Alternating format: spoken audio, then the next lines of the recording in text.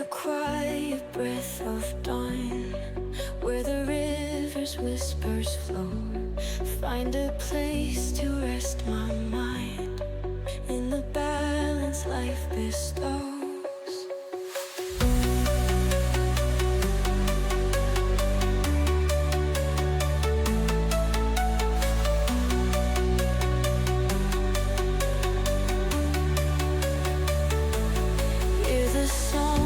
Distant stars echo in the heart's domain. Every beat a perfect pause. In this dance we can reclaim harmony in every step we take.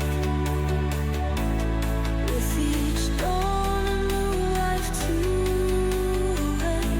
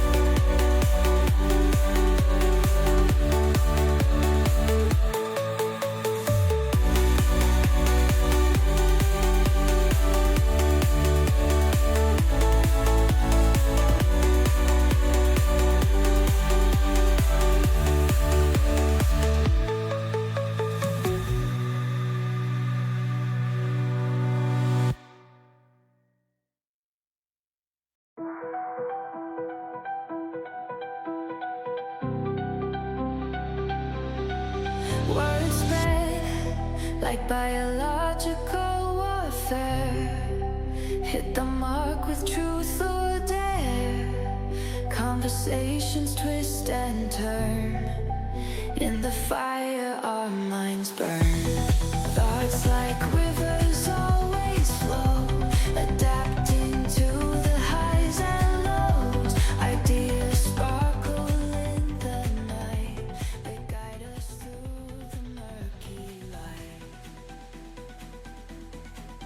What up, Stinkfist? Let's play some more Rogue Trader.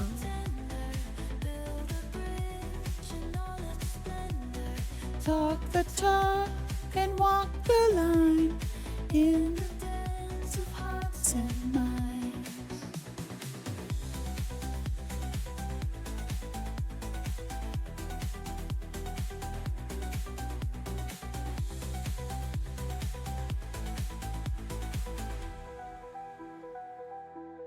We're going to start off the stream with a bang today. We are going into what might be the final fight? I don't know.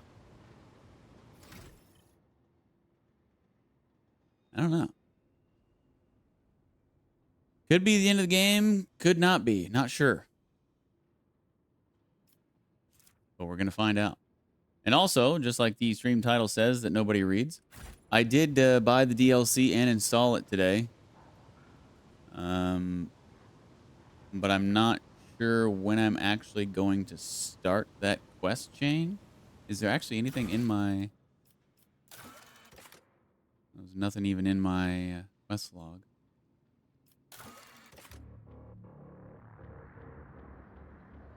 Maybe something will happen whenever I go back to the ship, but it should be installed. But not sure when we're going to start that. But on the other side of this door, it should be Eurolon and Conrad Voigtbeer.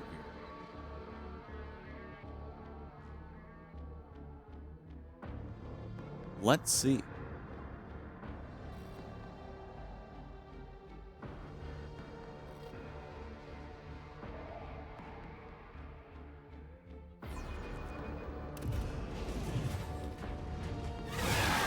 They've been in here battling for a long time. They're still going at it. They've been fighting the whole time we've been here. Exploring everywhere. I get the feeling old Torvald isn't going to win. Yep, he did. And we're just standing there watching him die. We're just like, not helping.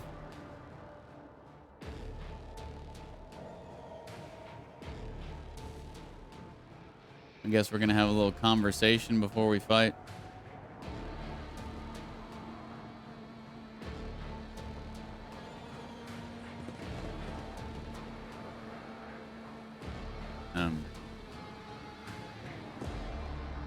There's Conrad.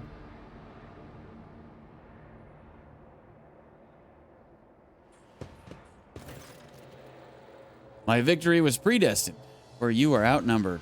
And if only we didn't explore everywhere, we could have gotten here in time and helped Torvald or whatever his name was. Just crazy timing. We went and explored every nook and cranny of this facility, and then we finally came here right whenever he got killed. Man, unbelievably bad timing. Hello, Liz. You are a handful of fools who worship a dead fallacy. I have the great four on my side. May they revel in the blood that spills from the veins of heathens. Ladies and gentlemen.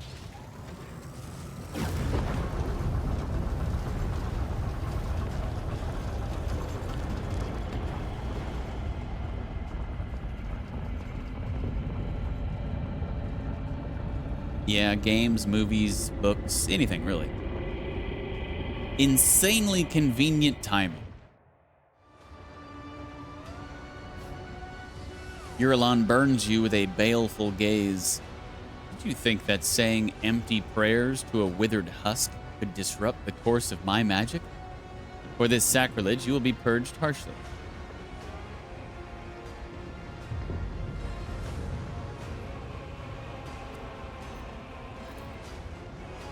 You are late, DeejTheSqueejerton. Your allies have fallen. Perhaps it's time to admit your defeat? If you do, I promise. No, I won't promise you anything. Whatever you choose, you will die a slow and excruciating death. I wonder what this is. If you're a heretical votary, like, dude, I'm on your side. And then the game's just like over. Oh yeah, you're right.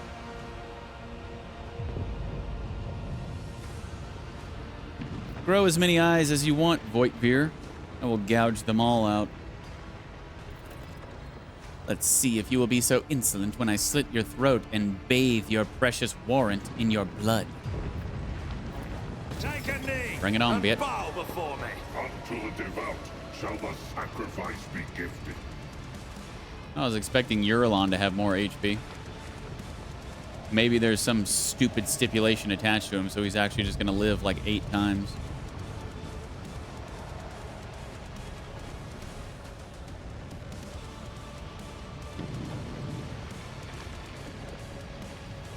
Banger incoming. What was that? The guy from the beginning of the game? Yes, Conrad, not Conrad.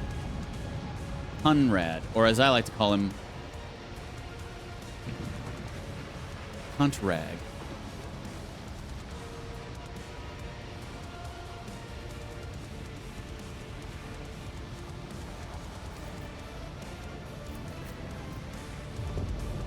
No, you didn't, Liz. All right. Can't really move. Why can't I move Deej?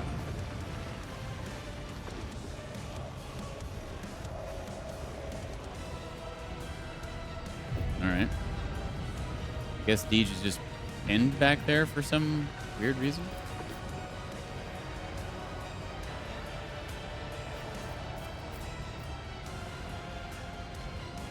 They did a great job with the distance of the wall here. Did a great job with that.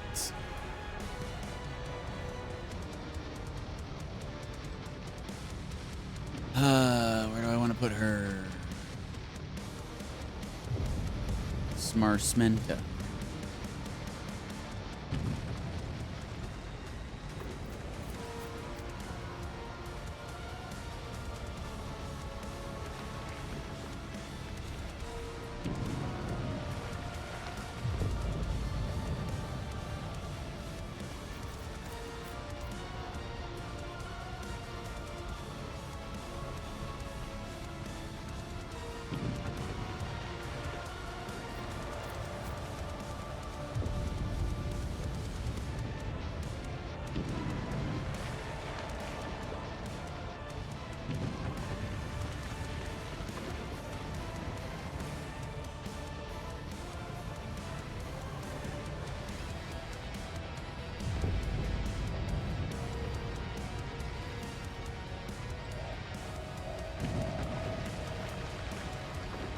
Oh, maybe he's not dead. He's just knocked down. Looks like he's still moving.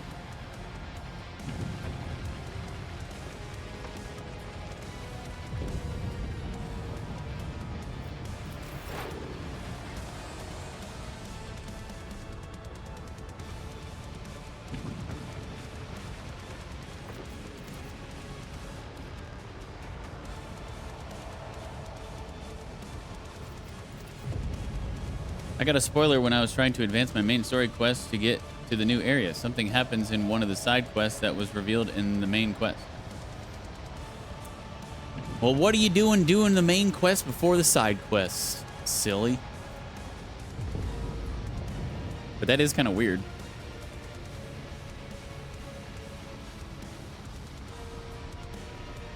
A little bit of a design flaw on their part, I'd say. Should have had some sort of option to where, like, they should have made some sort of a check. Like, if the player has not completed this quest, then don't mention this kind of thing. Or, you know.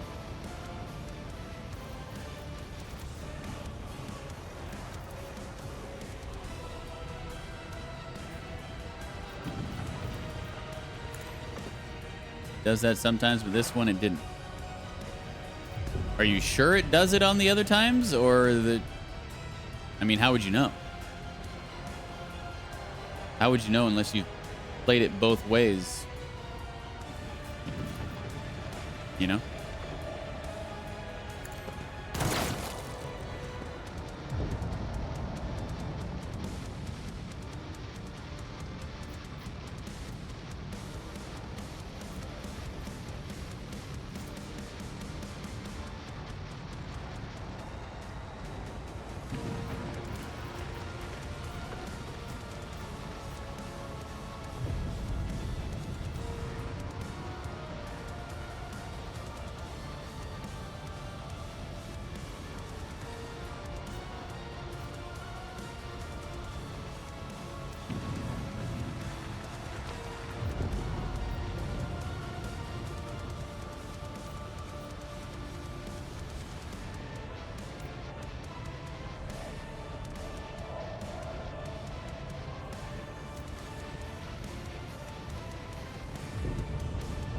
To do. On some quests, it says recommend complete this quest before continuing. Oh, really? Well, I guess that's nice of them. Also, it's my fault since the game does show a clear timeline of when to complete quests. I chose to ignore it. All right. Way to take ownership of that, Liz.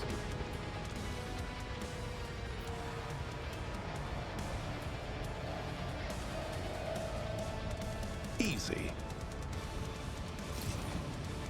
Man, the camera angles are horrible in this fight.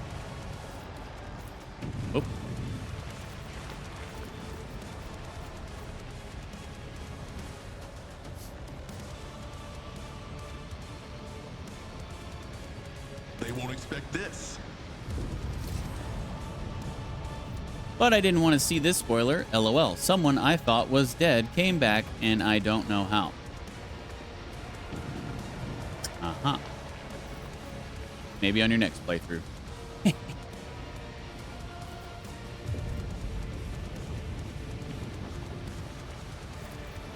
I know what to do.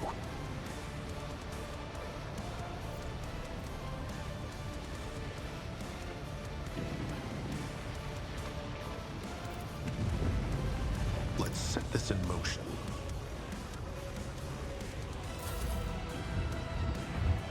Where's he running off to? Oh. Okay.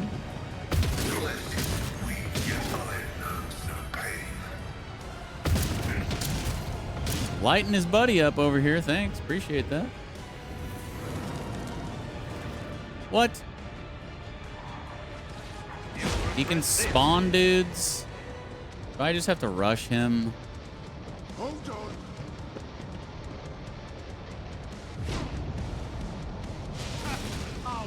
Holy shit. Got 2 dudes down to half health or lower already. What the fuck?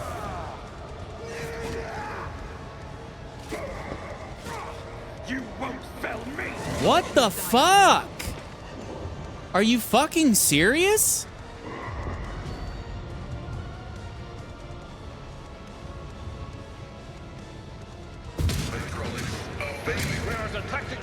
What in the fuck is going on? Holy fuck. I've got 2 dudes down already?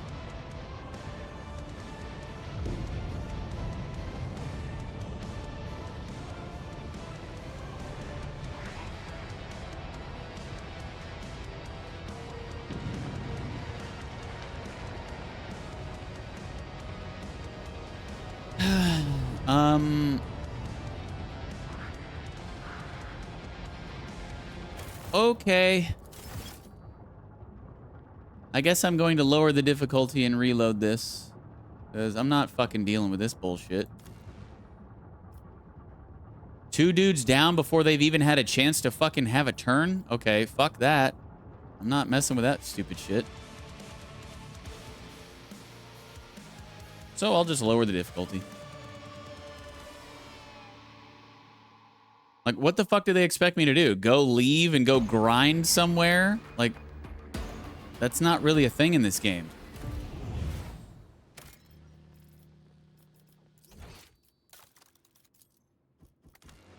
Yeah.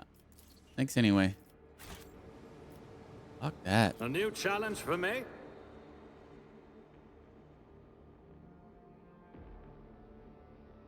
Knocking 2 of my guys before I've only one of my party members had a turn. And then they all get a turn, and then 2 of my dudes are just dead. Like, what the fuck? You gotta be kidding me.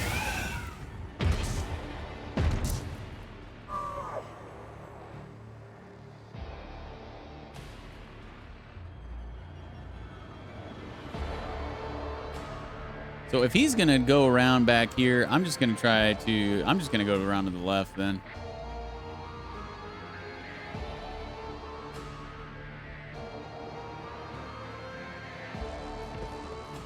And I'm just gonna meet him around the other side, or try to rush to him. Rush him and take him down so he doesn't sit there and just spawn endless enemy after endless enemy.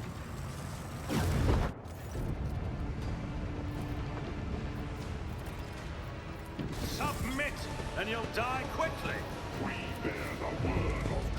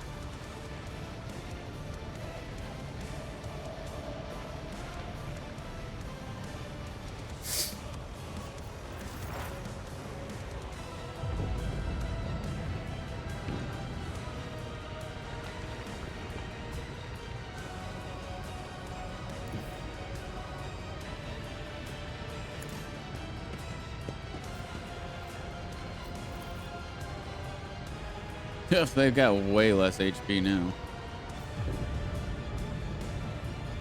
Easy. 95% miss. Well done.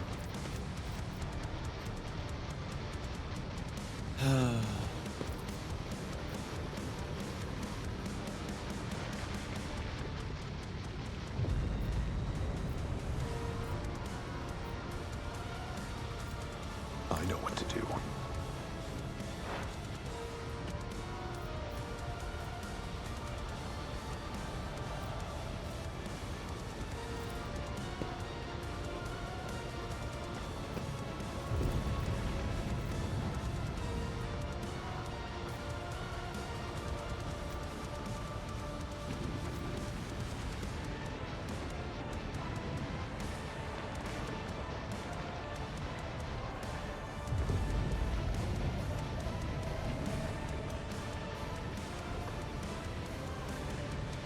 I said, so done.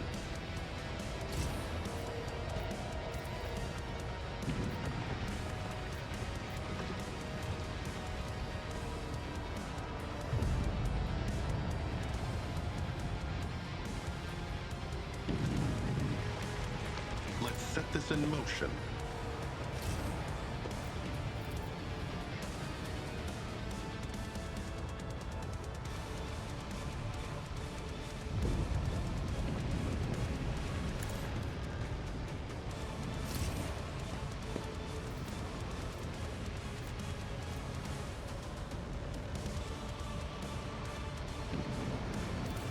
Easy.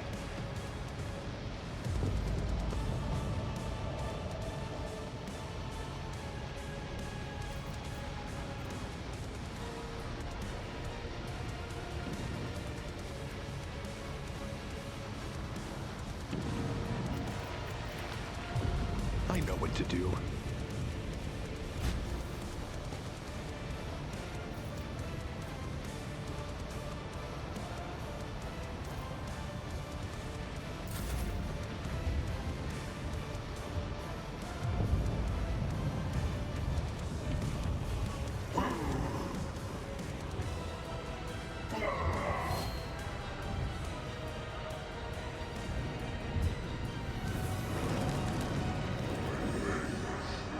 Oh, you can spawn multiple different types of dudes too, huh?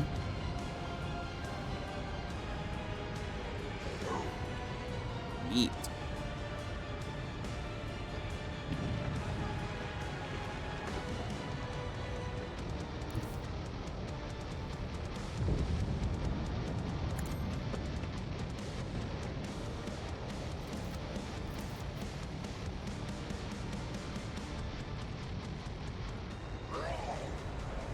As the Emperor commands.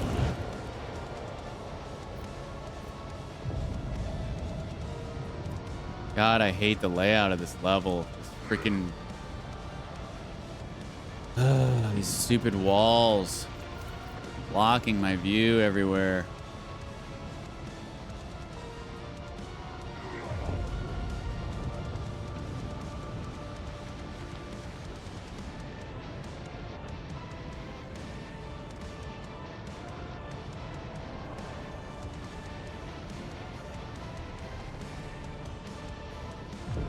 Rejoice in battle!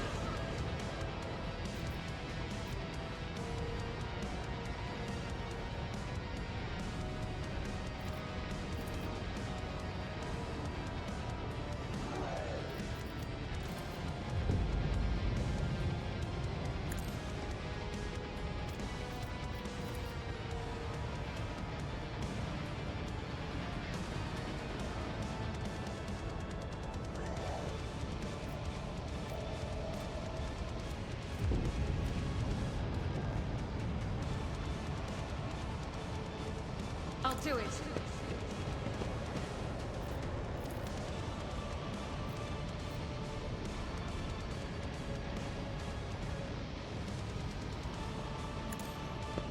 The impure cannot escape their fate.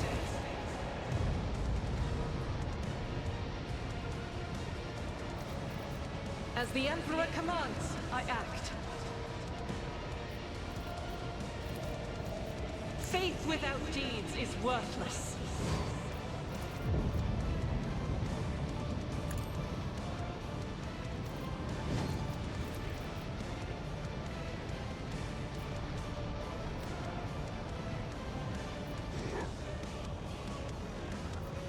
As the Emperor commands, I act.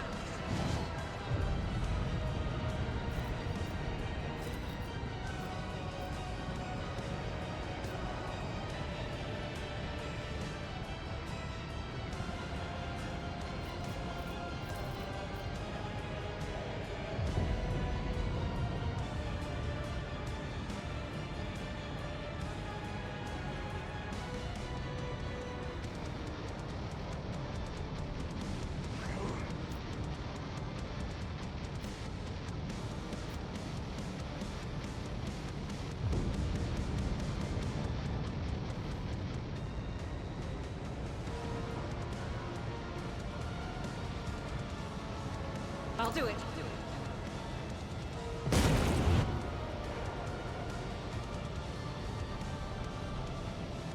Can't be lit on fire. Neat. Let's make it quick. Just a minor setback.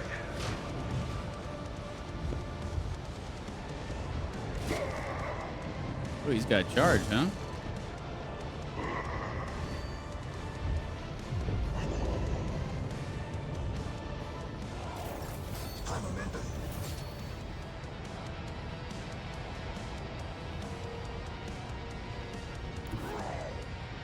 Living on the edge.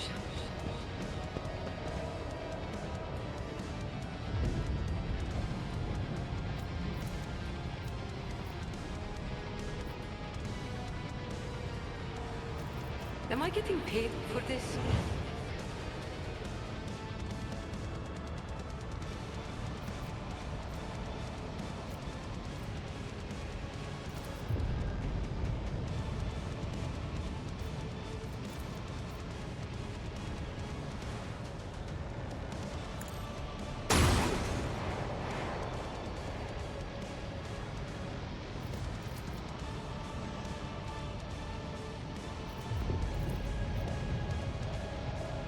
I can do that with the right incentive.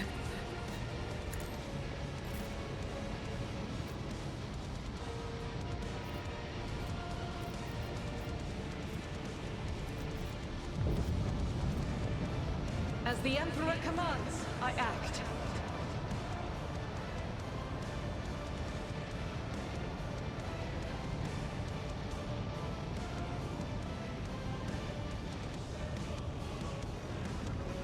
The enemies of the Emperor will be undone.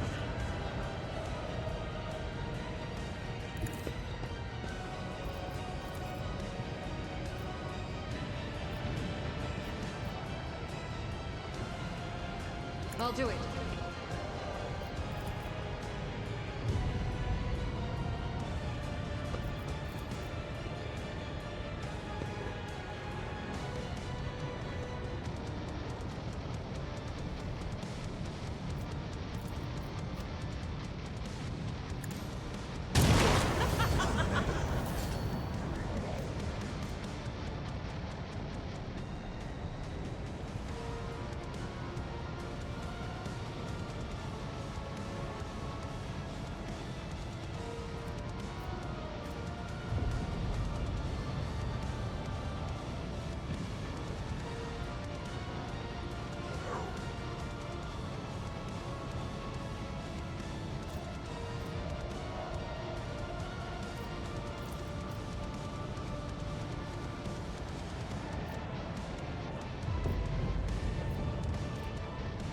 I am his will made manifest.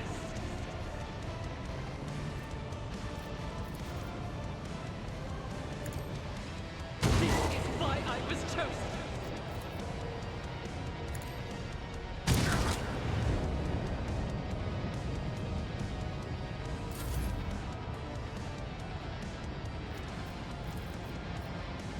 You've got a problem? I've got a prize.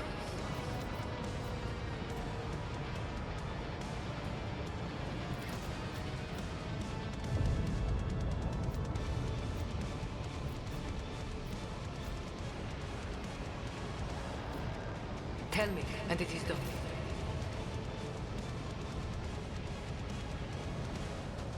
Exploiters know one route forward.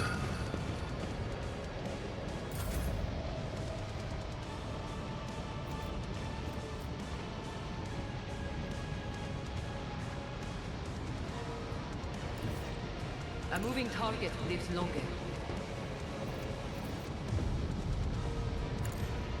Jai Haydai. Remember the name.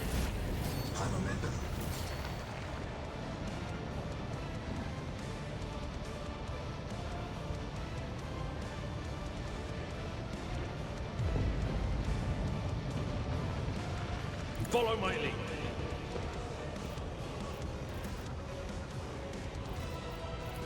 It will be done.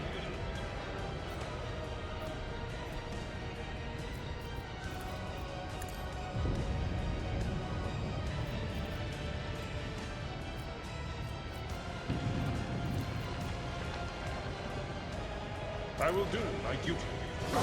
An exemplary strike.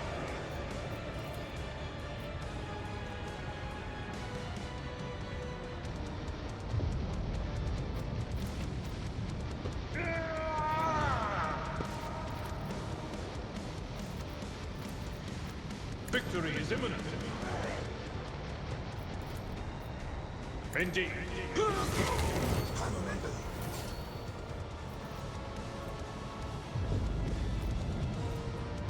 For Von Valencius.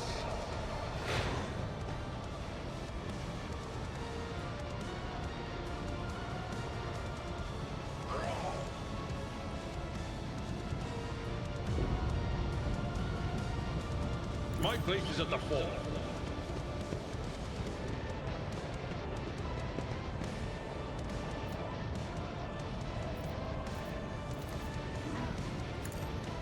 Target well struck.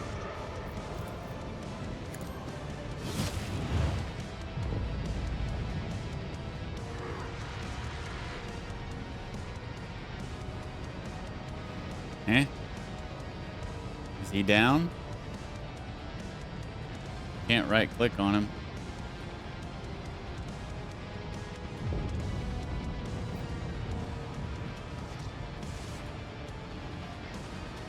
Wait, what? This dude's yellow now?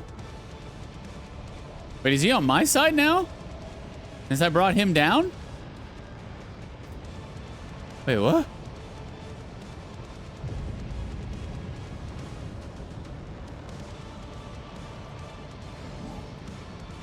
Huh. Well, that's neat. If it is in fact a thing.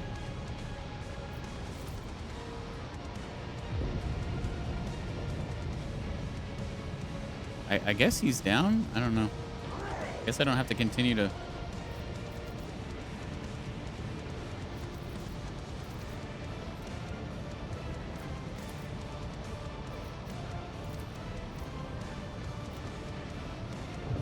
At your beck and call. I've suffered worse.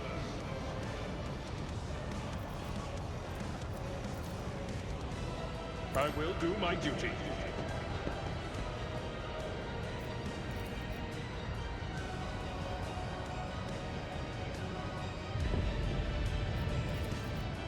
It will be done. Grey hair, sure hand. Victory is imminent. At your beck and call. Target well struck.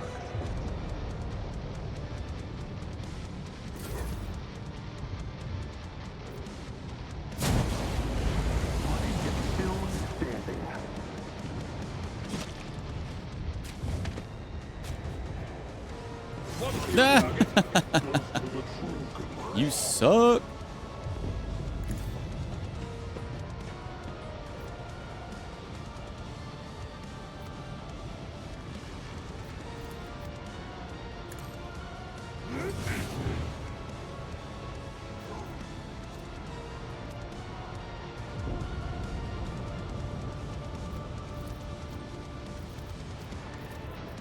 All too easy.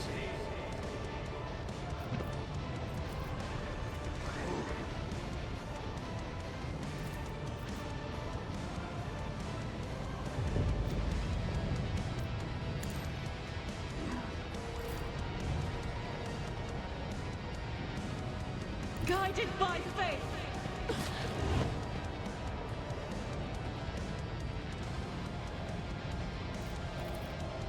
No idea. No unearthly idea. As the Emperor commands, I act. Why my dudes are just lighting on fire at random, it seems.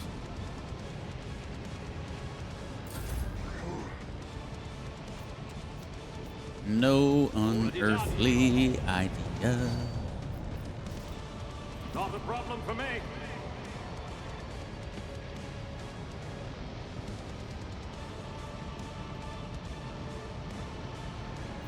They're not anymore, though.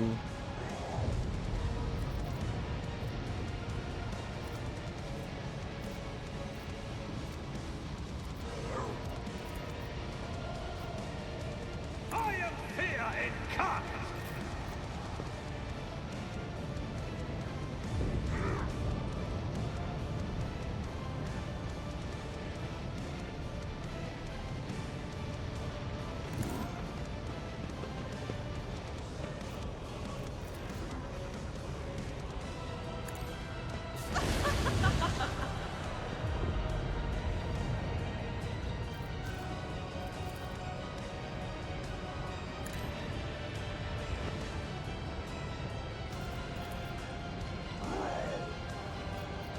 Doubt is for the weak. As the Emperor... For a greater fate. I'll do it.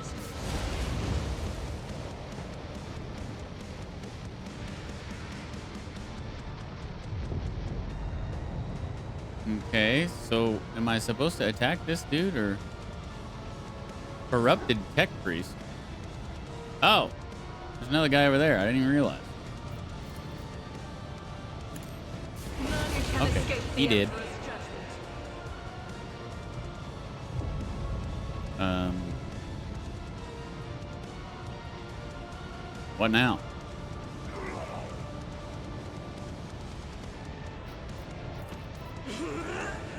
Am I supposed to attack this thing? I mean, he doesn't have a red health bar. Why would I?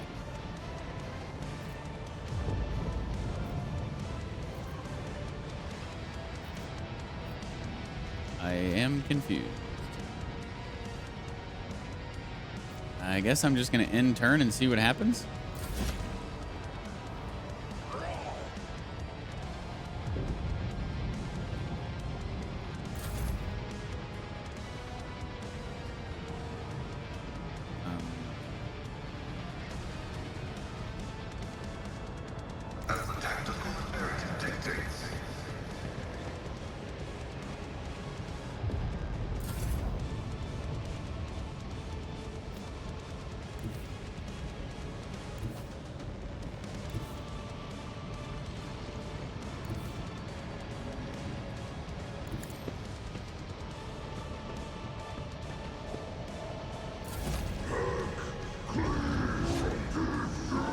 Okay, well, he's attacking us. I don't know why his health bar is yellow, but I guess I'll start attacking him.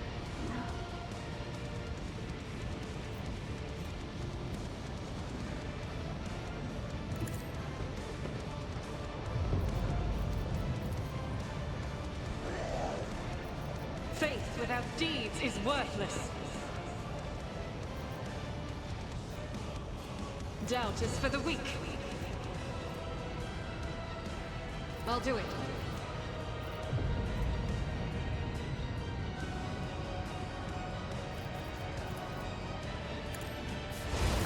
Get freaking one shot.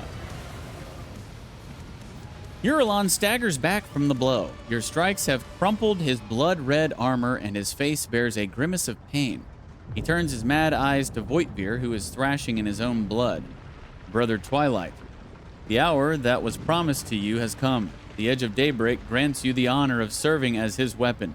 Be awed by your high destiny. Voitvir's turquoise eyes widen with understanding mixed with terror. What? Now? But I'm not ready. It's not what you promised. You said I would reign.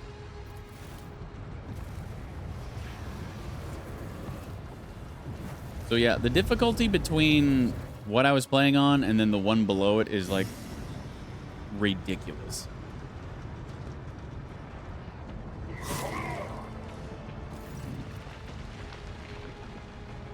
Eurolon draws a blade shard shimmering with unnatural light. Ways change, brother Twilight, and nothing lasts in our Lord's hand. But you will reign indeed, as a vessel for your master.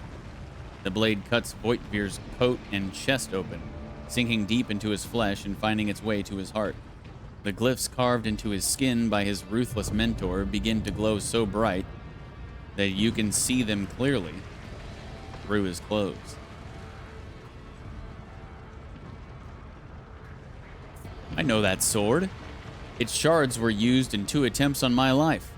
Unsuccessful attempts, might I add. This one will be the last. What you in your ignorance brazenly call shards is in truth a triune relic. The seat of the great spirit of the Edge of Daybreak.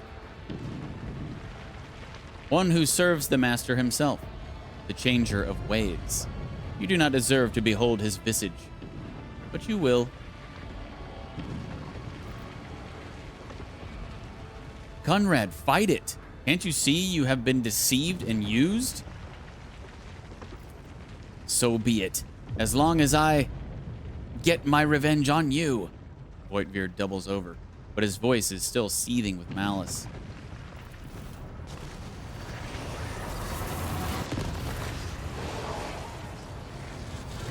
Well, bring it on then, bitch. Damn!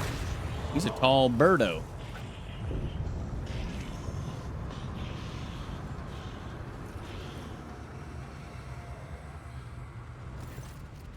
The pernicious warp energies seep into his body, causing it to glow and flicker.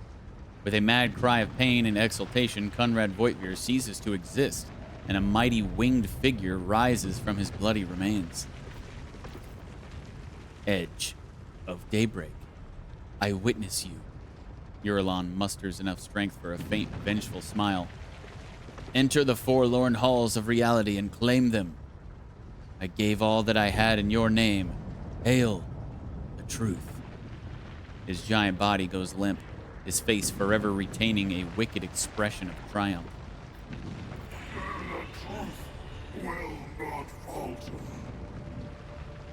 My imprisonment ends. I am made manifest. Rejoice, mortal witnesses, for I have come to lord over you. The demon lets out a hoarse, cawing laugh. I told you that I would welcome my return to reality.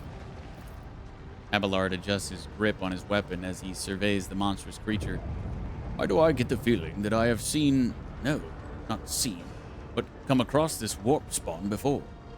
The old officer frowns, as if trying to pry a stubborn memory out of the depths of remembrance.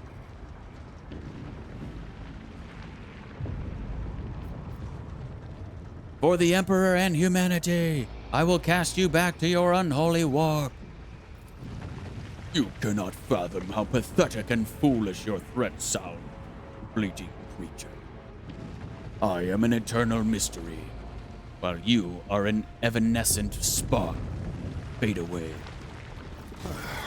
Brute force it is then. 2,750 HP. I wonder how much he would have had on my normal difficulty.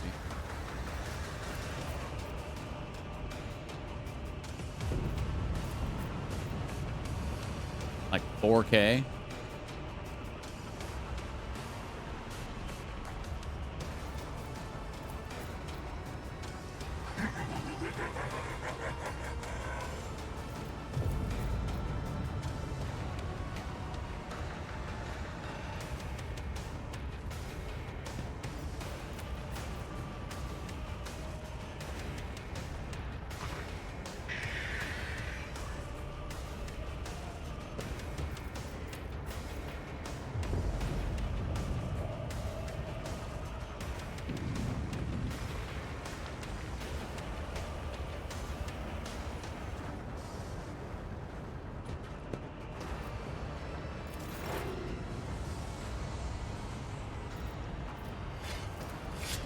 They won't expect this. Wait, now he's only got 2,000 HP. What happened? Glitch? As said, so done.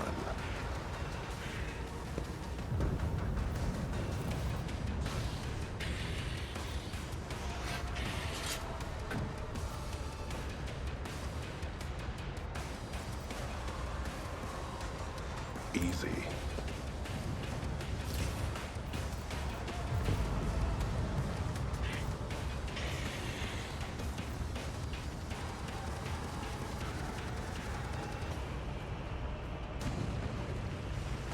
As said, so done.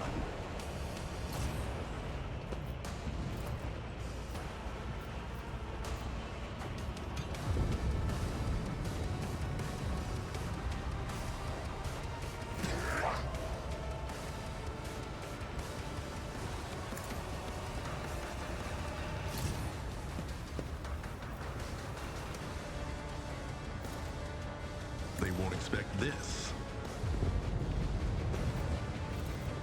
As said, so done. Let's set this in motion.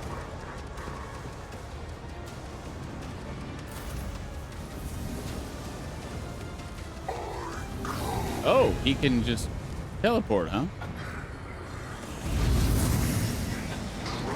And spawn dudes. Yay.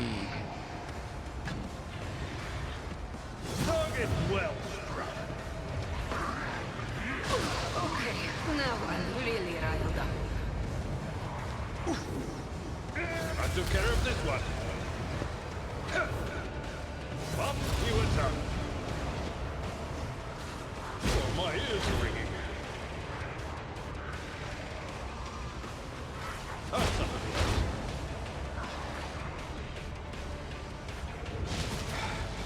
Just a minor setback. And now he has more HP again. Yeah, there's something glitchy going on.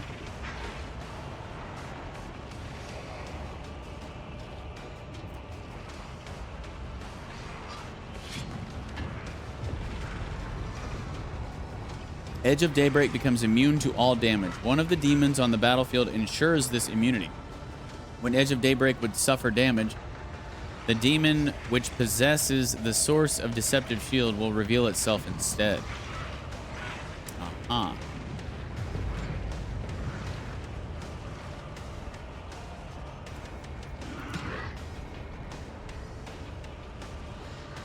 I can't know until I actually damage him.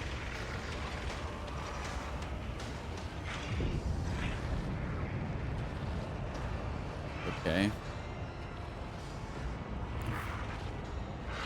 God Emperor, move through me. Be the fire in my heart.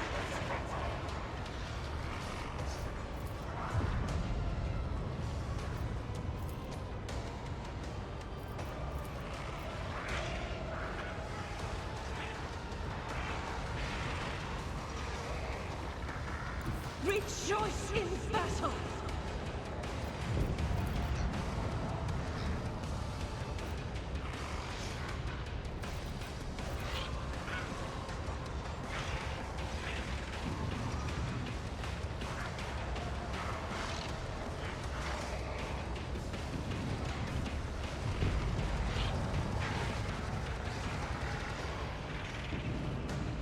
As the Emperor commands, I act.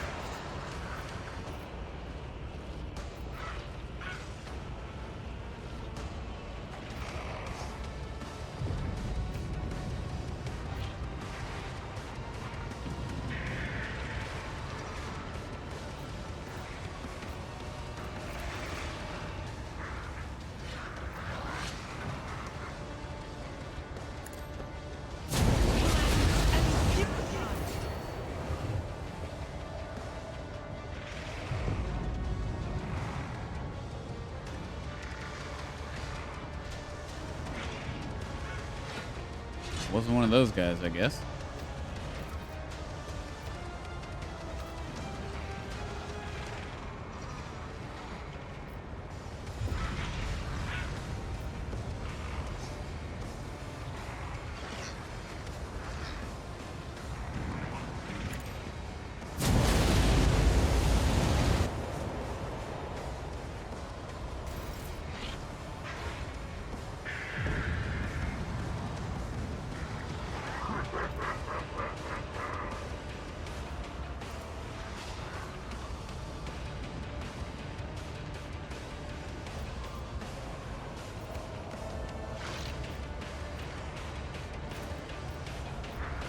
I'll do it.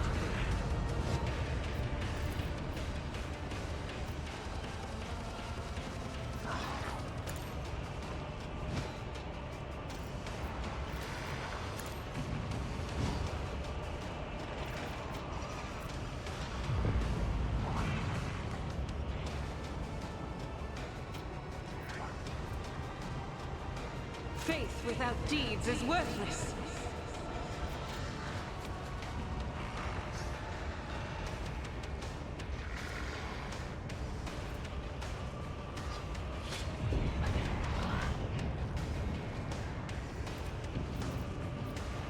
In thy light I stand, and thy light I crave.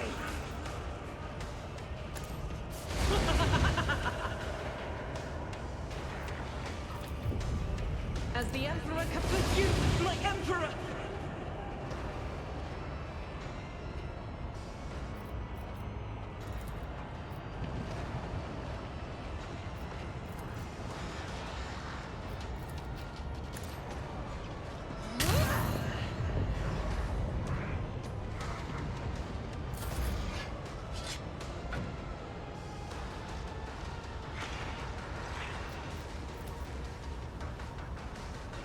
Am I getting paid for this?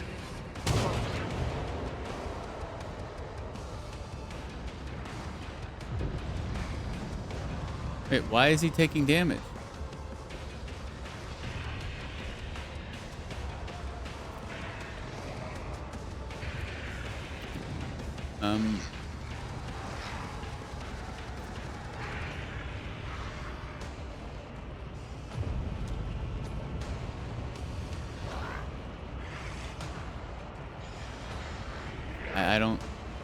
I didn't see the owner of the shield reveal itself, but okay.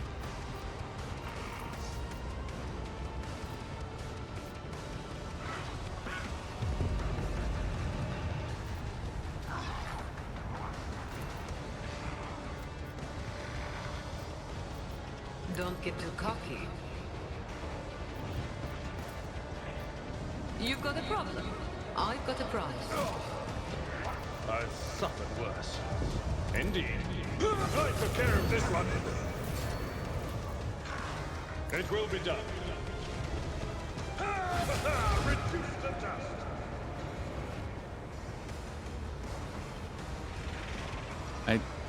All of the original dudes are dead. How does he still have this shield?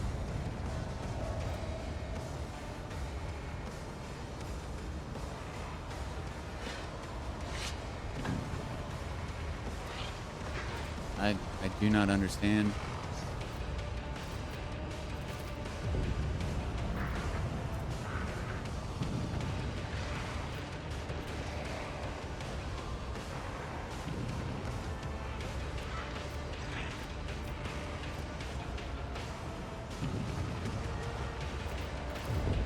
Victory is imminent.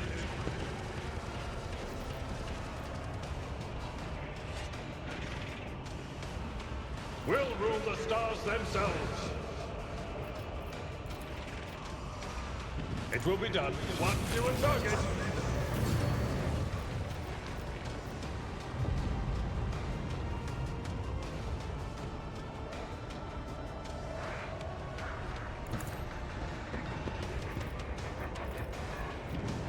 At your beck and call. Brace yourself, Avalon. Or... oh, okay, I guess that was it.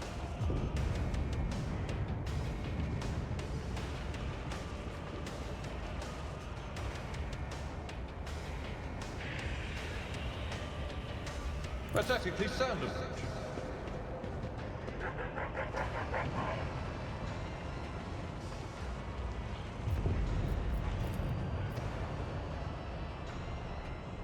I will do my duty.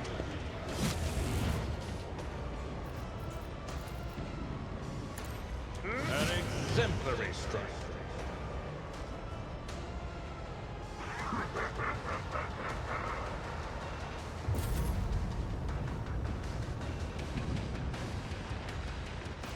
Tell me, and it is done.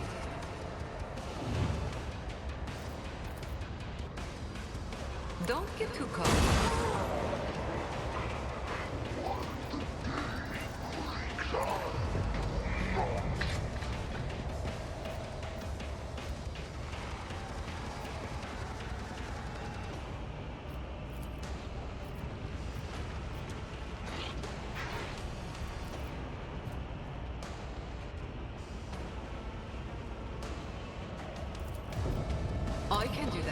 with the right incentive.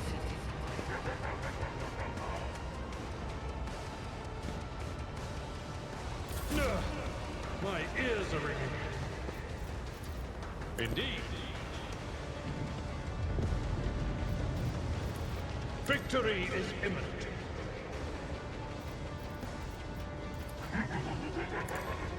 Target well struck.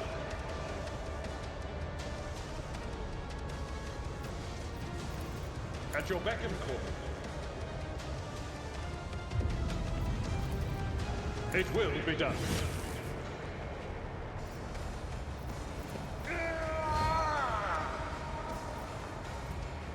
Indeed. High momentum.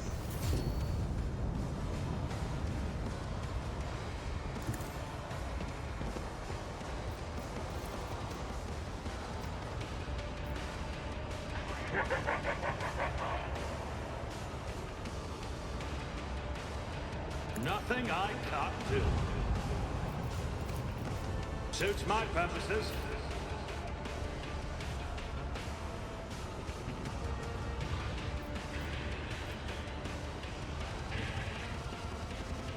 You've got a problem, I've got a prize.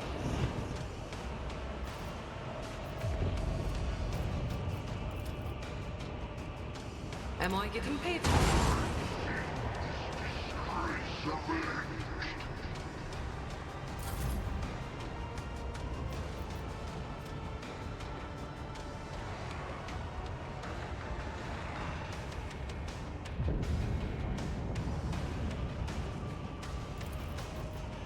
Nothing I can't do.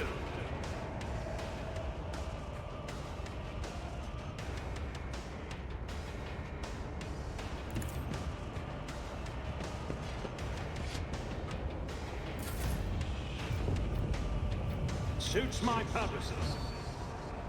Already done. High momentum. Not a problem for me.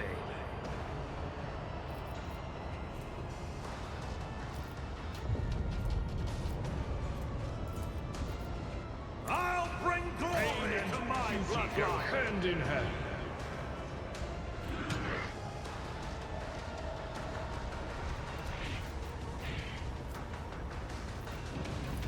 Victory is imminent.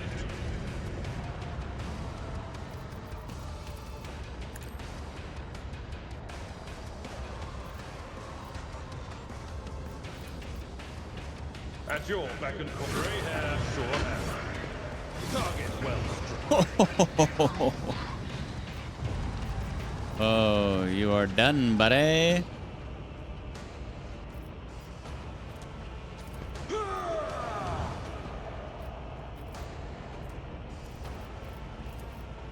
It will be done. An exemplary. I took care of this one. What a way to end it.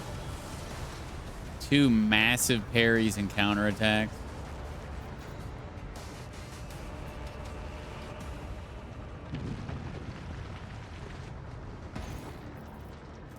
Got him.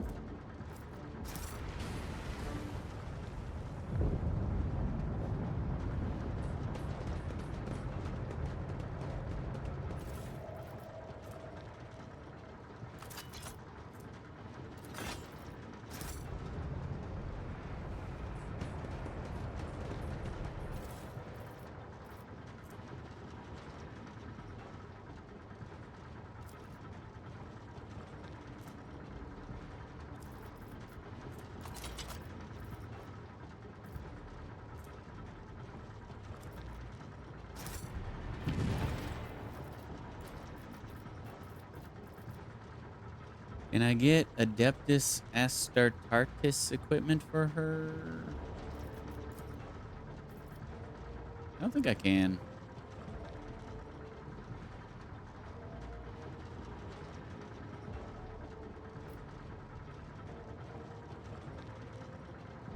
I feel like there's some stuff that you can't, like you just have to have certain companions with certain keywords.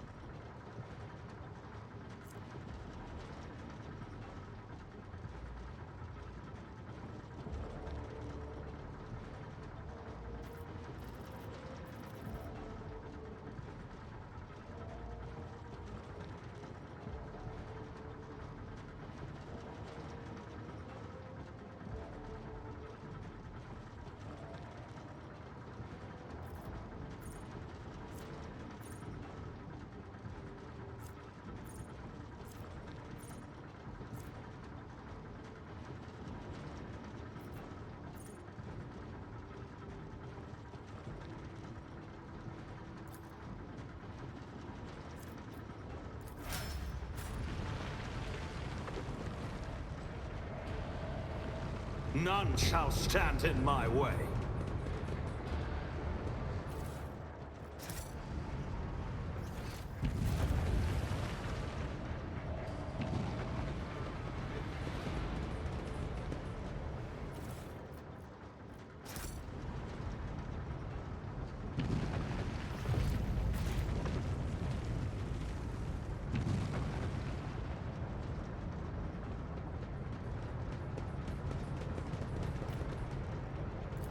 My pleasure.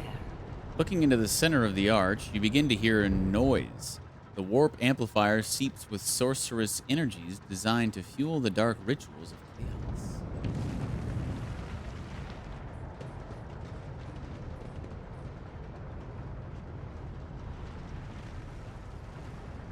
It's about time.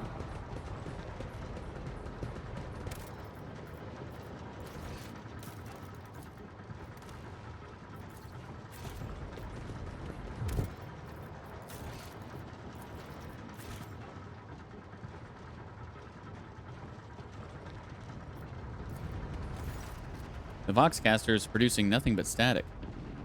Hello? Can anyone hear me? Aishara's voice cuts through the static. We read you, Strike Team. This is lift control. Report your status. Urlan is dead. Aishara responds after a brief pause. Acknowledge, Strike Team. Beginning the extraction of the priority cargo.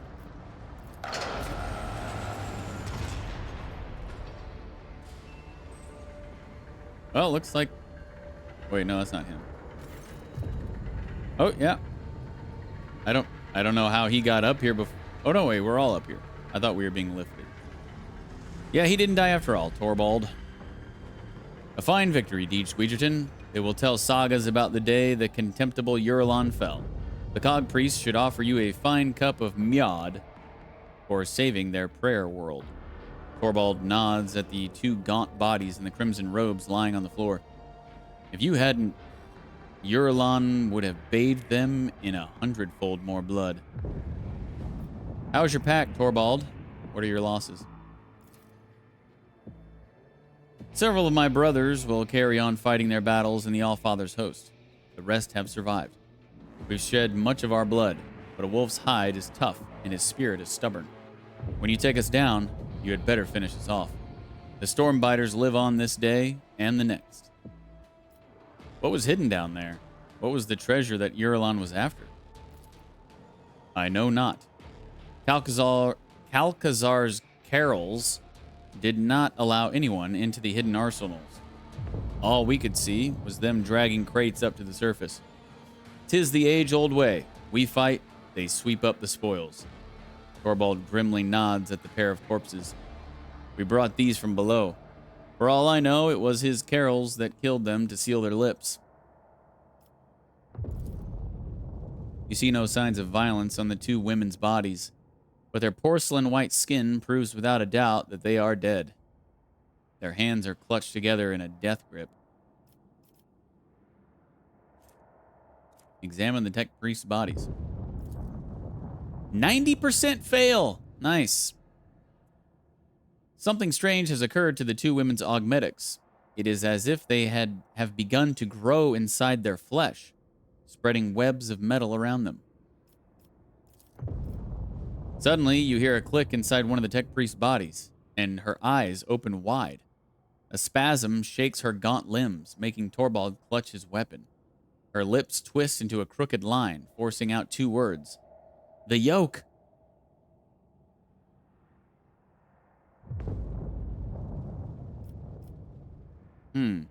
Curious. Get me a healer priest. We have heavily wounded here. Torvald roars his command into the Vox, but there is no immediate response. Reconstruction. Impossible. The woman's whisper is barely audible, but the weak voice that is coming from her pale lips still sounds more alive than the mechanical hiss of a Vox. The shelter has fallen. The maimed hunter comes. Cessation of vital functions inevitable. Her eyes momentarily roll back, but then a metallic churr inside her chest brings her back to consciousness. Reading the unit's new spheric signature. No evidence of corruption registered in the algorithms. Detecting substantial logical disruptions within the augments.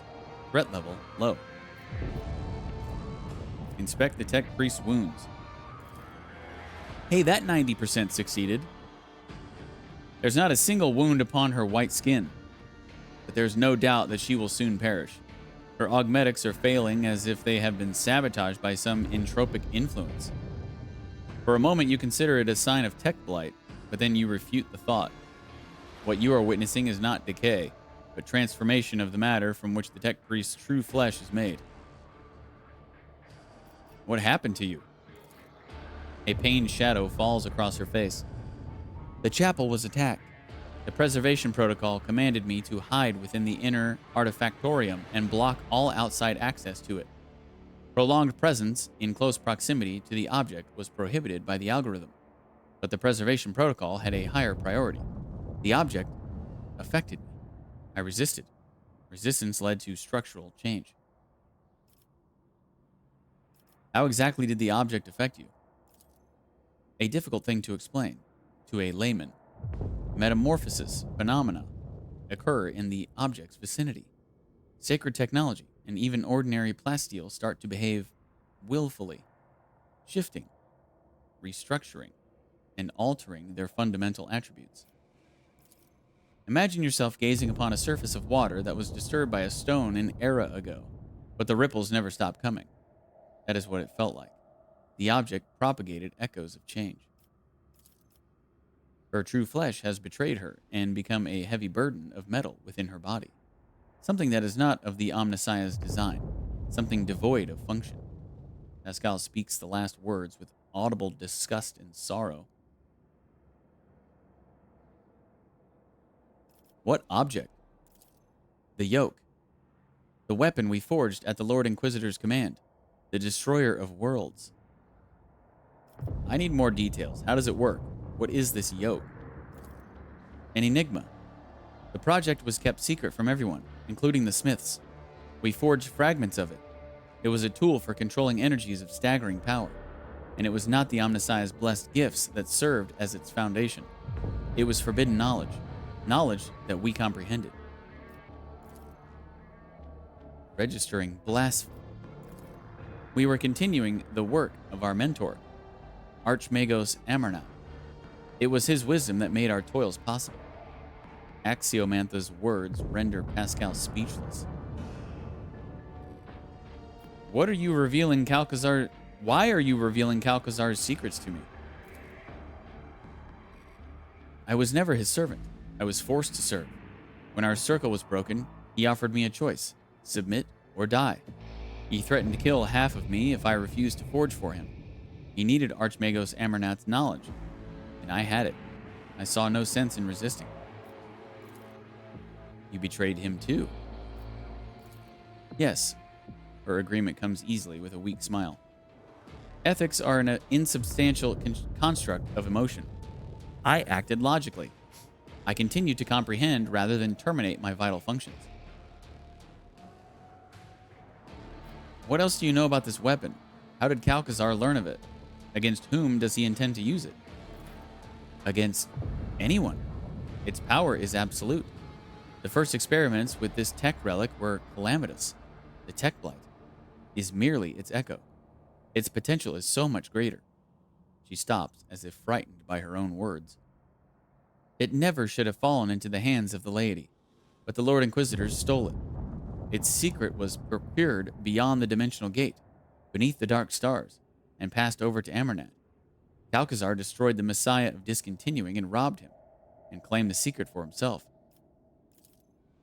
He knows. She pointed at Torvald. He was there. Torvald glances at you in shame. She speaks no lies. The first task the Inquisitor gave us in the Expanse was to destroy a cult of tech heretics. Heretics. The deed was done. This Amarnat, was he a good priest? Did Calcazar drag us into something foul? Pascal's vox sounds as if a hot metal string just snapped inside. This unit is waiting for an explanation. And what do you know about this secret weapon? I never even knew there was a weapon. I was told of traitors, and I tracked them down. I claimed no trophies. I had no part in any dark intrigues. You think I would have wished that sneaky, scheming viper to get his hands on something so powerful? I wouldn't even trust him with my axe. It is not my place to judge you. You were following orders. Torvald frowns and says in a hollow voice, and yet doubts smother my heart. Did we sully our chapter's honor with deeds done for a dishonorable end?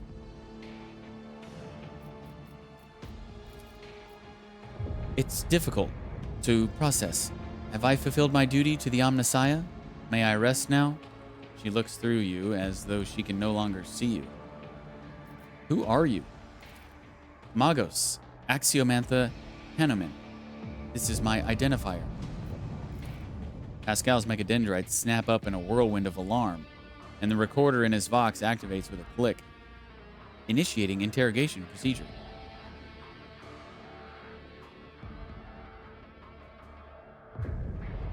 Pascal, permission to commence the interrogation procedure granted. Pascal switches to rapid binaric trills, but Axiomantha merely shakes her head. Pascal demands loudly, "Our identifiers are identical. State the reason for the duplication." She closes her eyes and whispers almost deliriously, "A portent left by the Messiah. A cog pattern in which the righteous may see the Deus Mechanicus." After this less than coherent response, Pascal continues sharply, "I seek Archmagos Amernat. Where is he?" "The Messiah of discontinuing was revoked." Pascal says nothing for a while, then inquires thoughtfully, "The maimed hunter. What are the unit's status and parameters?" "Coming. Concealed. Proceed with caution, for the hunter too sees the Messiah's signs."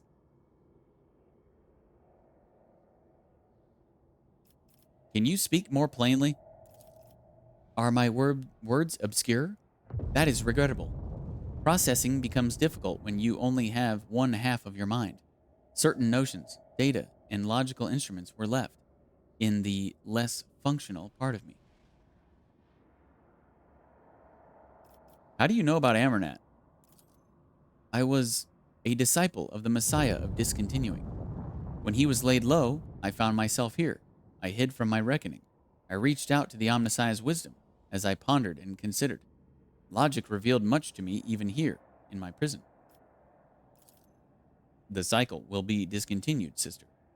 Pascal speaks the words of the sacred motto with an air of mournful consolation.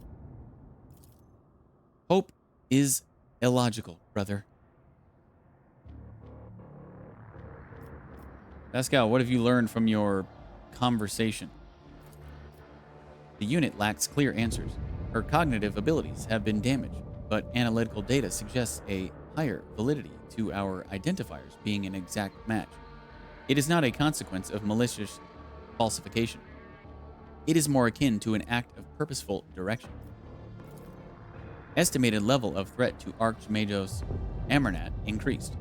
The unit identified as the maimed hunter is now regarded as the most probable source of danger. Was she your sister? She was me. A phenomenon of flesh divided me into two identical bodies at birth. The Omnissiah's wisdom let me overcome this physiological flaw by braiding the separated mind. I was the first unificate in the fleet. Now this half of me is dead. The rest of my mind is fading. The sympathetic principle is insurmountable. The tech priest closes her eyes and starts whispering something incomprehensible, sinking deeper into the depths of oblivion.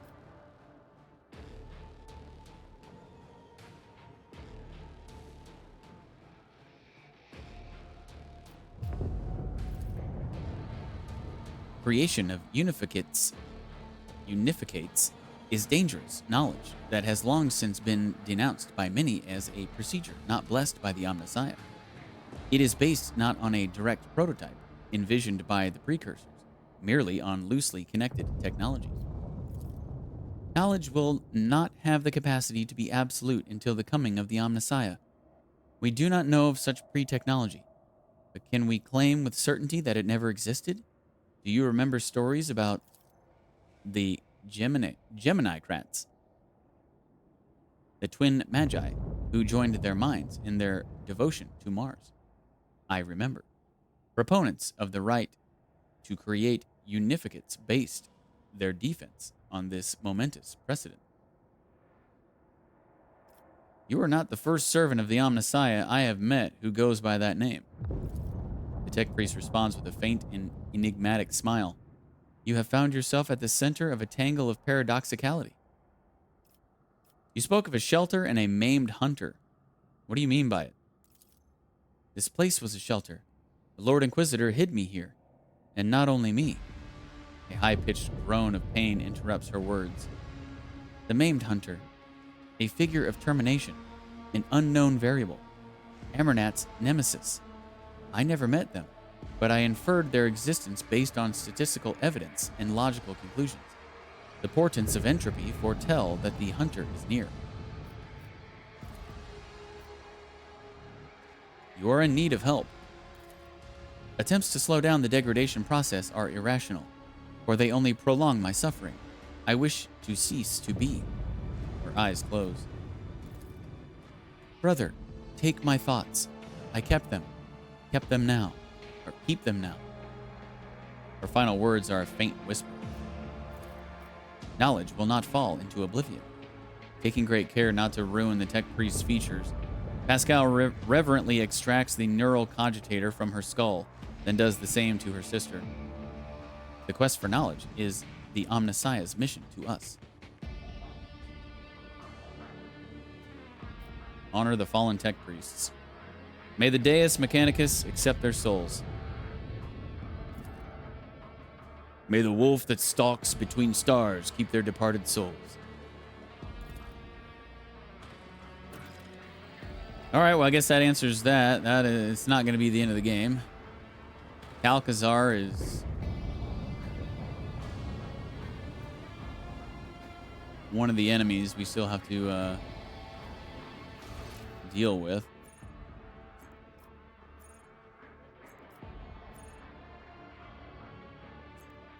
So,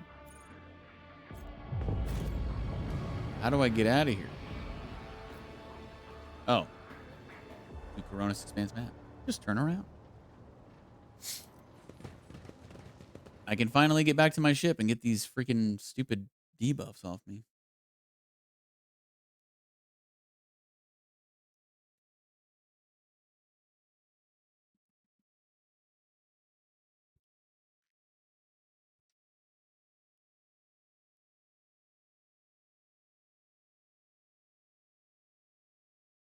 I wonder if that was the end of chapter 4, though.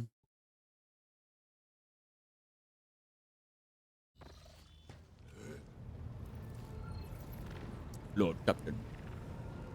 It'd be really interesting to know what Heinrich's response to all of this would be. Would he take the side of Calcazar, or... you know? Very interesting stuff.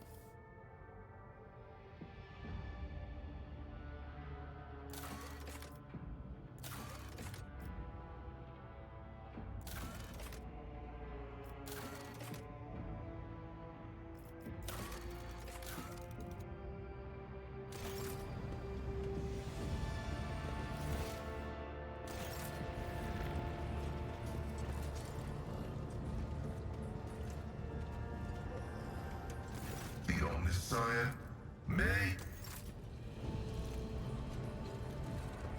Ah, Shireen. Oh, I...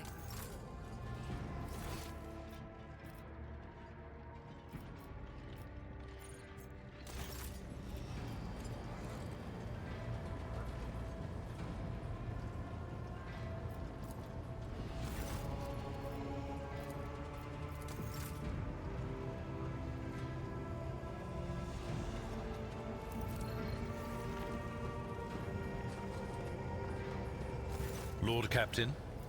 Lord... I guess nobody has any new,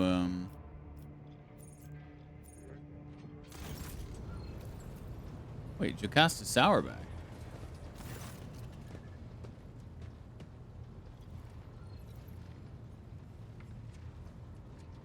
Where did she come from? Jocasta Sourback is the very picture of discipline. Her uniform is exquisitely pressed, her armor is polished, and her posture is imposing and rigid. The only flaw in her immaculate appearance is the heavy enforcer's maul, which is worn and battered from frequent use. She salutes you with a practiced motion. Greetings, Lord Captain. How did you come to serve on my flagship? I come from the noble Sourback family of the capital world of Dargonis. I dare say that our house is renowned for its loyalty and strict adherence to the law, and the members of my family have been your faithful enforcers for centuries. I am honored to be the 6th Master-at-Arms named Sourback to serve on this ship. Jocasta speaks the words with unmistakable pride. How the hell? What? When did she get here?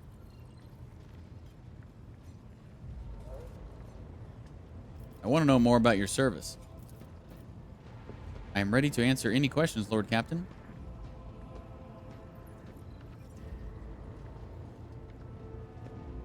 What happened to my previous Master-at-Arms?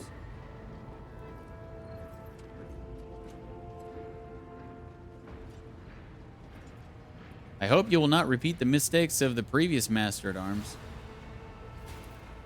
You can be sure of that. He was a fine enforcer, but suffered from the fatal flaw of trusting his associates. I myself lack that weakness and trust no one except you, Lord Captain. There are thousands of people aboard this vessel. How do you maintain order? 2 words, Lord Captain: suppression and fear. The base nature of the rabble cries for an iron grip, lest they give in to their animal urges. We have many well-tested measures to prevent it. Random night searches, preventive interrogations, corporal punishment, and executions. Of course, the laws of the ship equally apply to the officers. We eradicate the canker of insubordination wherever we find it, without mercy. What are the Masters-at-Arms' duties? I am responsible for upholding safety and order aboard the ship. Guard duties, patrols, finding and punishing troublemakers. In addition, my enforcers ensure that the crew follow all directives and carry out their tasks properly. As they say in my family, a servant who shows disobedience today prepares a riot tomorrow. Has she been here like the whole time and I've just never noticed her? I don't see how that'd be possible, but I truly do not know when she got here or what is going on. I want to know what you think about the other officers. I do not trust them, but I do not trust anyone. Mistress Taliman has too much power and will surely be tempted to start deciding for herself what information to share with the crew on your behalf and what to withhold. Ravor is closely intertwined with the ship's systems, which opens up plenty of opportunities for sabotage. He must be watched. As for Danrock, forgive me, but a man of his size and habits cannot help but steal. What can you tell me about Abelard? The Seneschal is a model of competence and fidelity, and all the officers and enforcers look up to him with gratitude. A grimace of fierce devotion takes hold of Sourback's face before she abruptly grits her teeth and continues. It is all the more distressing to see that the years have not been kind to the deeply respected Master Versarian. Soon there will be no rejuvenate treatment that can save him from the mistakes inherent in such advanced age. But we are ever watchful and will be there to steady the trembling hand of the honored veteran if need be. What is your opinion of me as Lord Captain? I would not dare form opinions about your lordship. That would be unforgivably brazen of me. My duty is to serve, not to evaluate. Why are you here instead of basking in luxury on Dargonis? Because of my cousin, Macarius. A furious crease appears between her brows. I cannot stand him, but the feeling is mutual. We can hardly be in the same room together. So I jumped at the opportunity to become your enforcer. I should thank my obnoxious cousin for nudging me toward the best decision of my life. I serve you with all my heart and wish for no other fate than this one. I liked Macarius. I believe he and I came to an understanding. You liked Macarius? She instantly shakes off her surprise and continues with a stony face. I meant to say, I am glad my cousin has earned your favor, Lord Captain. You are wearing Imperial Navy armor. How did you come by it? I inherited it from the previous Master-at-Arms. Like the esteemed Seneschal, he left the Navy to serve Lady Theodora. He brought quite a few officers with him and established a tradition. Upon the death or resignation of an enforcer, his and her armor would be passed on to a fellow officer who had distinguished themselves in the course of their duties. I was awarded armor in this way in my time, and upon the death of my predecessor, I inherited his personal armor.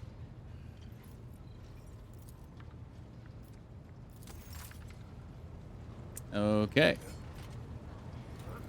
Yeah, I just saw her icon on the map, and I was like, huh, who's this? And zero idea whenever she got here. Maybe she's been here the whole time. Maybe she just got here. I don't know. Maybe somewhere in between.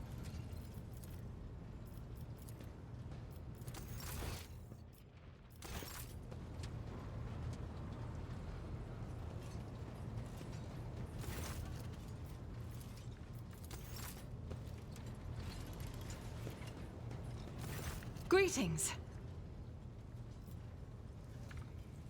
Even in stillness, Sister Argenta radiates energy. With her dark eyes shining and a slight blush to her cheeks, she is reciting a prayer and looks at you only once she has spoken the final line. I want to talk to you about what you learned during the assault on Euphrates too. Of course. Do you remember the first days of the attack? When we captured one of the heretic commanders? He burned so brightly you could have seen him from anywhere on the battlefield, I'm sure. But what is most important is what he told us before his execution. The heretic was one of Conrad Voigtfir's closest henchmen, and he revealed, screaming through the pain, what I had wanted to know for so long. The markers of the route to Salis Prime. The world my heart calls to. The heretics of the Final Dawn tried all they could to stop us, but they failed.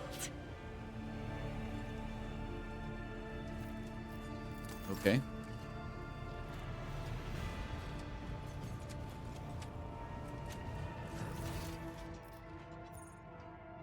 Heinrich Montag?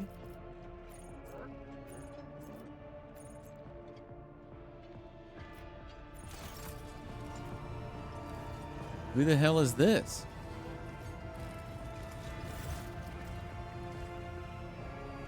Oh, the Infernus Master nonchalantly lights a low stick from a thermal cutter and spreads his arms in a welcoming gesture.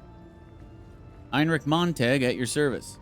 He smells of cinders and low. His face is sooty, and his belt is laden with a number of heavy tools. You would have taken him for a laborer if it weren't for the greasy and ragged officer's uniform.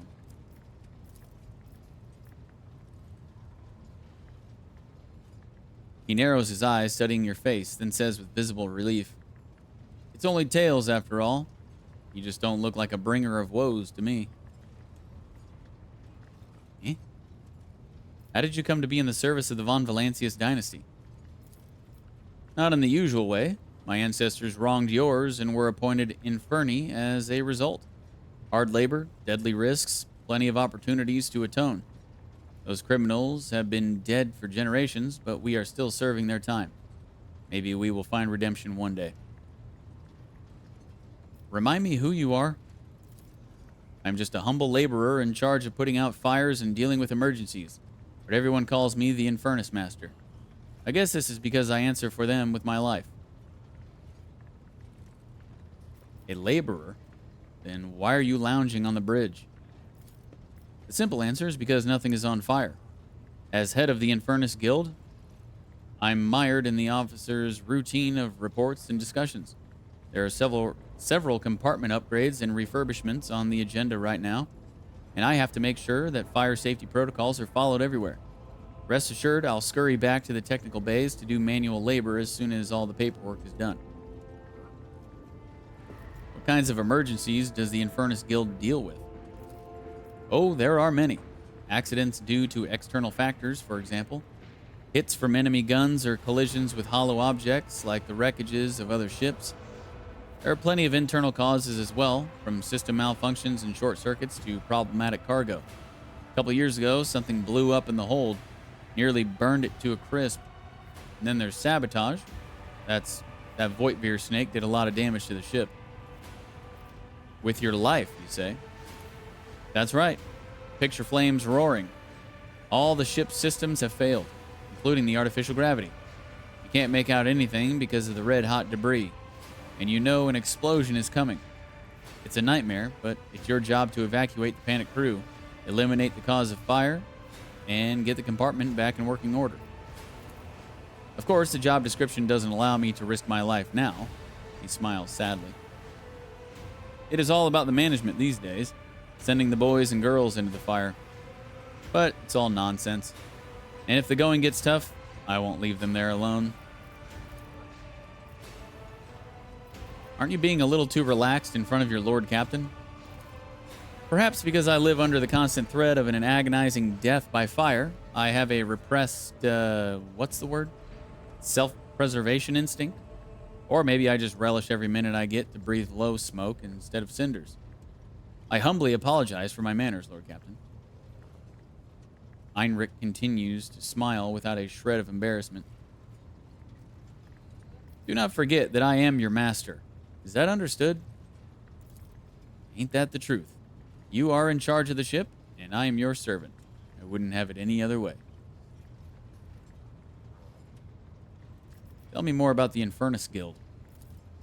What interests you the most? Our duty, our state-of-the-art equipment, or our vibrant traditions? How is the guild organized? The Infernus service is split into different brigades according to duties. The heart of the guild are, of course, our liquidators, tough guys with nerves of steel who put out fires and pull people from the flames. Others are repairmen, dealing with problems like jammed doors, fuel leaks, or broken vents. And then there's the walking inspectors, who check the decks to make sure that nothing is blocking any passages or access to communication lines. State-of-the-art equipment? That sounds interesting. The Infernus Master smiles guiltily. That was a bit of a stretch. I'm sorry. There is no state-of-the-art equipment. The risks of ruining it in a fire are too great. We get by using human resources and the most common items available: respirators, fire extinguishers, and flame-retardant uniforms. Let's face it, the lives of the Inferni are not worth much. It's more important that we save the machines and minimize damage to the ship. What traditions? We have plenty of those, like the reminders. Heinrich rolls up his sleeve, revealing a tattoo inscribed over an old burn mark. When you survive a particularly hopeless accident, you get a tattoo on your scar. You can always tell an experienced Infernus by their ink. It's like a badge of honor of sorts. Tell me how you got your reminders. He points to a tattoo on his right forearm. This one is from the time plasma leaked from the outer aft circuit. Imagine yourself clinging to the hull outside, thermal cutter in one hand and a magnetic clamp in another. Azure flames burst from the breach, the kind that can incinerate you in a second. All that separates you from death is a flimsy rope and a void suit more ancient than Holy Terra. And yet the price I paid was nothing compared to my comrades. He slowly moves the augmented fingers of his right hand. As for this one, the look he directs at his left hand is full of bitterness. I got this one in the ammo depot where my wife, El Sonora, died. There was a fire and the flames were getting close to the ammunition. And I don't mean autogun rounds. These were macro cannon shells.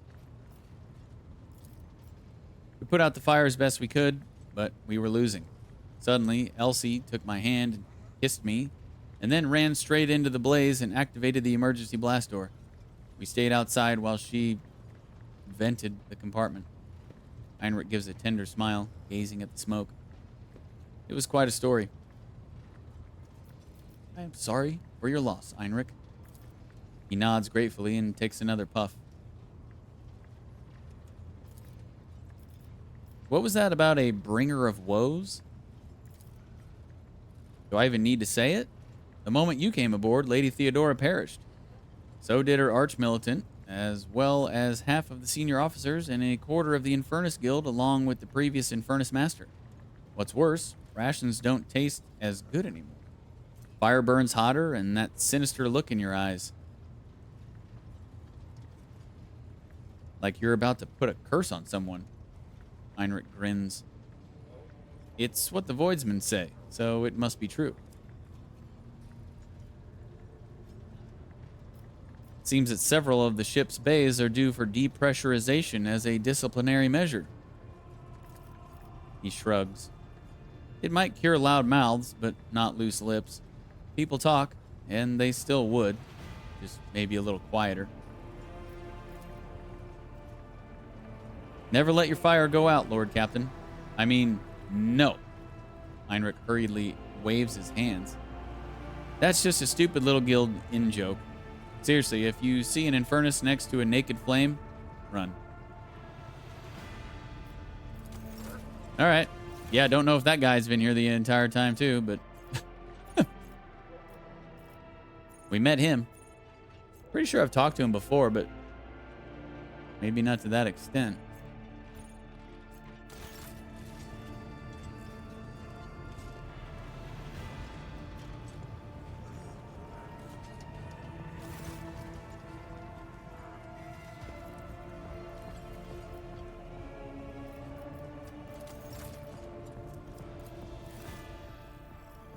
Ooh, got some new stuff here.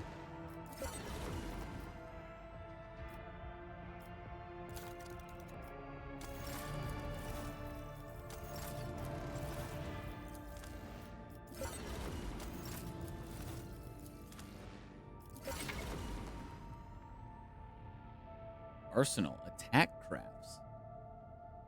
What? Oh, I got attack crafts? You can fill your flagship's arsenals with various ammunition that enhance the capabilities of the flagship's weapons. If your arsenals have fighter or bomber decks, your torpedo tubes can launch Fury interceptors or Starhawk bombers instead of regular torpedoes. For several rounds, you will be able to directly control these special light units, using them to create a distraction and deal damage to your enemies. Attack crafts have a limited amount of fuel. When empty, they can no longer be controlled directly and return to your flagship automatically. Well, if I have to choose them over the torpedoes, hell no. I'd much rather have the torpedoes.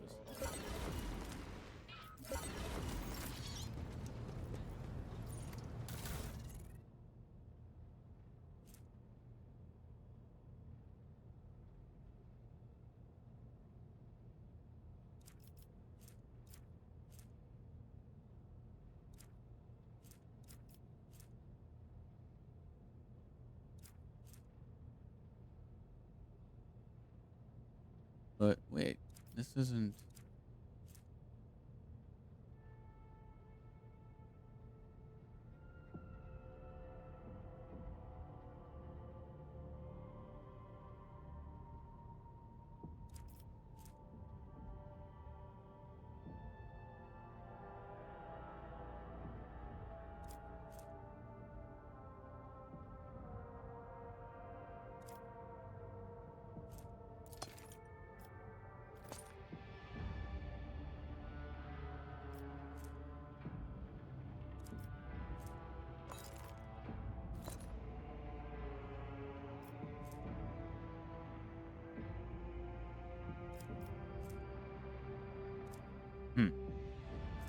I'm just going to leave those off for now.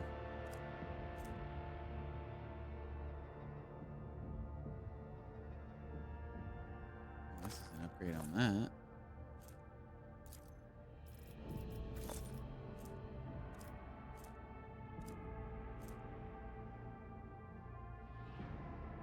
Wrath Starfighters?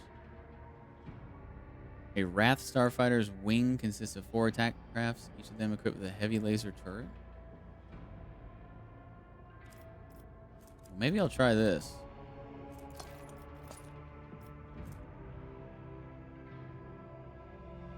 I don't know. It didn't replace my torpedoes, so maybe I'll be able to do both.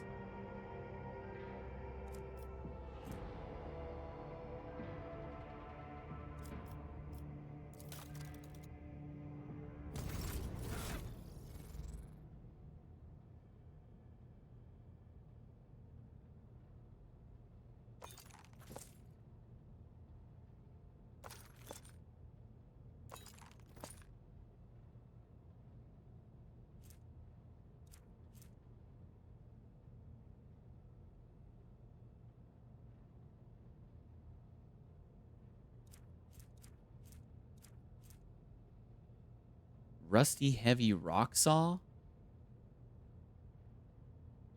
Two-handed melee weapon, 5 to 8 damage.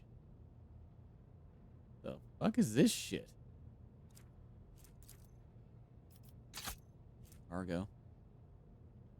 Spinner's breastplate. 30 armor light.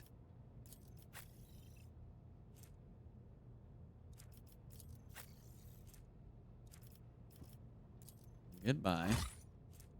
Industrial hammer. Two-handed garbage. Good lord. Okay.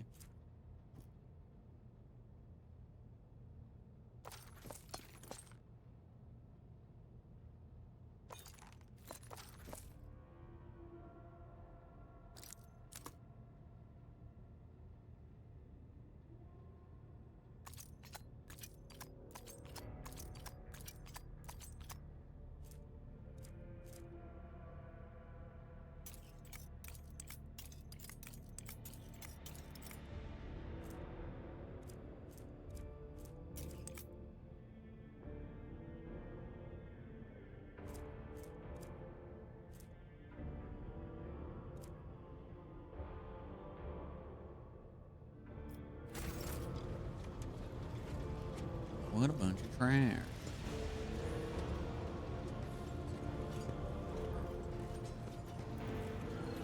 Okay, so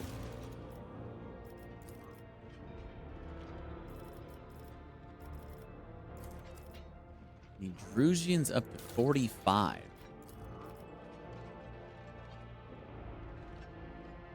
That's all cool.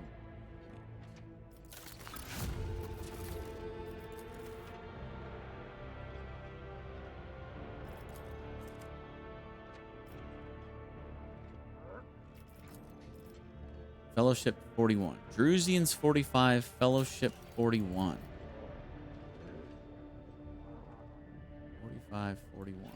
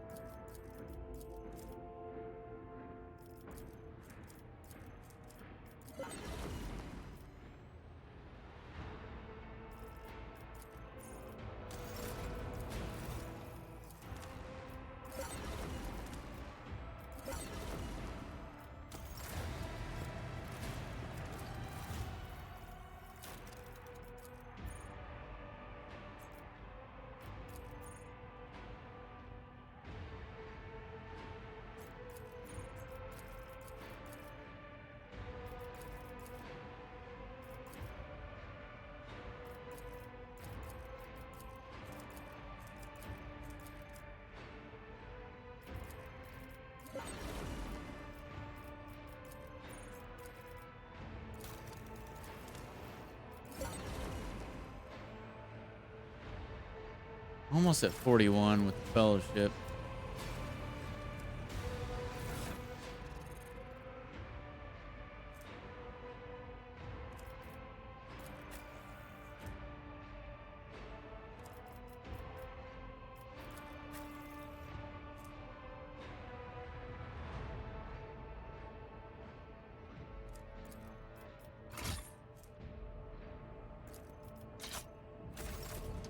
All right.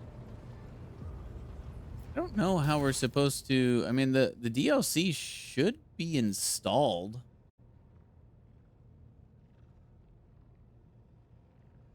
So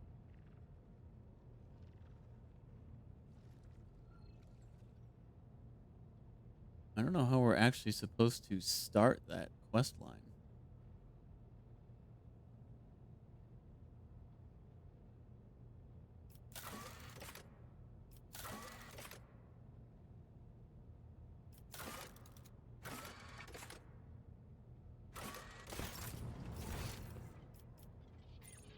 Oh, it's back here. We can now go back here. I see. We couldn't go back here before. To another compartment. I think I'm just going to hold off, though. I think I'll just wait.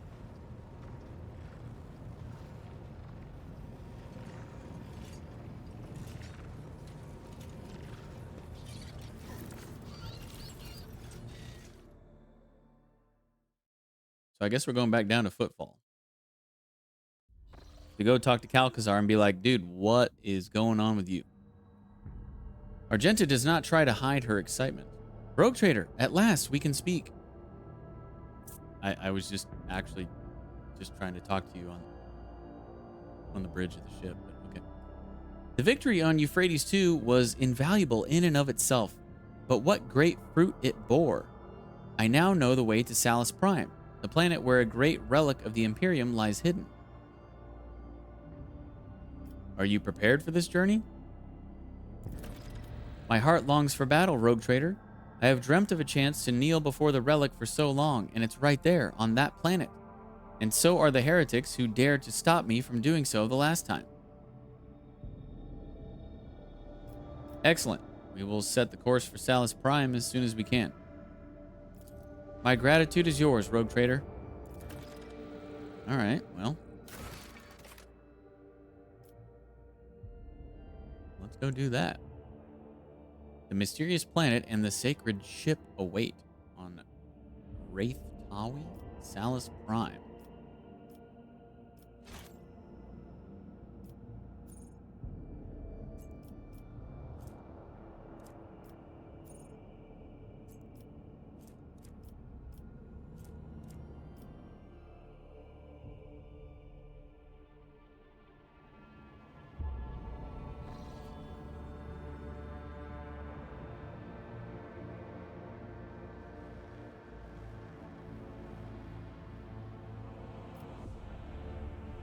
Huh.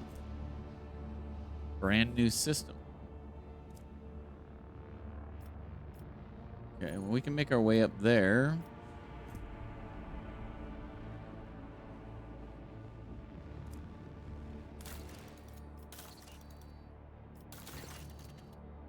Lord Captain, Veabo 6 begs for help.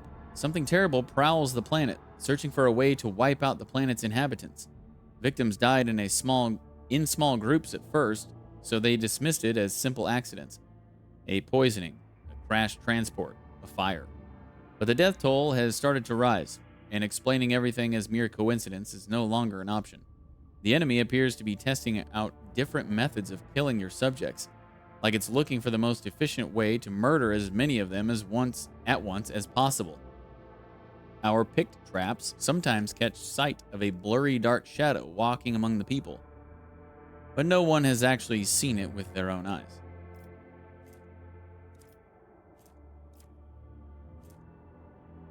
No one can see it, but snares do not need eyes. Leave some gifts for our unwanted guest. May the Emperor grant us victory over this foe. Soon enough, the mysterious shadow walked into one of the devious traps and, wounded by the powerful explosion, ran for its life. Cornered in its den, the monster fought its final battle and was slain. It was a terrifying Xenos with a metallic skeletal body and a single emerald eye. Its lair turned out to be a crypt-like chamber, and beneath it was an entire fortress buried in stone. The walls were covered in glyphs similar to the mysterious patterns that the mad convicts had been drawing. The chamber also contained the dissected remains of the missing miners. The Omnissiah's servants studied the bodies, the crypt, and the Xenos' corpse, hypothesizing that the inhuman belonged to a caste of sages among its kind. It had remained in stasis for ages, untold, but had recently been awakened either by the mining efforts or the explosions caused by the Drukhari invaders. After killing everyone who had approached its lair, the creature tried to wake its brethren, but millennia of tectonic shifts had crushed the underground fortress. The creature was alone. Ancient Xenomechanism. Whenever the wearer ends their turn, they deal 9 energy damage to all adjacent creatures. If the number of damaged creatures exceeds 3, the wearer suffers the staggered effect. That's trash. The fearsome insects, the ones that assailed the colony, were the only tool the Xenos had left, so it chose to lie in wait. But when the heretics of the Final Dawn sabotaged the fortress's reactor in their attempts to destroy the planet, the Xenos grew restless and started searching for a way to exterminate the humans. Now the last Xenos survivor was dead, and so was its entire race. Or at least, so prayed every denizen of Veabo 6.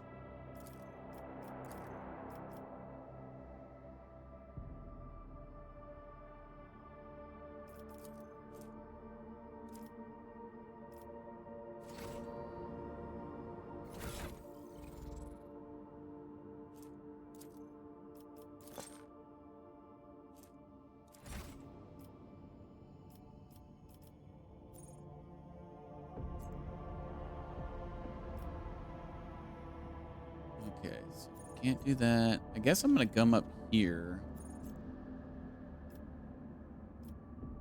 I guess I could use my 2 points. Oh, shit. Well, actually, I can't do that. I'm gonna need my 2 points to make this red route yellow. So I guess I could just go around. I could just go around. Or I could just save, and if something bad happens, I'll just save scum this. We'll try it once.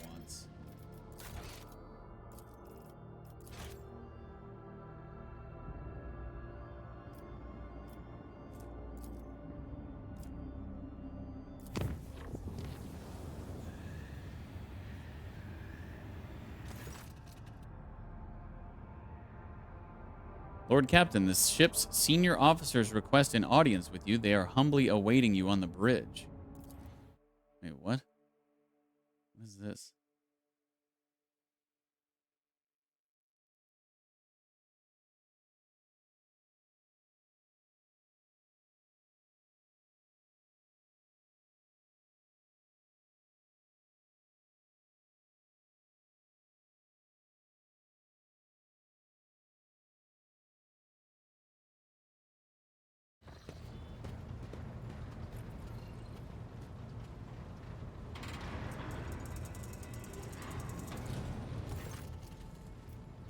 Lord Captain, if I may request your attention for a moment, I must report a series of highly dangerous violations that have taken place in the fuel compartment. The Master-at-Arms is ignoring my demands, and I am thus forced to appeal directly to you.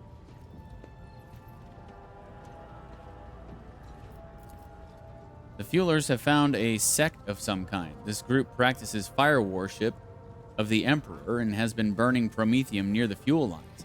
I beg you to stop this madness before we all go up in flames. I should point out that there have been no incidents in the fuel compartment so far, and that the beliefs of this sect do not affect the obedience of the workers or their efficiency in any way. All assemblies are conducted strictly after hours with the permission of their superiors.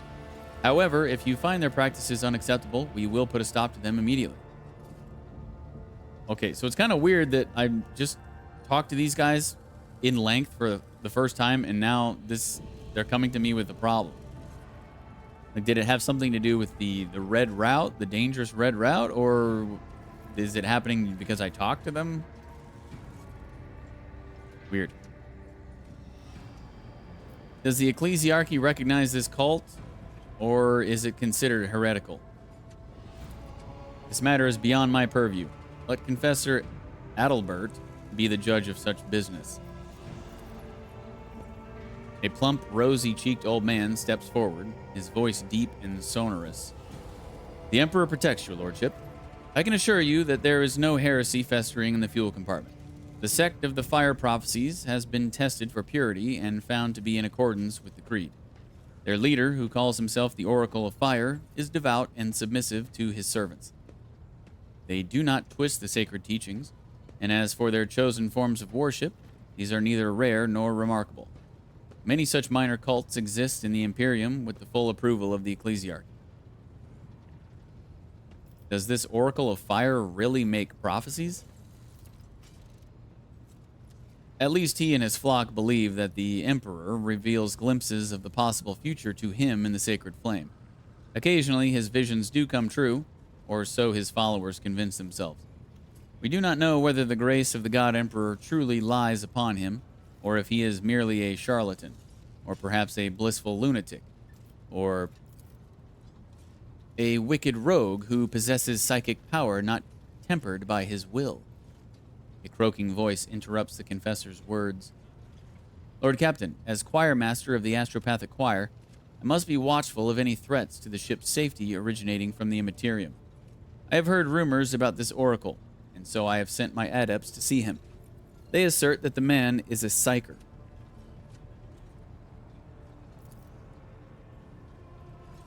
This man who speaks to the warp is a danger to himself and to the entire vessel. Both law and common sense dictate that he should be thrown into a holding cell, tranquilized, and handed over to the Inquisition to be sent to Holy Terra.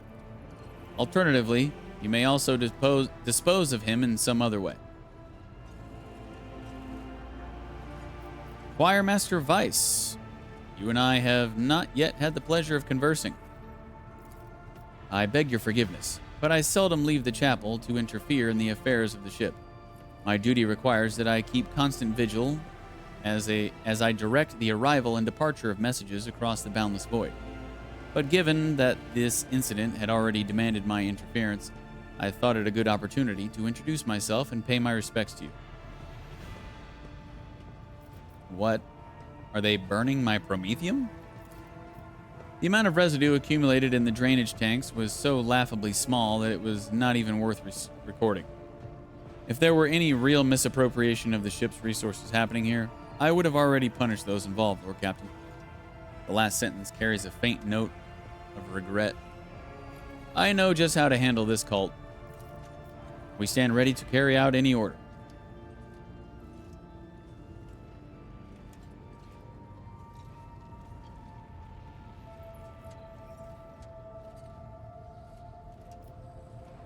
If my Infernus Master says they are a danger to the ship, then I am convinced.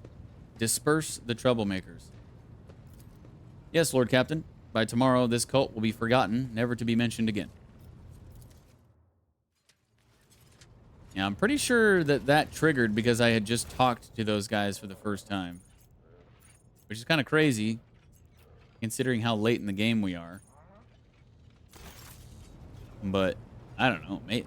Like I said, I have no idea when they showed up. They could have just gotten here. I don't know. But did we make it across the red route with nothing bad happening? No, we hadn't even left yet. Oh. Holy shit, we did. Wow, that's a good roll there.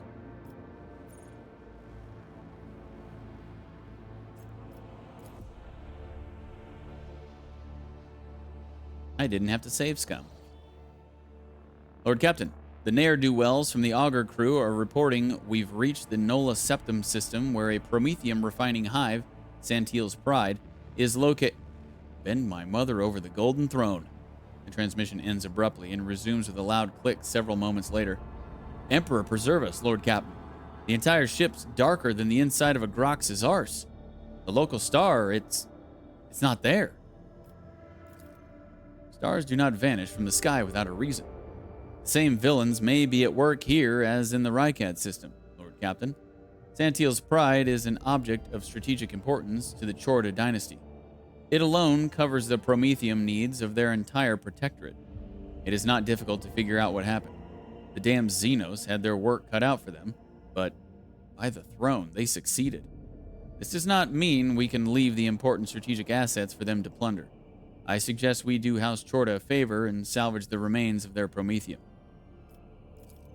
Forgive me, Shireen, but I refuse to believe that among the billions of Chorda's subjects, there wasn't at least a handful of desperate souls still trusting in the Exalted One's providence, clinging to life.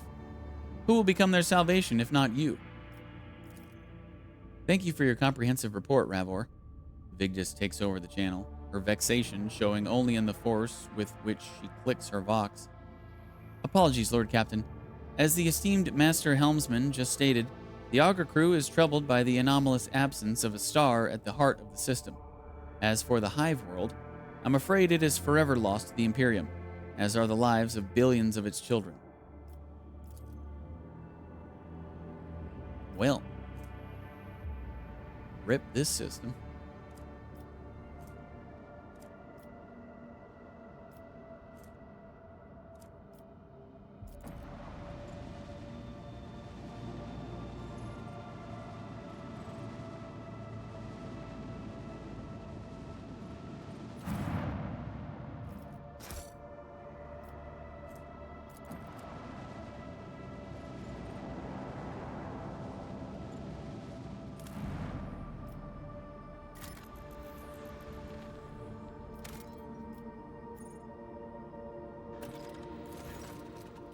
New information has arrived. Lord Captain, we managed to detect a residual heat signature on one of the continents of Santiel's Pride, but there is no clear indication of its origin. The crew is waiting for further instructions and praying for the souls of the deceased with extraordinary zeal. Dispatch rescue teams to the world. They better not return without survivors. The order is clear. The rescue shuttles have been dispatched to the suggested evacuation points and the likely locations of hidden bunkers. Is there anything else you desire?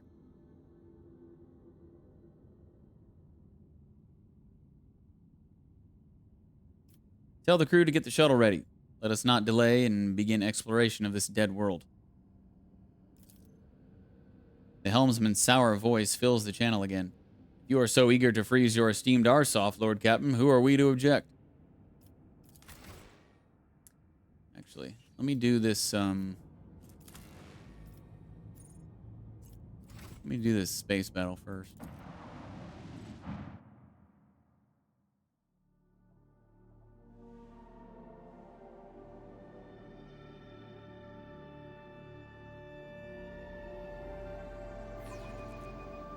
They don't know who they're dealing with. Alert! The Drukhari have blocked some of your flagship's posts using an unknown Xenos power. Your crew will regain control of these posts in several rounds. Lame.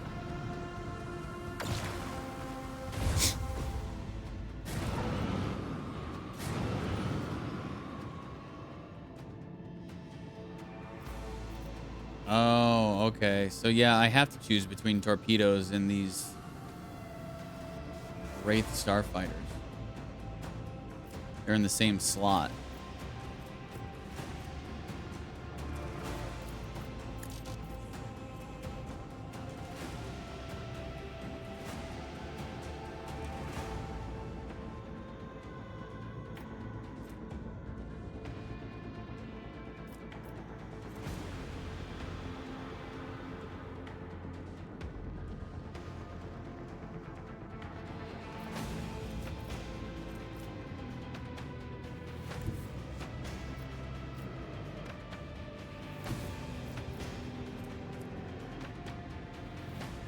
Lay in the course.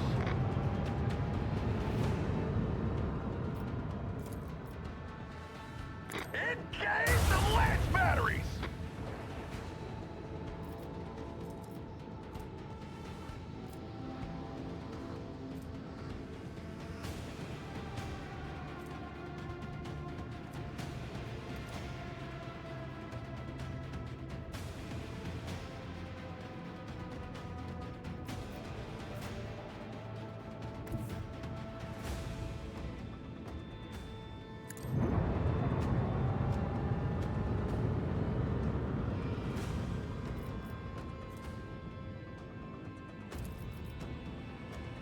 Fire at will!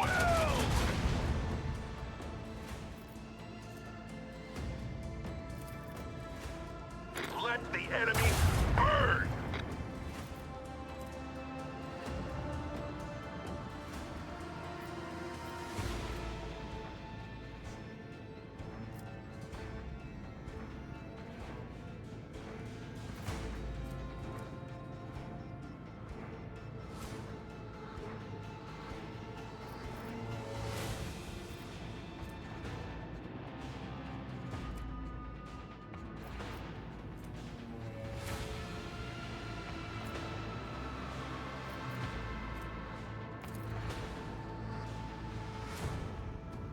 Launch corpse!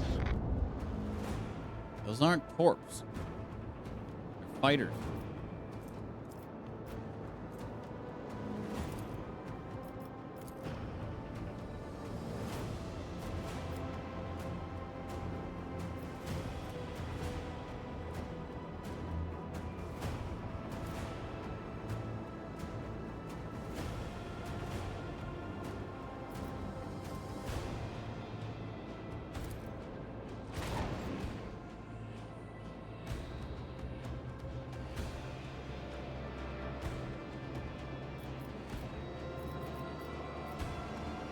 Direct our course.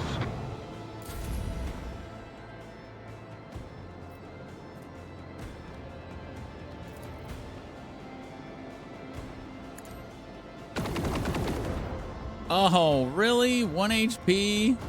Come on.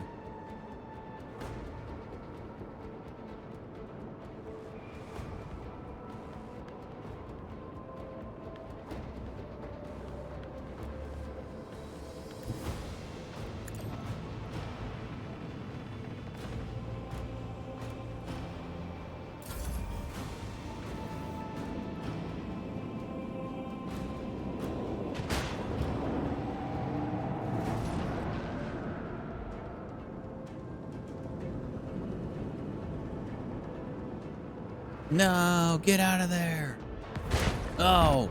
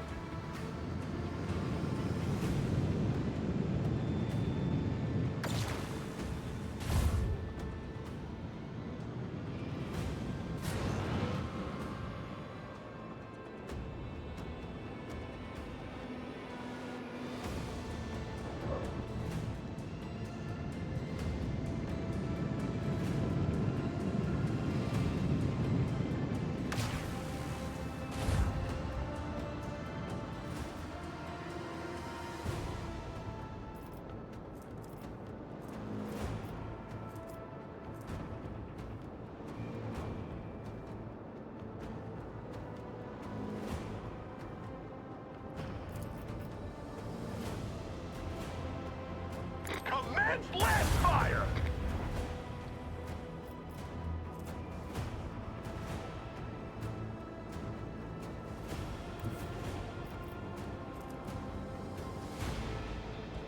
Adjust heading.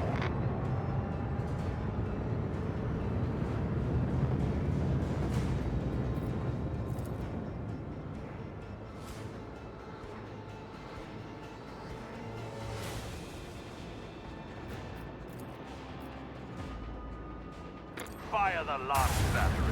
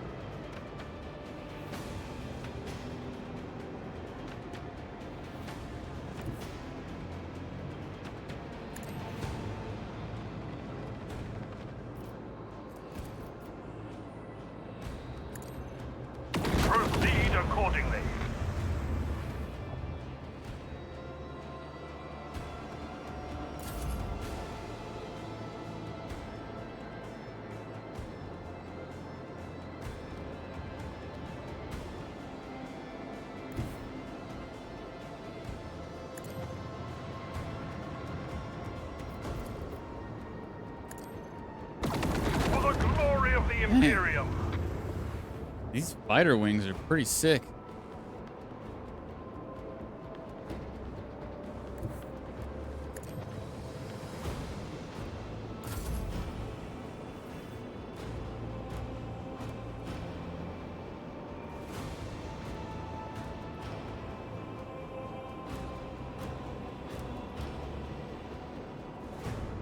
No.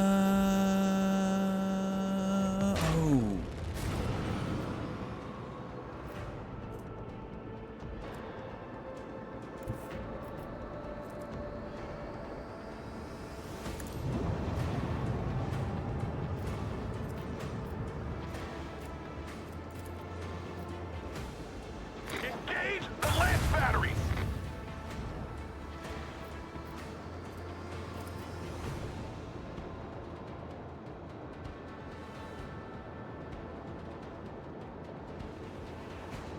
Hmm.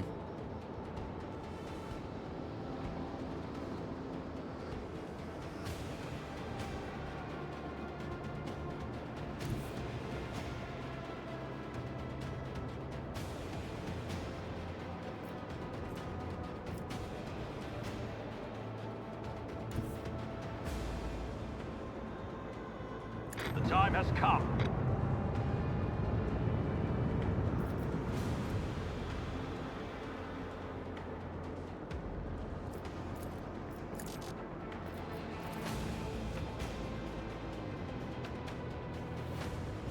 Macro cannons, volley!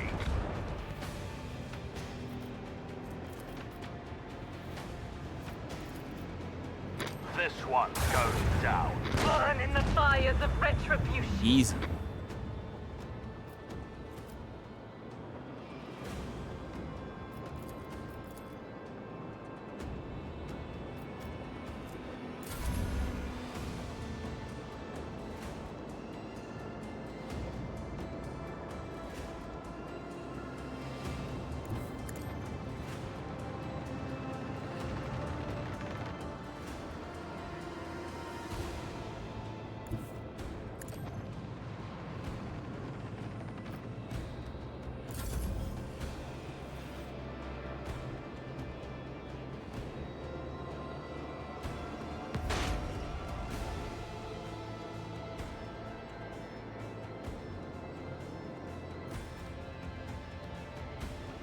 Our technological superiority was obvious.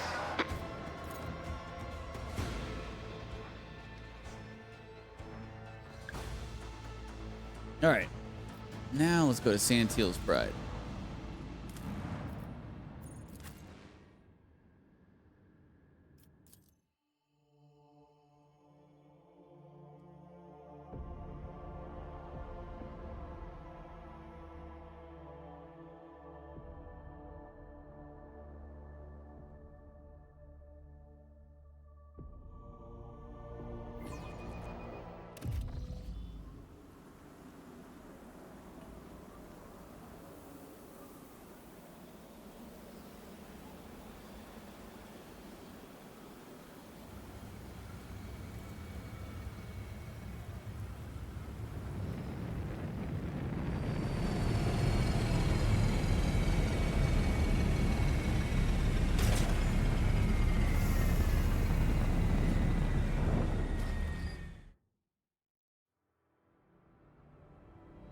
Well, good thing there's electricity here because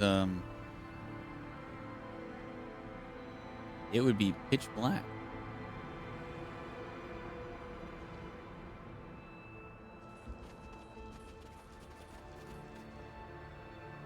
Follow my lead. The tower's foundation goes down for tens of meters, and the spires are obscured by the superstructures on the upper levels.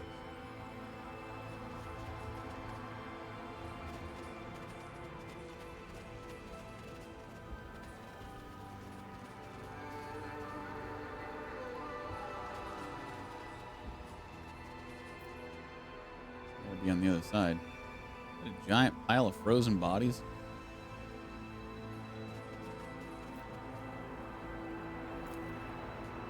The Emperor favors me today. A delicate young woman lies curled up in a snowbank like a living statue. Her thin hands are clutching a silken blanket.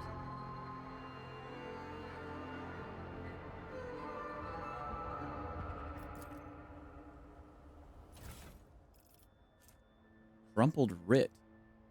Writ of passage 90XV55L issued to Pulchrumus family, arriving at Footfall. Signed, Harbormaster Maleficus Acticus.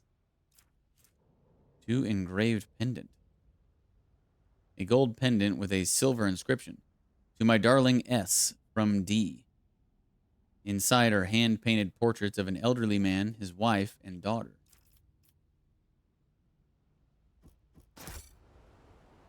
Interesting.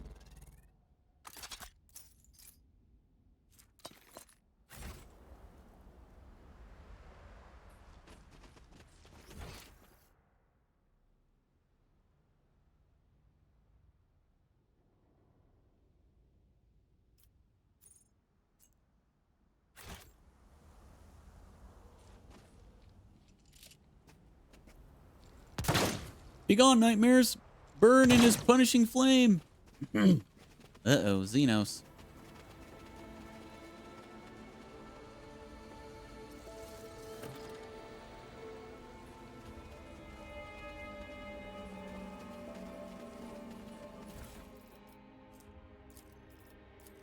Notes on Life in the Hive by L.G., historian and traveler. The world turned out to be completely different from what I had imagined. My distant home on Alvi Artani, though swathed in black sands, is nowhere as hot as this stone cocoon. Not even the force field can shield us from the embrace of the local star.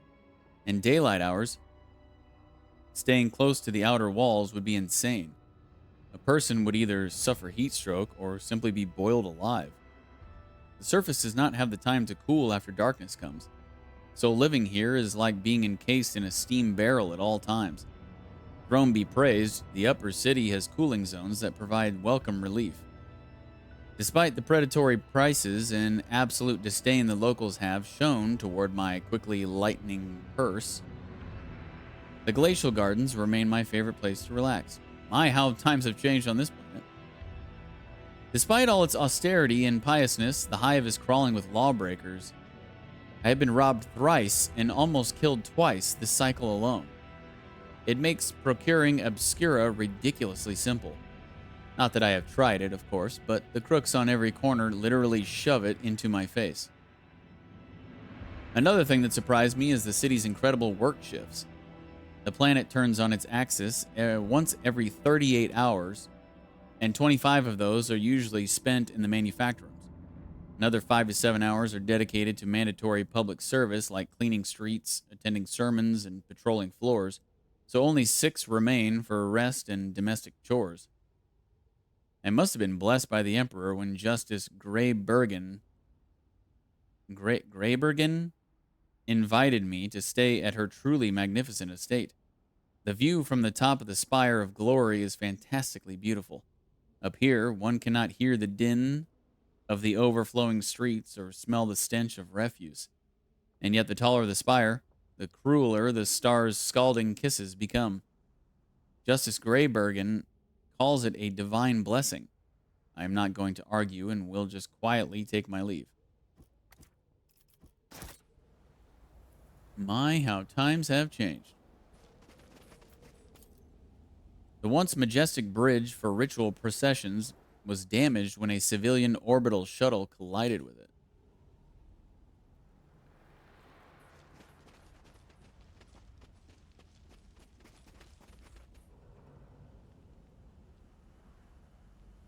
Well, this dude is surrounded.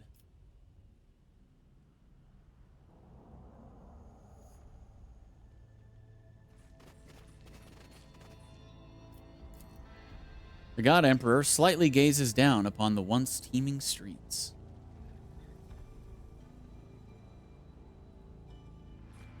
What's going on here? Human scum! I will fight if I must.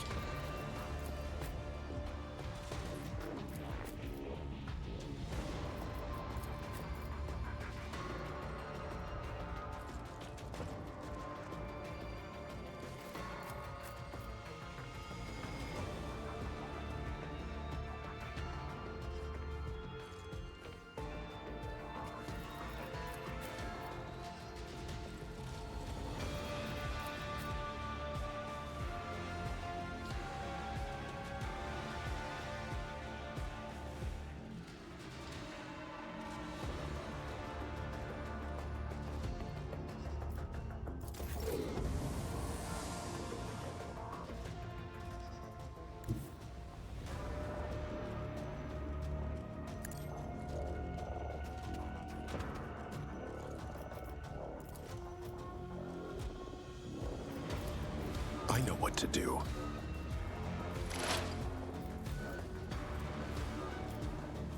As said, so done.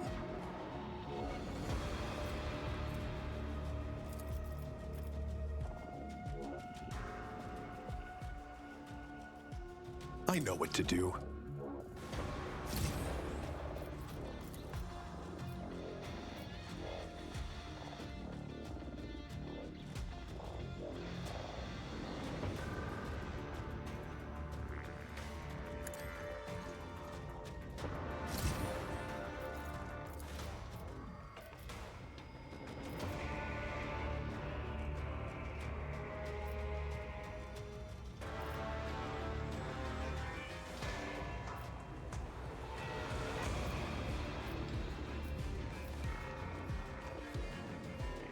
Let's set this in motion.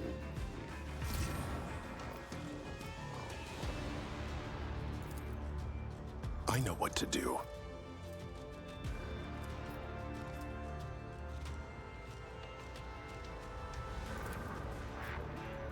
Easy.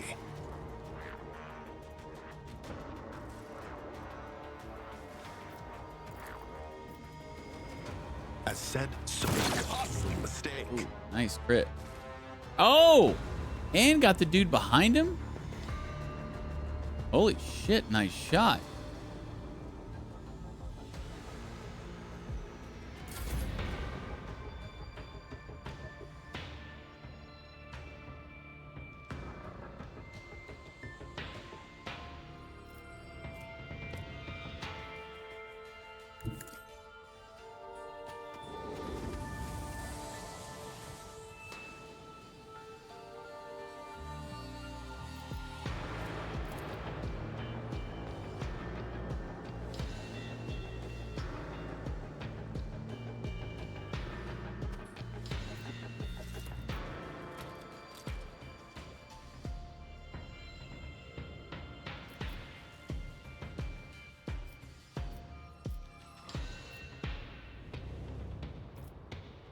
Nothing I can't.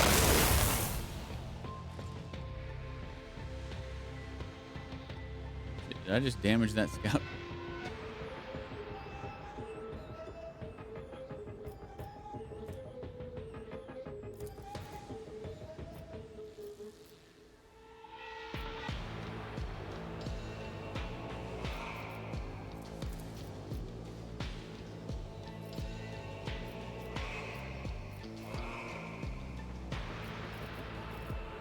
All too easy.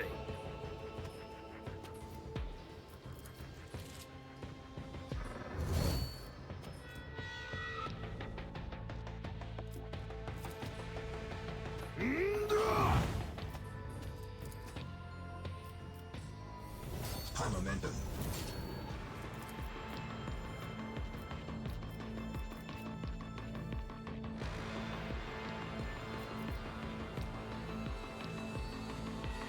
Nothing I can't do.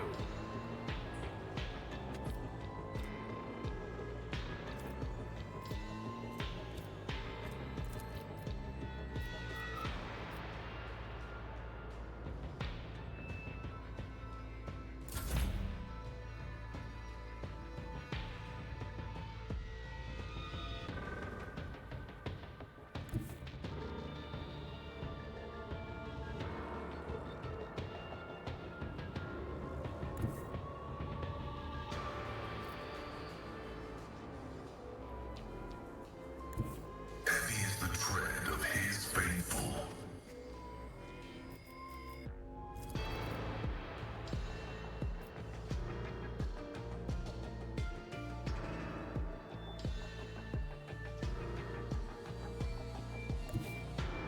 Activate calculated fury algorithm.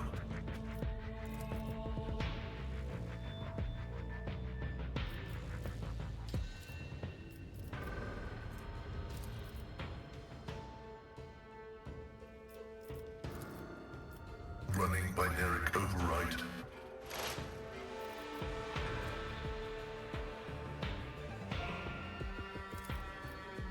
The Omniscient knows all, comprehends all.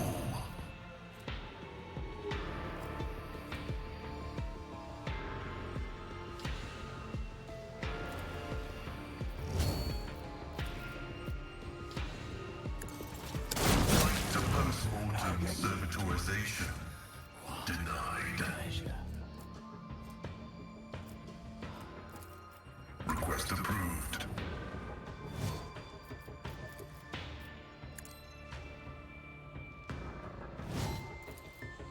My vow is to serve.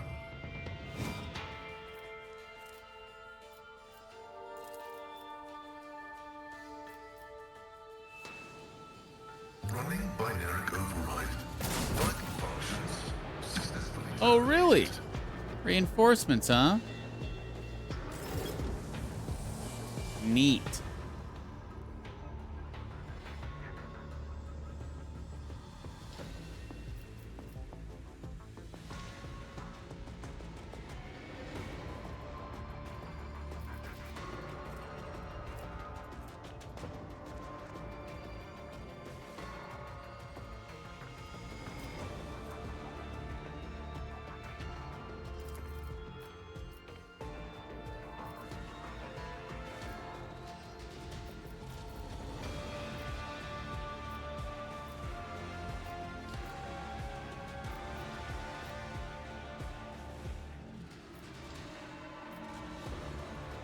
Let the cycle be discontinued. Oh, nice shot. will not submit.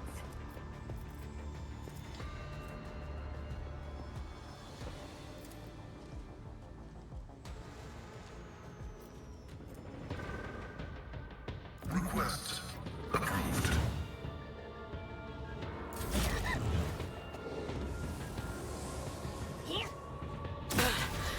Kata. It shields me.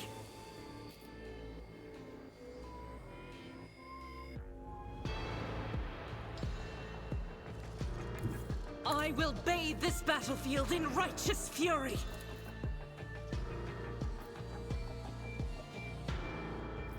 Doubt is for the weak.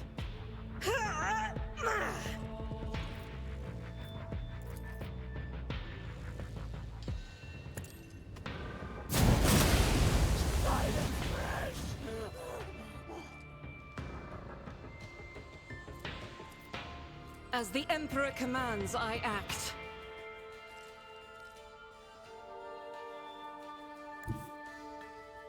The enemies of the Emperor will be undone!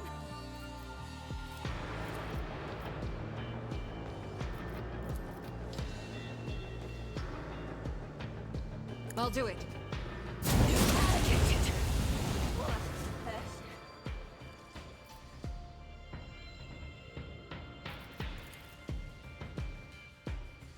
Faith without deeds is worthless.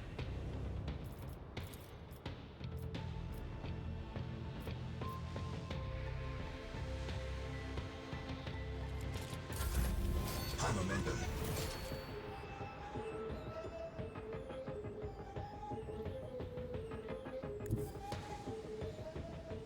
This battlefield air is good for my lungs.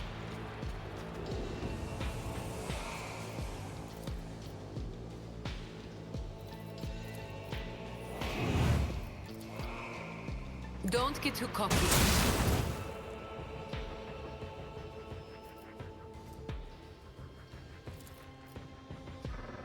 I can do that, with the right incentive.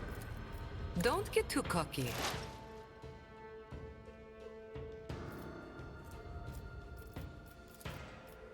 Running binary override.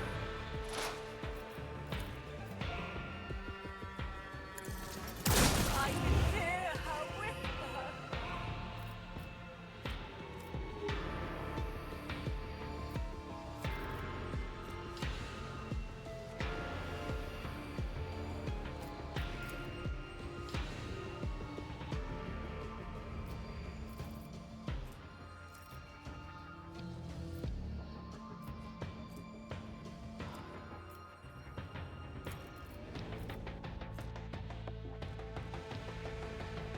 My vow is to serve.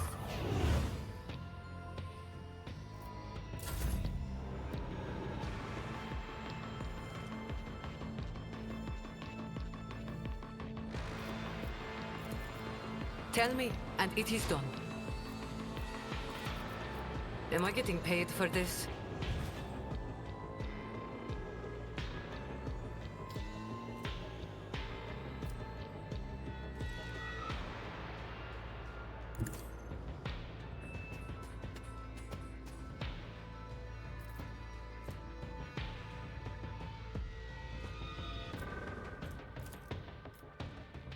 My time is now.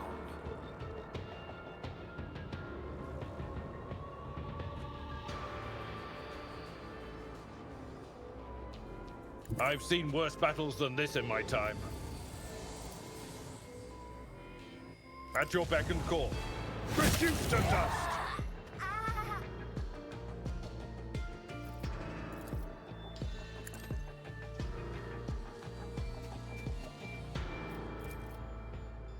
Indeed. What? You are target. Devour me.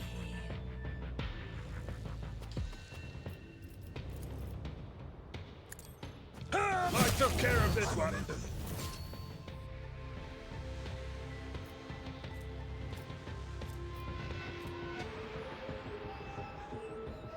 For von Valencius.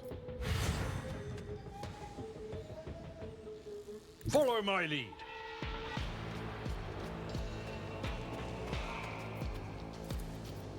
It will be done. One fewer target. I saved him. He didn't die.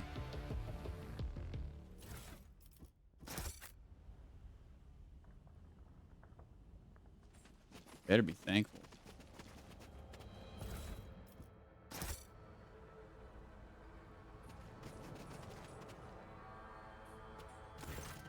The quivering figure, wrapped in several layers of tattered clothes, is pointing an old laser gun at you. Who are you? In the name of the God Emperor, keep away from me. Calm down. My name is DeejTheSqueej. It takes the man several seconds to digest your answer. May you be blessed by the throne, DeejTheSqueej. And I am Veer. The elders have been waiting for a sign from the heavens for so long. Too much time has passed, so they died. But may he smite me if you are not the one. You will help the ones in need of salvation, won't you? Veer freezes for a second, looking at you reverently and awkwardly shuffling his feet. You have saved my skin, holiest one, but my brothers in faith and misery were not as lucky. The living nightmares grabbed us the moment we stuck our noses out to the surface, trying to survive. I managed to break free and escape, leaving my friends behind. Woe is me. I am beside myself with shame. I am begging you, child of the stars, please save my comrades. Save... Veer falters, gulps, and whispers almost breathlessly. Save Albris. I will take you there even if it costs me my life.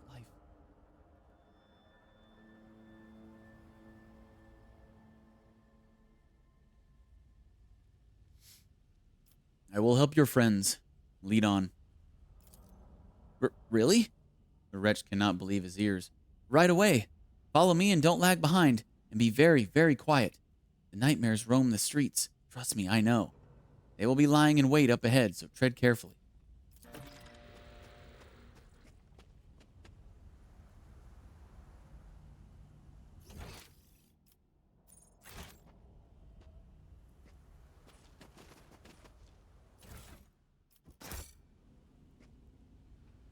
Victory awaits!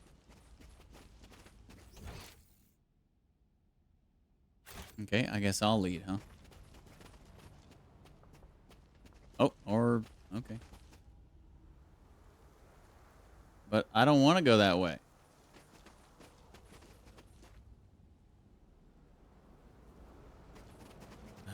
Fine.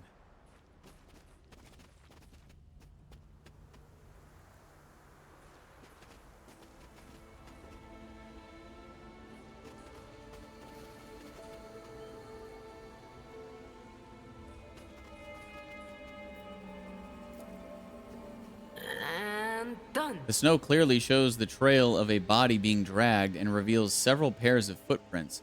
Judging by their shape, none of them belong to a human.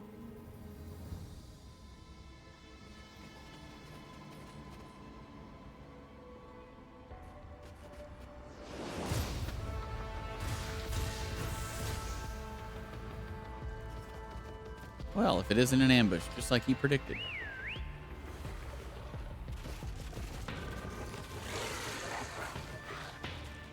Anathema observed. Commencing purgation protocol. I'll draw out the moment of your death. And of course, he's gone.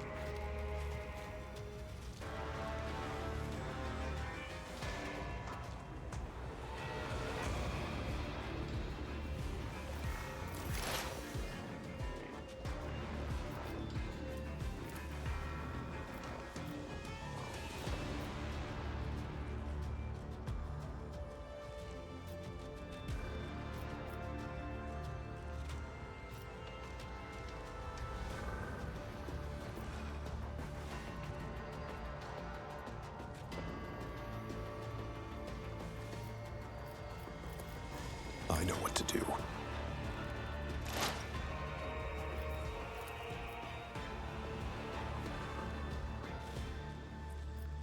They won't expect this done.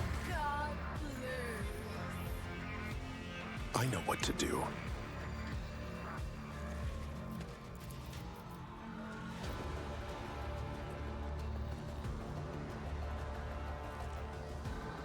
Easy.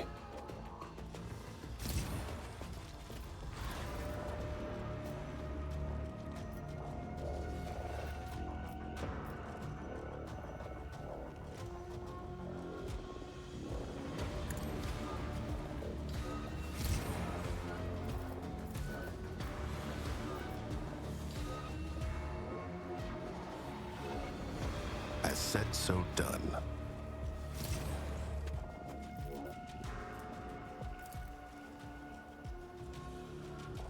They won't expect this.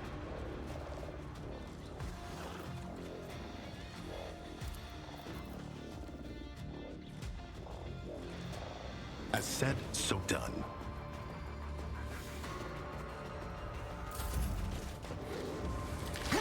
Their death won't be easy.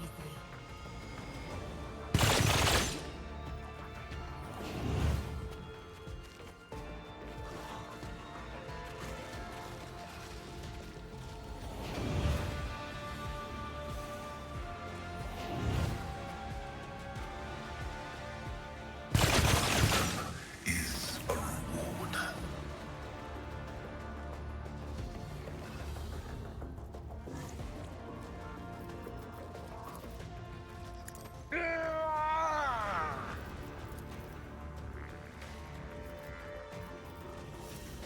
I will do my duty.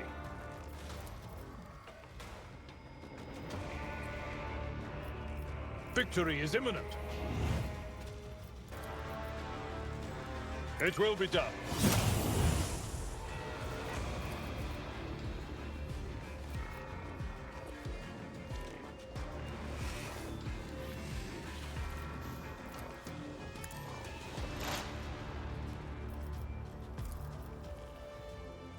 At your beck and call. Reduced to dust. Oh, get freaking one shot.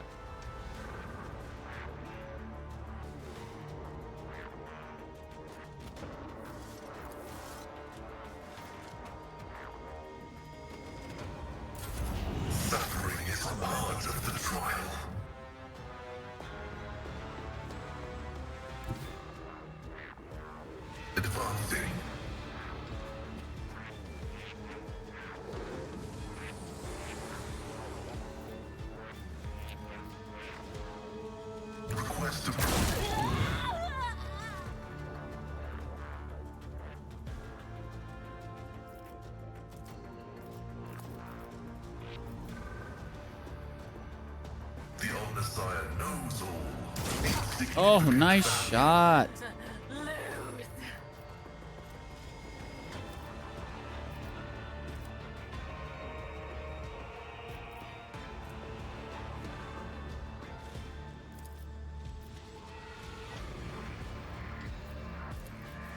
Request approved.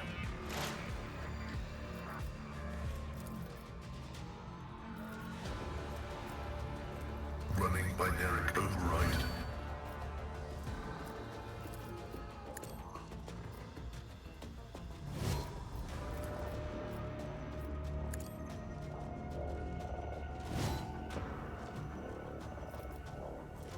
My vow is to serve. The scriptural prognosis is favorable. Activating force mode sacrament. I refuse to bow.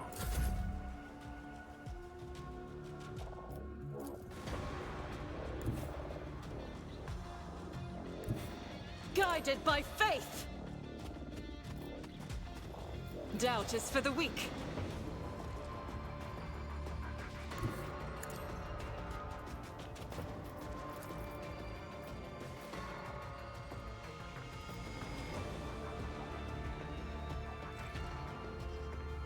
I'll do it.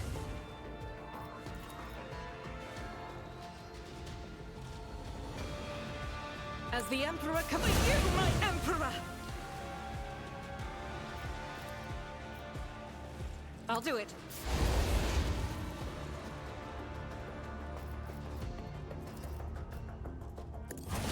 Each strike is a prayer. Level up. 44.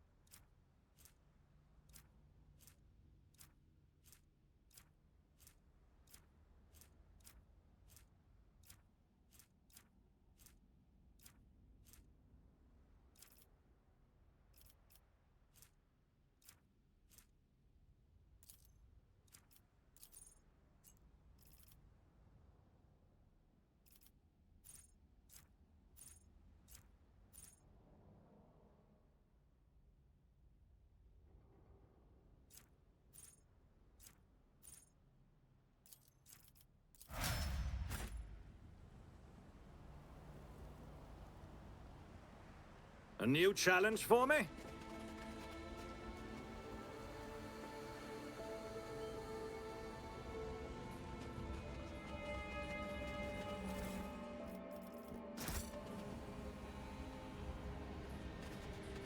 You ever find the character you were looking for? Who's that, John?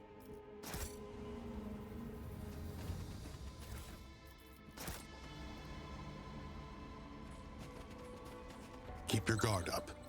Good evening. Good evening. How are you doing?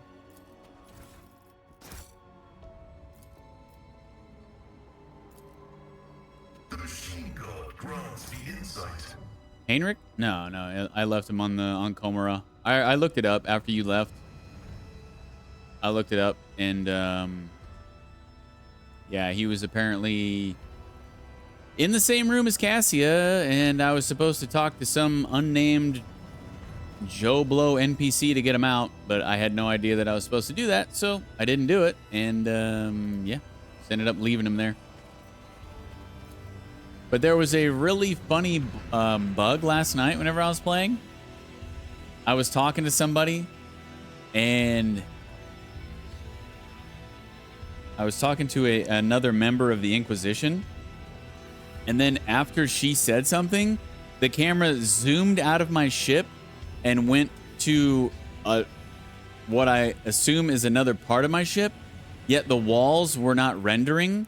So it was just like objects floating out in space, and then a little bubble came up with Heinrich.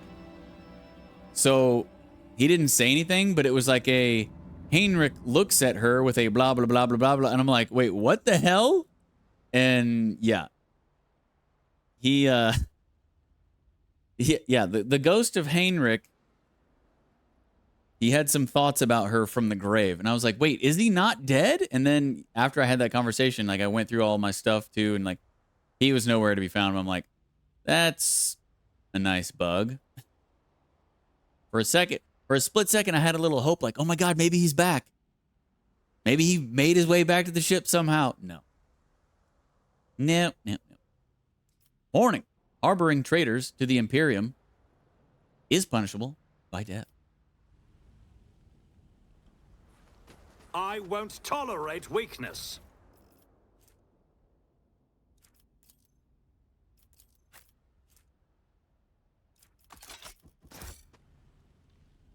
What does it mean when some of the armor says it will be at this percentage for this chapter? Oh, so certain values of things are based on A, like what difficulty you're playing, and then B, what chapter you're in. So it basically just means that. You basically just want to be looking for like the highest percentages. May the faithful partake of the Emperor's immortality and find solace in his crimson embrace. Spread the word, brothers and sisters. The feast has begun. There is some armor. So like, None shall stand in my way. if you have a, so like this stuff right here, like underneath the actual armor percentages, deflection, dodge penalty, all this crap. Sometimes you'll find armor that has bonus stuff, and that stuff can be really strong and synergized with your dudes. So there have been times where I've had armor that was actually higher percentage than, you know, what one of my dudes is wearing. But the stuff down here was so freaking good that it didn't really make up for the extra 5 or 10% armor or whatever. So I just kept them, I kept them with the lower armor percentage, but the synergies down here were just too good to let go. So you be aware of that too, because like you can find some really freaking good stuff down here. Like, who was it? Do they still have it?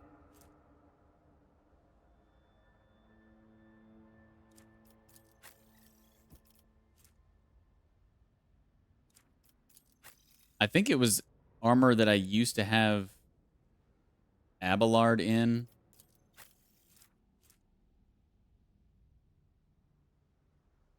Or like the world properties. So like if you find one that says Death World Origin or some other type of origin, And if they are from that world, then they get like a bonus down here with the world property. Those can be good too, but there's not, those are pretty few and far between, to be honest. Yeah, in the beginning, I was only looking at the armor percentage, which was a big mistake. I'm always thinking higher is better. For the most part, it is, but there will be a couple of times where you'll find some stuff that you're just like, oh, snap, this synergizes really good with my dude.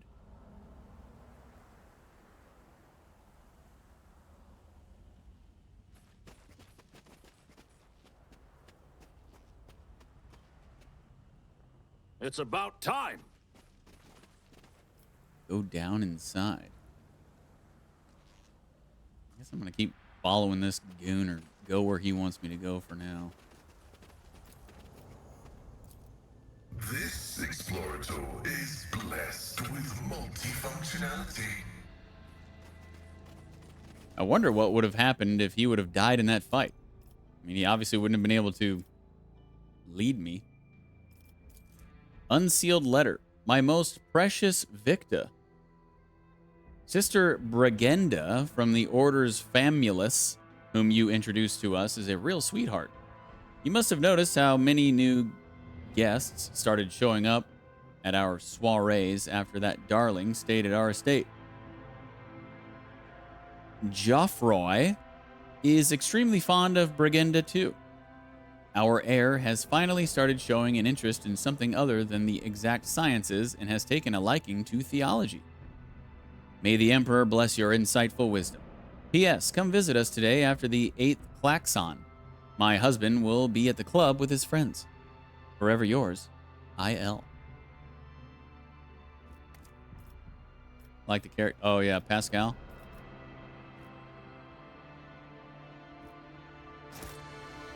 Yeah, all of those priest dudes.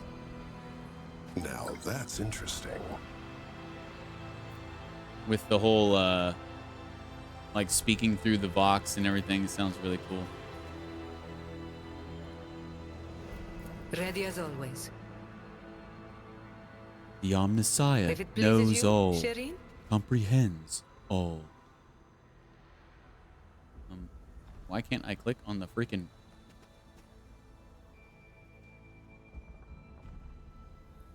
Hello, I'd like to disarm this, please. Man, it's being finicky. A job for me. I'll lay Keep claim your to the senses stars. keen. An augmented old man with insane eyes stares out at you from the poster. The caption below reads, "Wanted for idolatry."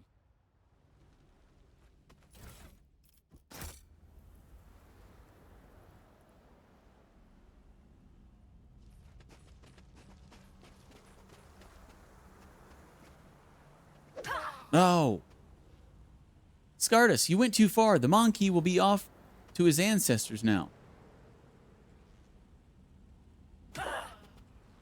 I granted him 24 non-lethal wounds, so you will have time to enjoy his suffering.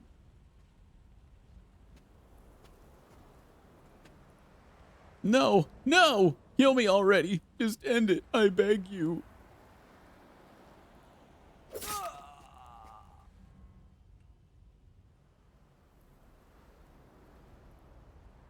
That was actually the first game I wanted to play. Adeptus Mechanicus.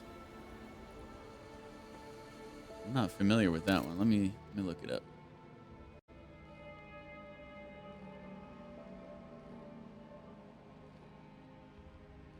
Is it also a CRPG?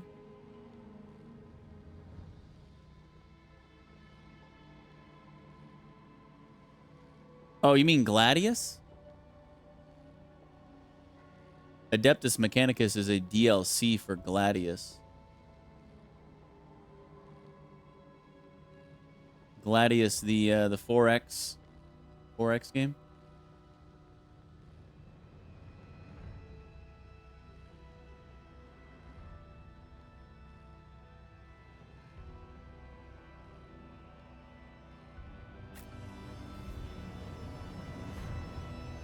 That could be a fun game. I like 4Xs.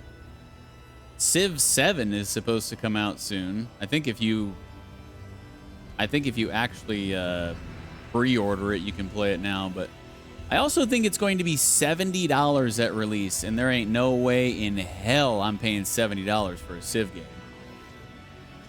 They're out of their fucking minds. What's going on here? Can we move this whole thing along? Why am I waiting?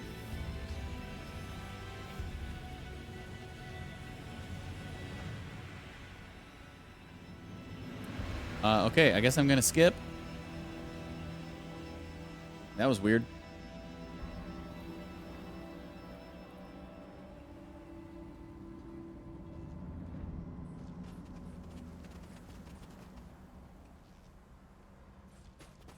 Yeah, too much, exactly. For a 4X game? New challenge for me. And I actually was watching somebody play it yesterday, and it basically looks the same as Civ 6. They might have changed a few minor things, but the overall look and feel is almost exactly like Civ 6. So you're going to charge me $70 for a game that's basically the same as the previous version? Like, get the fuck out of here. The chapel's massive doors are sealed by ice. The pale bodies of priests can be seen under its glacial surface. I noticed that as well. I've never played one, but they all seem to look the same. Well, the 4X genre kind of all generally plays the same. Weakness. But there's definitely some differences. But regardless, I don't care how good of a 4X it is. $60 isn't even really... $60 is too much asking, let alone $70. Smite the Xenos!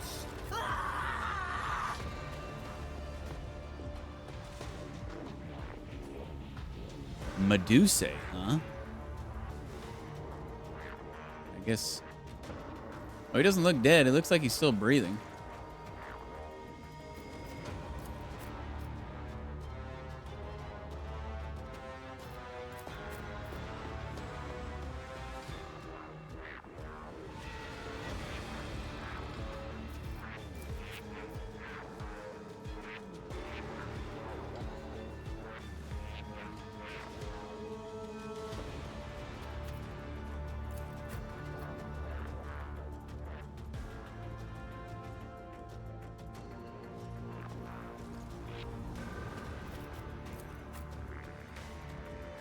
Over 100 is shameful just to get a little extra content. Oh, is Civ 7 doing that? Do they have an over $100? Or are you just speaking about in general?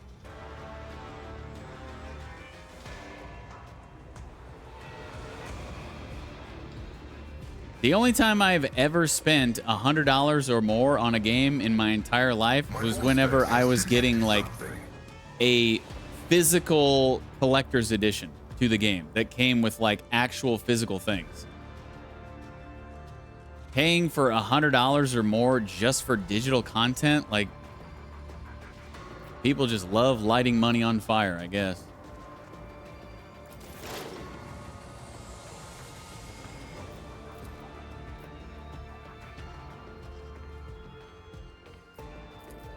I know what to do.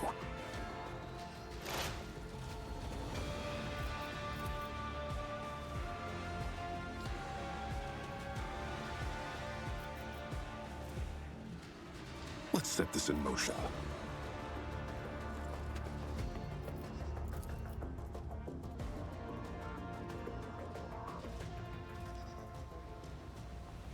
I would guess as well that the vast majority of people who play Civ are not hardcore Civ players. You know, like, the vast majority of people who play Civ probably only play like a handful of games, if that, and then they just never touch the game again. So that's why I'm saying, like, the price range is just $70, $60 is just ridiculous.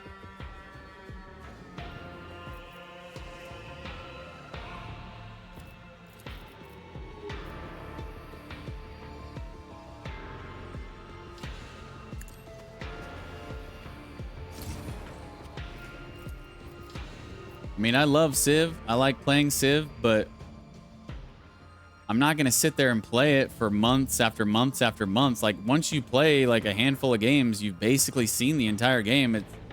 It doesn't have like a ton of replay value.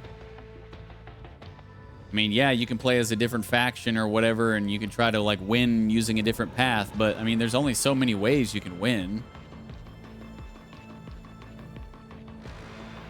They won't expect this.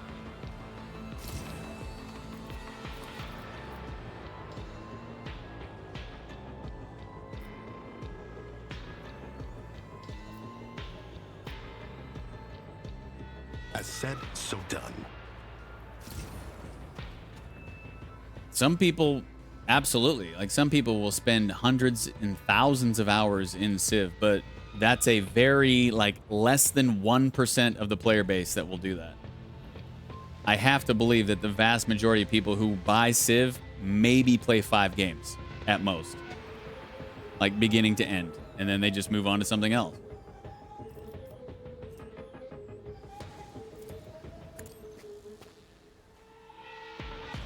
I mean, it's like that. What was that game that I played last year?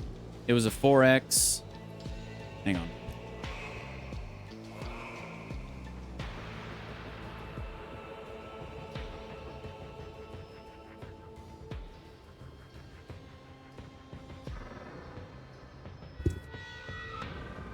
I can't even remember what it was called, but I played like... I thought it was super fun. It was a super fun game.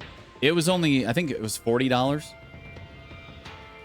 which I think is an okay price for a 4X. But, yeah, after I got to like the 4th game that I played, I was just kind of like, okay, like the games begin to draw out. I was trying to play like with more teams and more against more AI, and that just made the game exponentially worse because it just drags and drags and drags. And you know, after about 4 games, I was like, okay, well, I'm done playing this game now. I'm going to move on to something else. Seems like a lot of time to invest in one game. Oh yeah, for sure. For sure. You can't play a 4X game in one sitting. I mean, unless you just wake up, fire up a game, and then, you know, finish it before you go to bed. They are very long games. You can play shorter games. Like, you can make the options shorter. But, you know, the average, like, the way the game is intended to be played is like, yeah, it's hella long.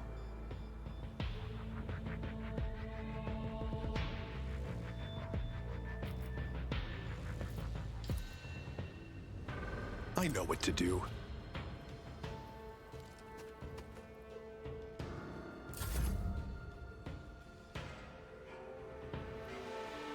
So if I just come over here and blast my flamethrower, I'm not gonna hurt this guy, right? Like, he's out of commission, right?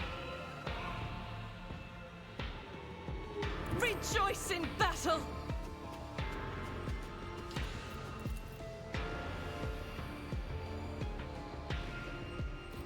Faith without deeds is worthless.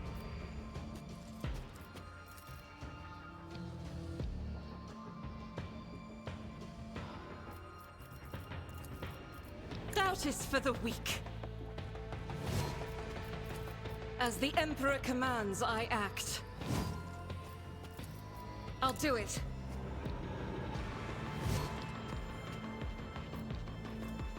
As the Emperor commands, I act.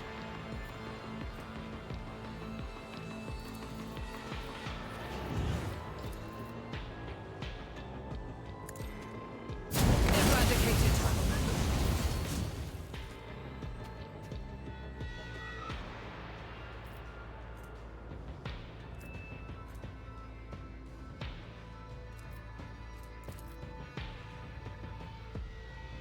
Faith without deeds is worthless.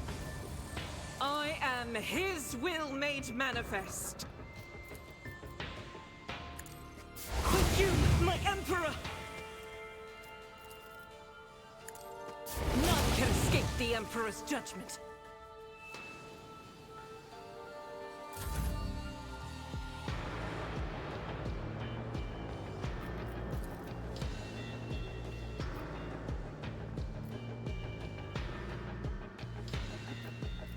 You've got a problem? I've got a price.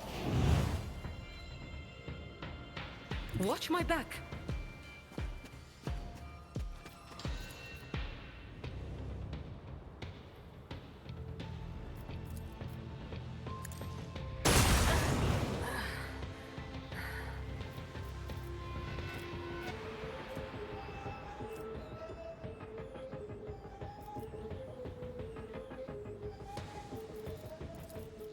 Don't get too cocky. Tell me, and it is done. High momentum.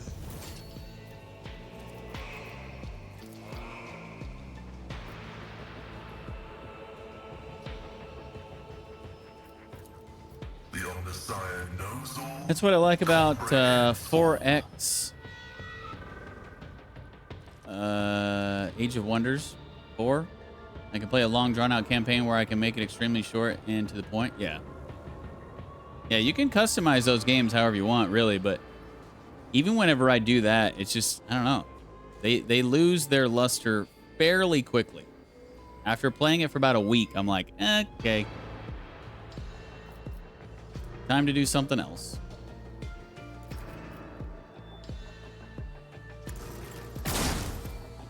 Oh, how did you miss that?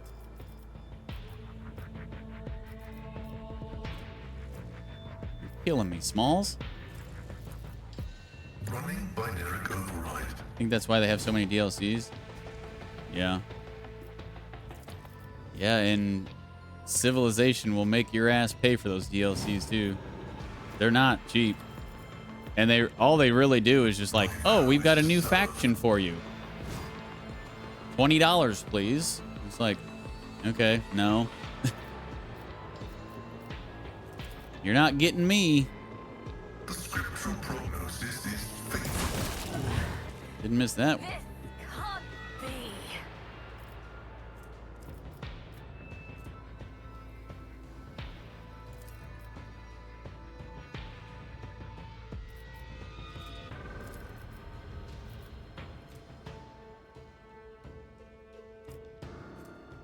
Running binary override. The Omnissiah knows all, comprehends all. Let the cycle be discontinued. Oh my gosh, what a crit. Dang, he's still gonna survive from his burn damage though. What I don't like about some of these DLCs is that they actually change the mechanics of the entire game. Yeah.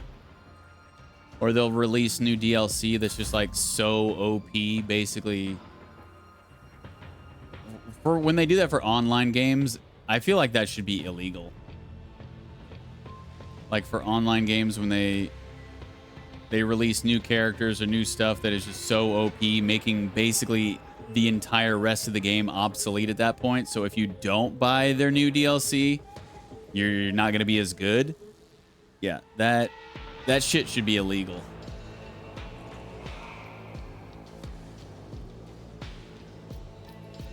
I do not agree with that practice at all.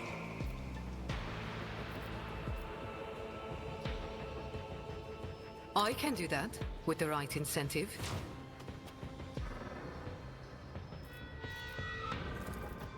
Am I getting paid for this? My tactics are flawless.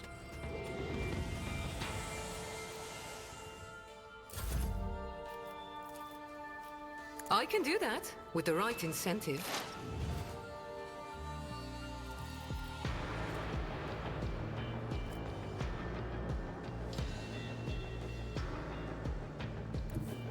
I know what I'm doing, usually.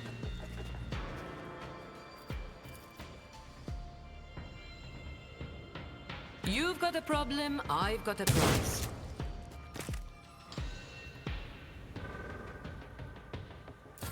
Brace yourself, Have you found needing to change the difficulty level or the battle still challenge? I have lowered the difficulty level twice. One of them was at the very beginning of the stream tonight. Tried and tested tactics. I went into a fight. I'm not going to spoil anything for you because it's pretty heavy on the story. But I went into this fight One of my dudes got a turn. And then a bunch of the enemies were getting their turns. They ended up killing 2 of my dudes before I even had... before a second companion even got his turn on my team. So I was like, okay, yeah, no, fuck this. Reload, and then, yeah, I lowered it at that point. I was like, I'm not dealing with this shit. That's ridiculous. Like, I just instantly lose 2 of my guys at the beginning of the fight before they even get a turn. Like, no, I'm not dealing with that shit. So yeah, that was the second time I lowered it. Were you like in an ambush? No, wasn't an ambush. Wasn't an ambush. They just hit ridiculously hard, and there was a lot of them, and they got a lot of turns before I did.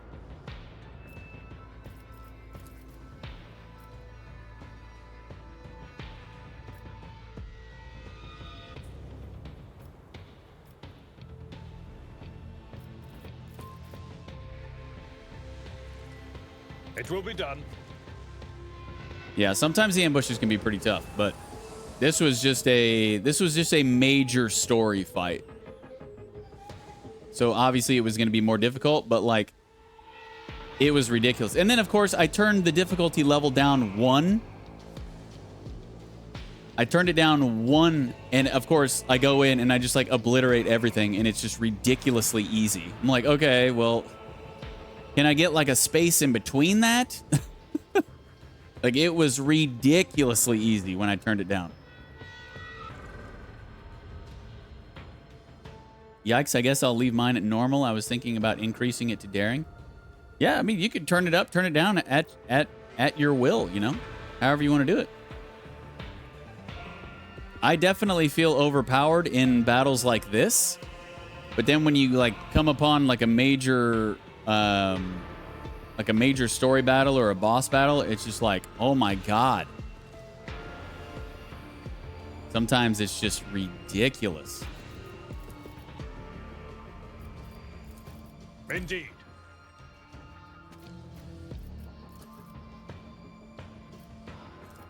But yeah, that's a good thing about this game is you can turn your difficulty up and down at your liege.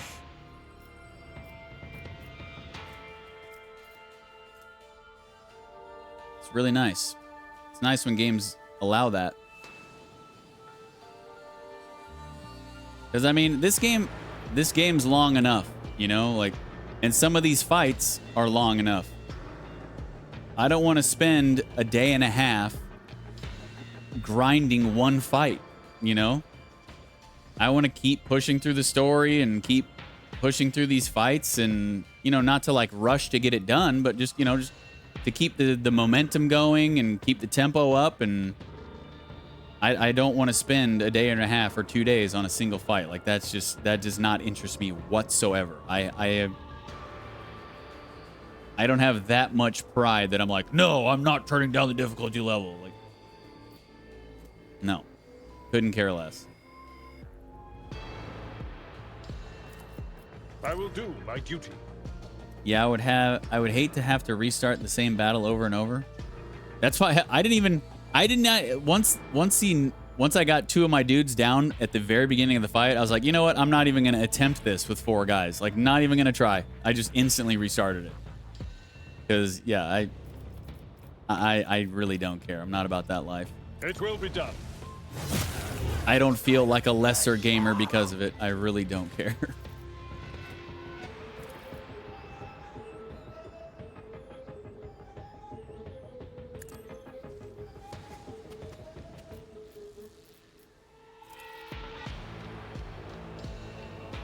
Victory is imminent.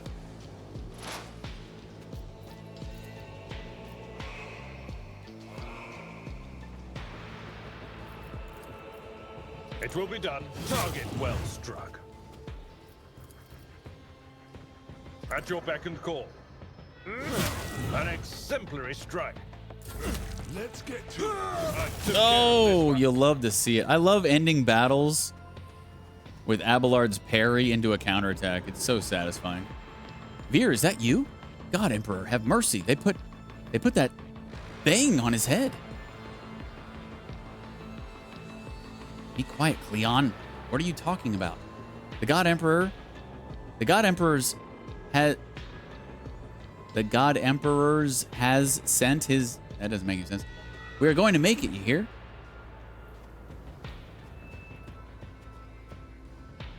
What the...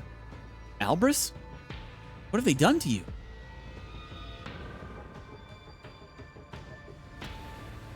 Hey, I don't know. I'm just trying to kill these dudes for you, okay? I didn't... It wasn't me.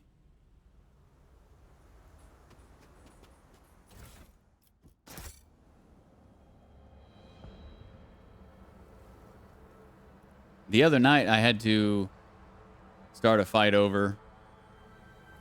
Like, I was doing it for a long time, and then it got to a point where I ended up dying, and I was so mad. I was so mad, because, I mean, I wasted like an hour.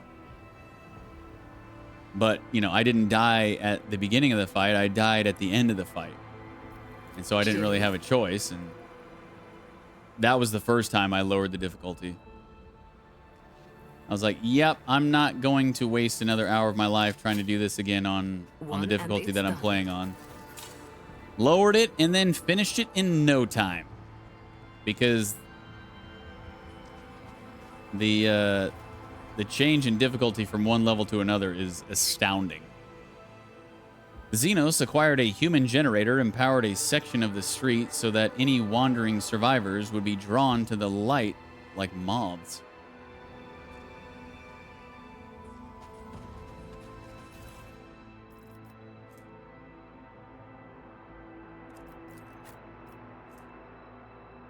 No, that's one she already has. But, you know, I don't think that's too bad. Just lowering the difficulty twice in 130 hours. That's not too bad.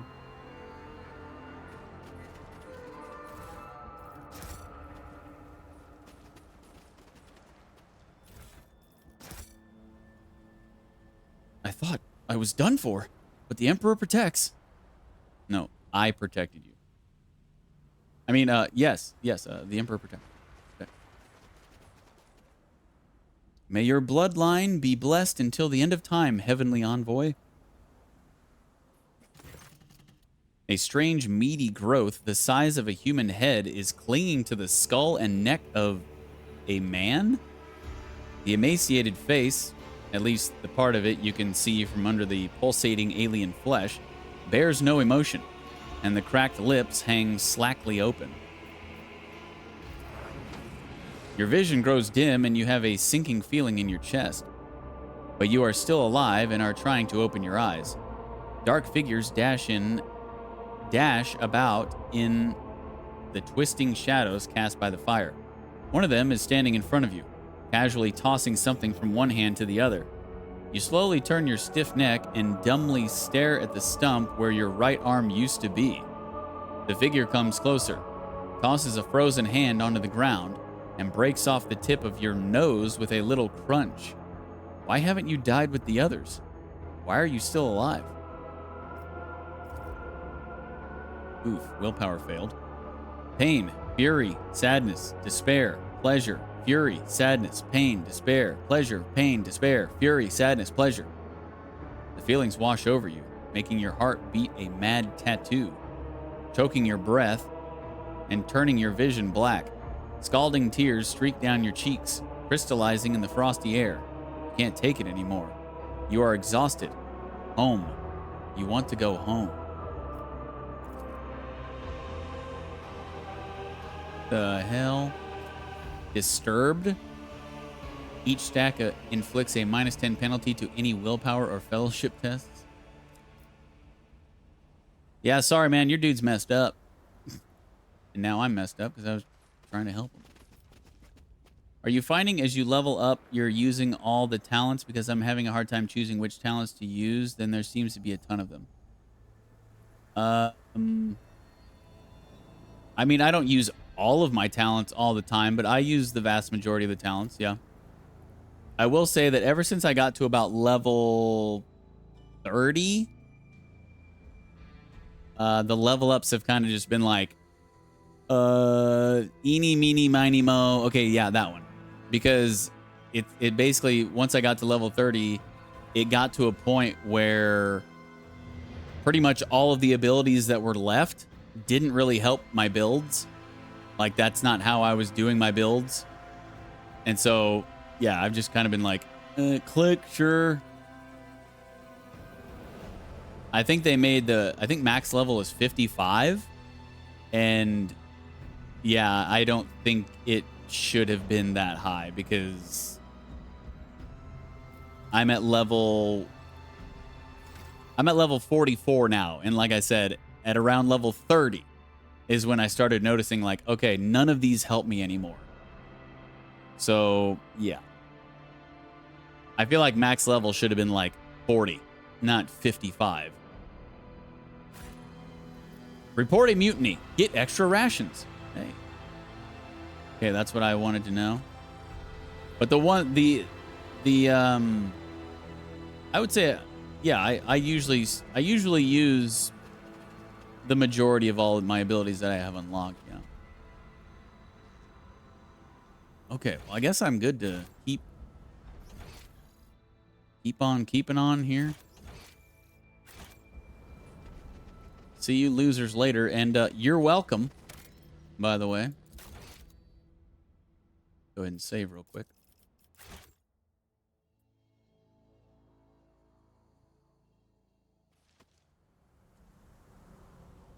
Follow my lead. I do feel... Thank you, esteemed Magos. After your intervention, I feel 50 years younger. Both my knee implants are as good as new. I agreed to help out of respect for the priceless array of augmentations placed in your body. Such sacred creations deserve the best maintenance available.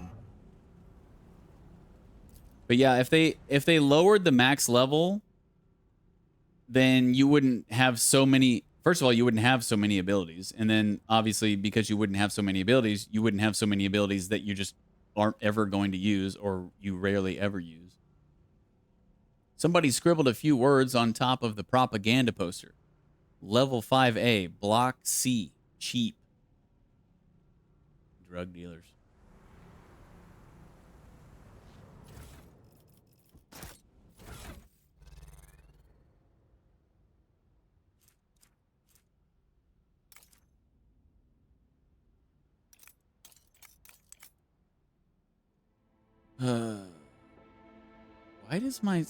Why does my inventory just shift sometimes? I don't understand this. Like, all this stuff has just moved. I don't know why that happens, but it's really annoying.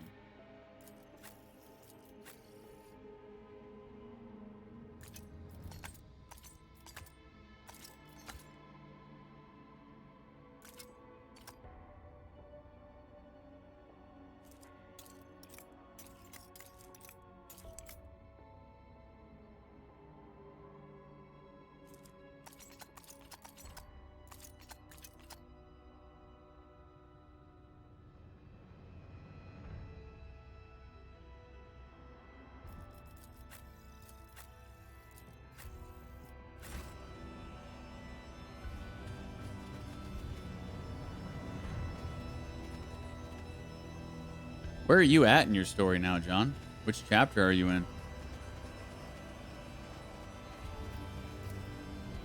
The once majestic bridge for ritual processions was... Okay, we already read that one. From the other side of the bridge. Lost data slate. Rejoice, for in 10 turns the immortal emperor will bestow his grace upon us and embrace our brothers and sisters so they can serve him on holy Terra. The celestial burial ceremony will commence at dawn, in full accordance with tradition. Remember to pay the fees so your loved ones do not have to wait for the next cycle before they can join the Emperor. Additionally, on this holy day, the number of work hours will be reduced by 1, so the blessed denizens may take part in the solemn march from the Emperor's Spire to the Spire of Stillness. Ooh, 1 whole hour, huh? Gee, thanks. I just got Pascal at the spaceport. Okay. Victory I actually bought and installed the DLC today, but I think I'm going to hold off on doing it until I actually complete the main story. A faded inscription states the gate leads to the temple quarter, but the rusted mechanisms and seals on the locks reveal this entrance hasn't seen any use for many years. I got the DLC for like $2 cheaper on G2A, so I was like, all right, sweet, I'll take it. What did you detect? I don't see it.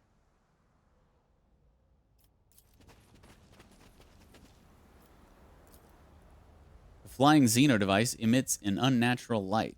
Strange forces are making it float freely in the air.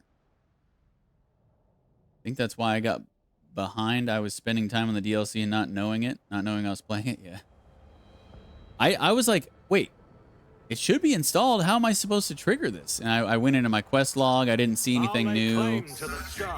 And I was like, oh, there's a part on the bridge now. Like you can go into a new door now on the bridge. I was like, that's got to be it. Some choose wealth, others prefer power.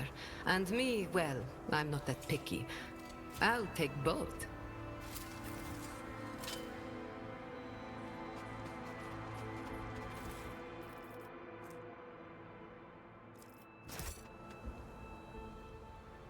Oh, we got some stragglers over here. What's going on over here? Oh, man, a lot of little fights here. I guess I want to go up this way first. Wait till this dude gets as far as possible there. A new challenge for me?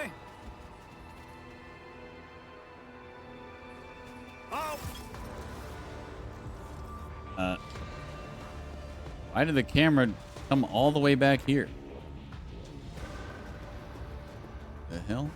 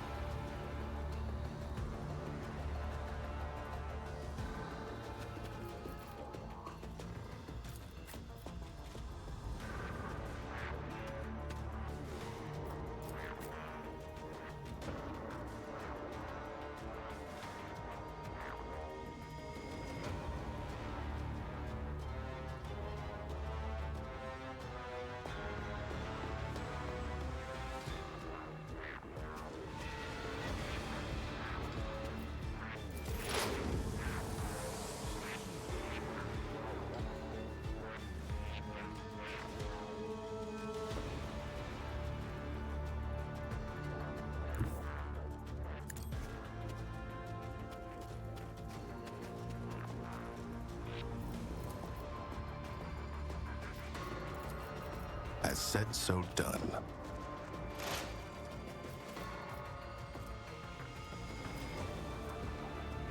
Let's set this in motion.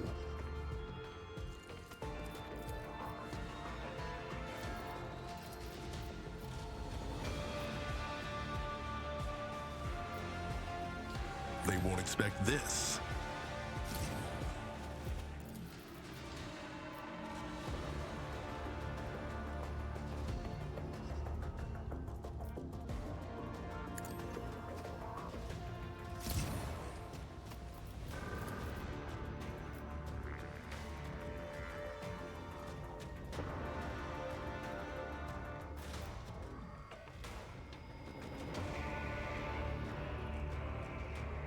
Easy.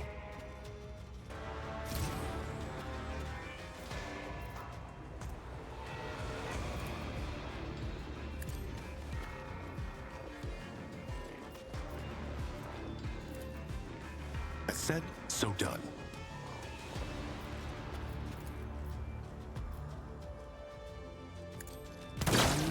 Oh! I refuse to bow. Nice crit, buddy.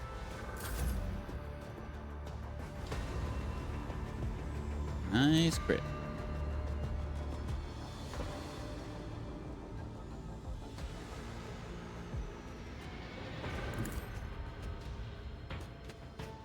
Oh shit.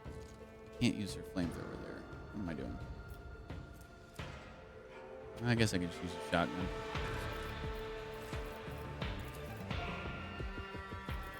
I'll do it.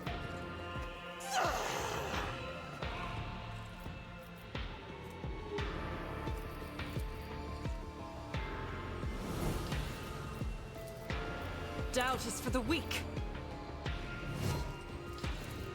I'll do it.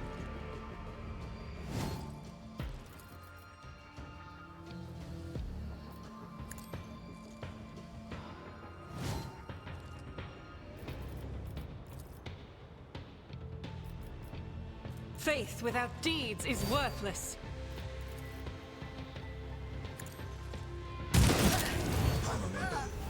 I can't lose.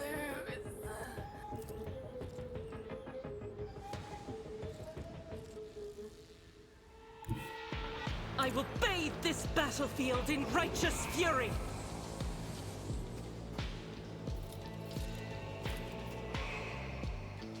As the Emperor you my Emperor. Stroke of luck.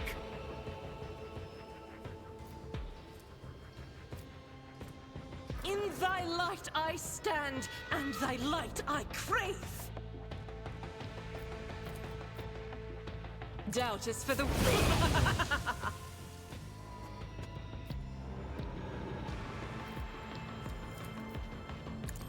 eradicated. She is here.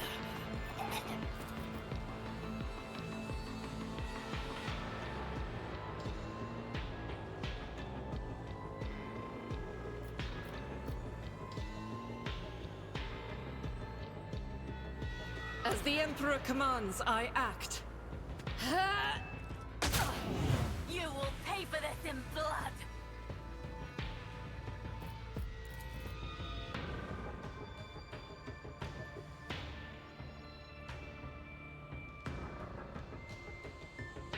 Faith without deeds is worthless. Pain is all. Oh, he's trying to flank, huh?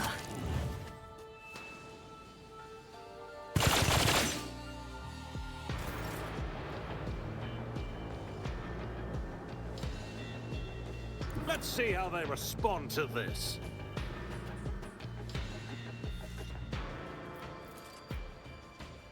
Suits my purposes. Nice miss, Deej. As always, you are just the man.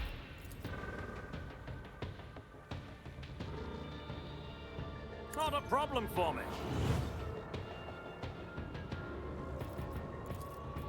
Nothing I can't do.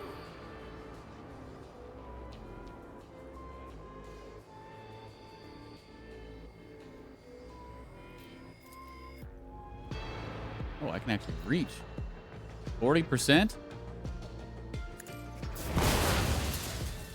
And no. As the Emperor commands, I act.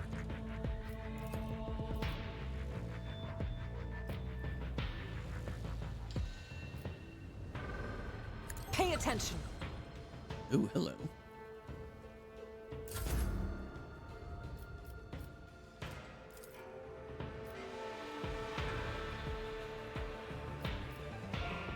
Suits my purposes. God Emperor, move through me. Be the fire in my heart.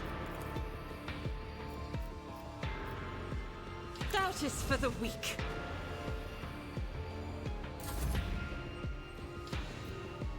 Already done. High momentum.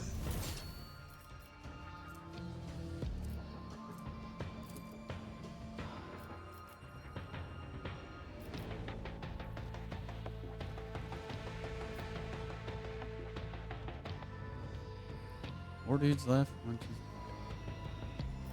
let's give old Darius an extra turn up to here. my bloodline.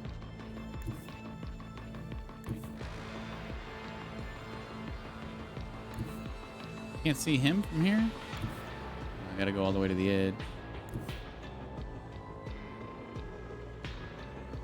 one step ahead.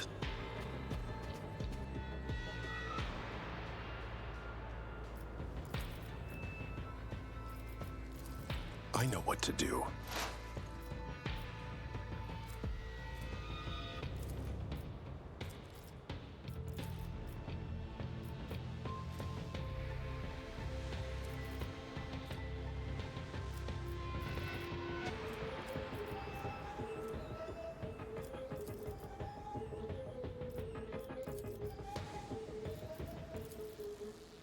As said, so.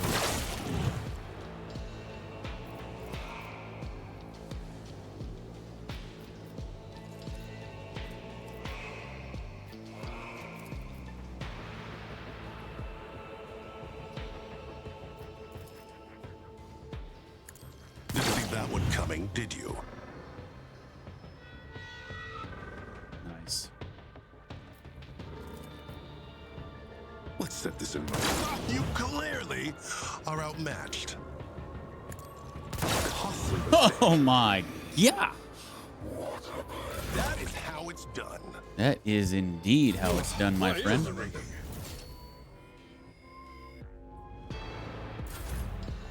Skip, skip, skip. There we go.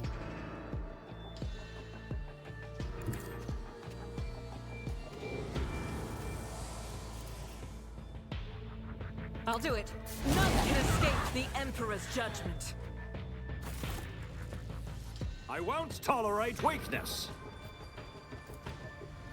Somebody tried to make a sculpture by draping a body with artfully frozen intestines, but gave up halfway. Really? You love to take charge, don't you? And done. A shapeless mass of crooked bodies sticks up in the middle of the camp, bound by a single spiked chain. These Xenos are some sick sons of bitches.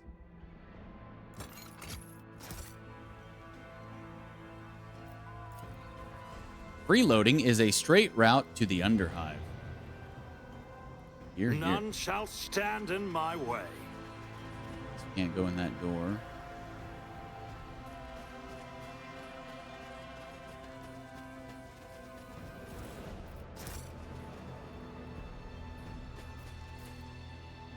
Somebody tried to make a sculpture by... Oh, it's on the other side.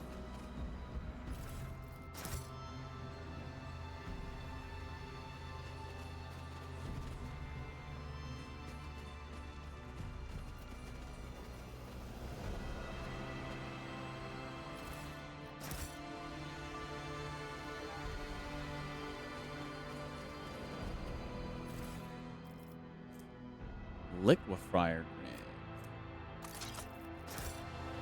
Is that a new one? No.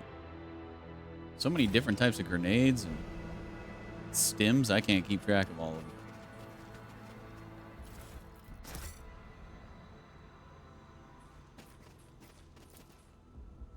It might be reached with proper climbing equipment.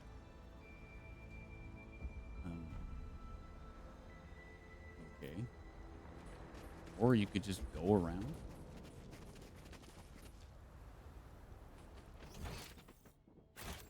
Did I miss some loot back here?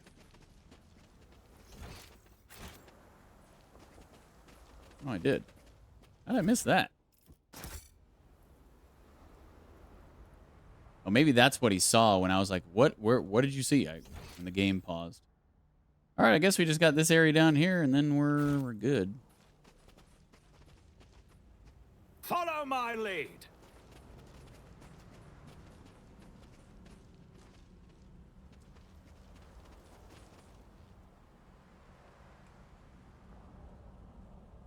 Liz, are you still awake?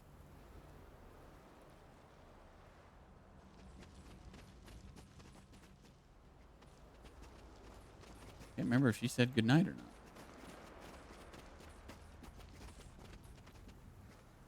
Oh, that's right. We do have this part to drop down into as well.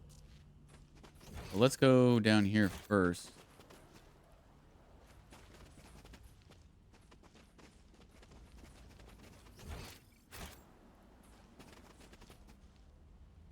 It's about time. Is possible. Trading is just like art. It takes skill and talent. A job for me.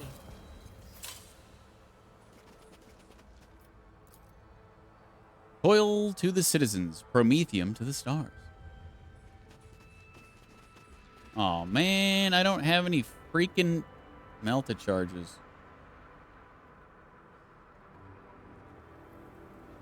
John, if you're still here, the best advice I can ever give you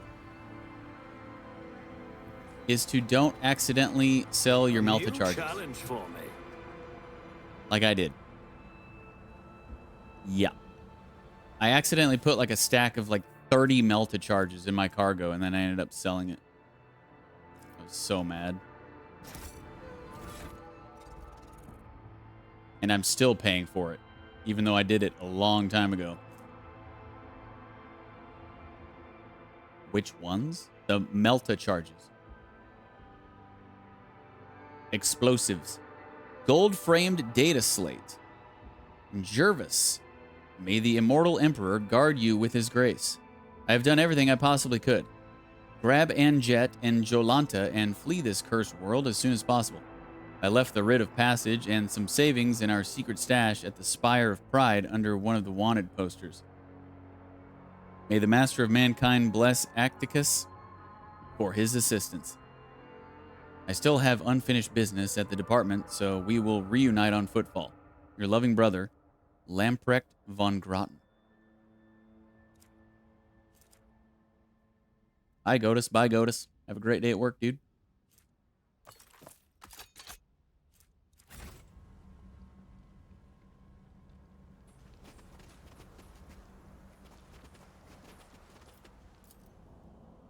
May the faithful partake of the Emperor's immortality and find solace in his crimson embrace. Spread the word, brothers and sisters. The feast has begun. I think there was another paper that I already read that said that. But... oh, well. All right, I guess... I won't tolerate weakness. Guess we've explored everywhere. Or... yeah, we had a fight up here.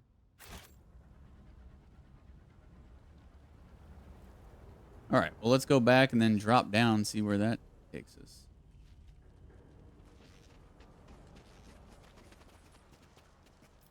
If it's going to be another big area, I should probably just go ahead and stop there. Well, let's see.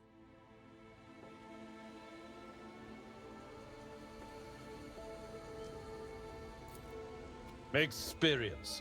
Nothing matters more.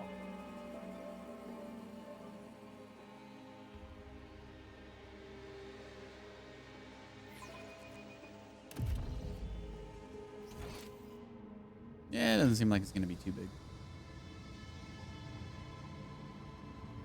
Victory awaits. Probably going to be a fight down here, though.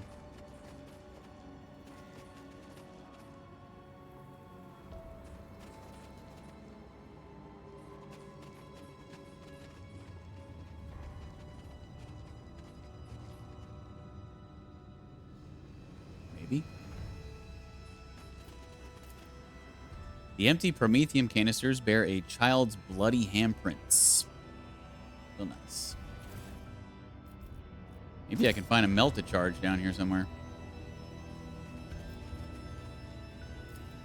Duty prevails. The pipe is emitting a barely noticeable heat signature, which leads further into the hive.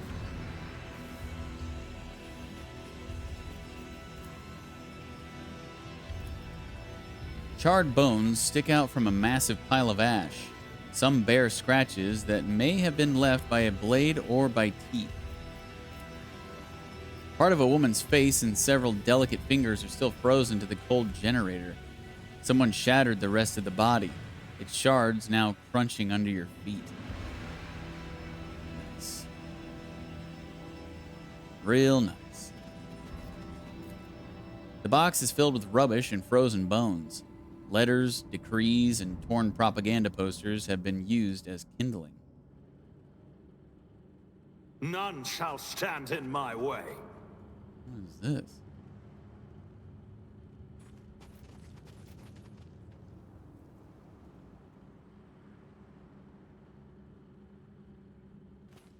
elevator or something? The door doesn't give. Something is blocking it from the other side. Probably a shortcut for coming back. Damn it! See what I mean? See what I mean? I can't get in here because I got no freaking melted charge. Oh, man, that sucks. If only, you know, you could just, like, buy melted charges. Wouldn't that be nice? But no, that's not how this game works. If only. Well, I guess I'm done here then.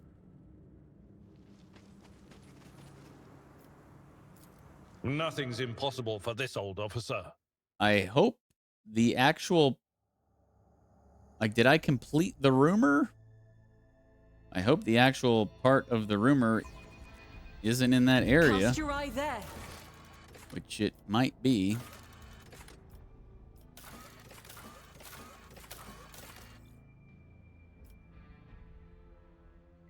That's not it. That's not it.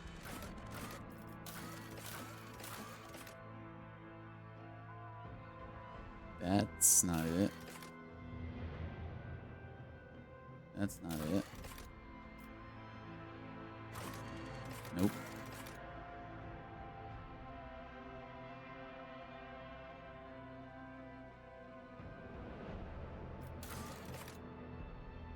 Nope. Okay, I think the rumor actually that I was here for completed, so at least that's good. I'll lay claim to the stars. Why are we paused?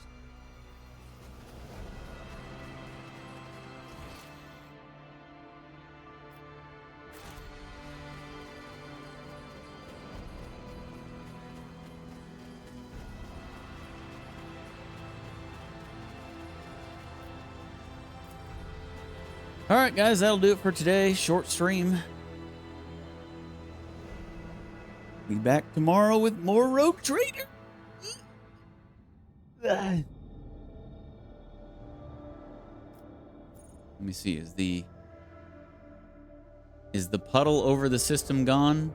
That means I definitely know I did the rumor then. Yep. Okay, good. Okay, good. We're actually heading up here, right? Although I think we got some new...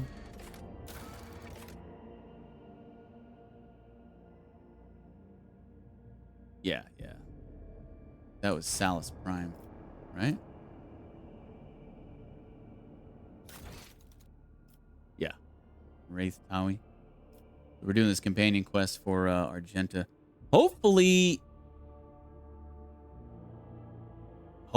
after I do this, she will flirt with me. I feel like, I don't know. There's either 4 or 5 chapters in this game, I think. I've only ever had an opportunity to flirt with one companion, and that was Jai. So, I don't know. Maybe once I do this companion quest with Argenta, she'll be like, oh, thank you so much.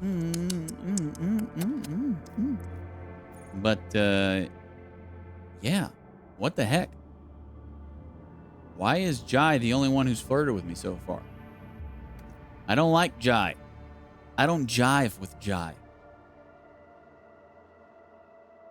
I'm a dogmatic kind of guy. And Argenta is like a match made in heaven for me.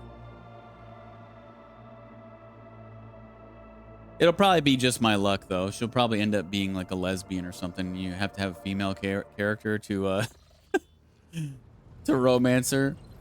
Oh, that'd be brutal. If I get all the way to the end of the game and it finally lets me flirt, and she's like, "Oh, sorry, I'm a lesbian." I'm gonna be like, "No."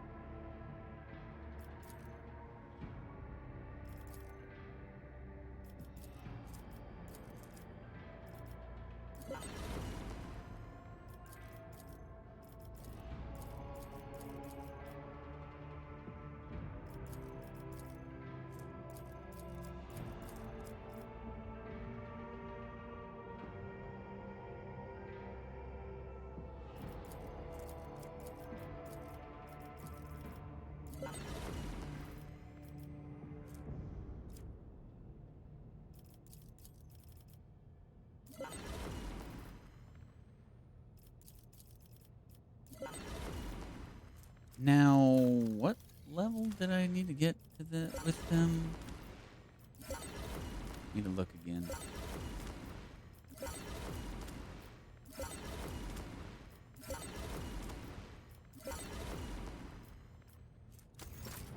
Before I keep spending my stuff. Where was it? 45 with Drusians.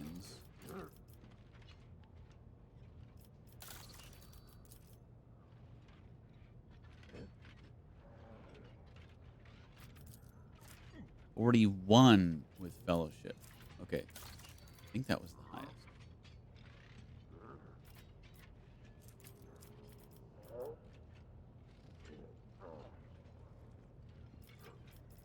Holy ammunition?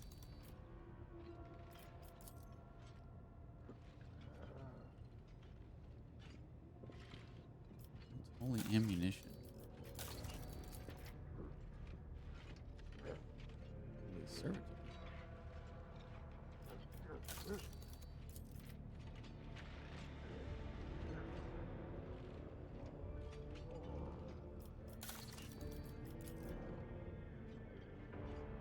Oh, okay. What are they doing?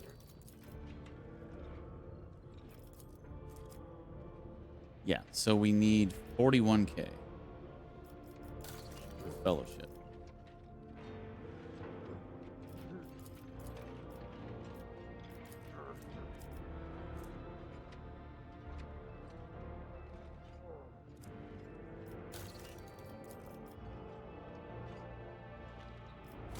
Okay, so we should be able to get there right now. We're at 40K. Oh, yeah.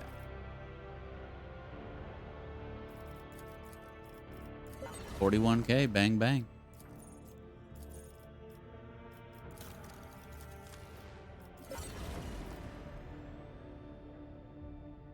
Okay. So, we only need to spend points on Drusians from now on.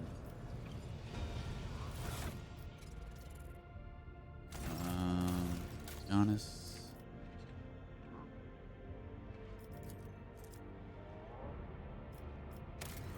Yep. Let's take a look at what we got.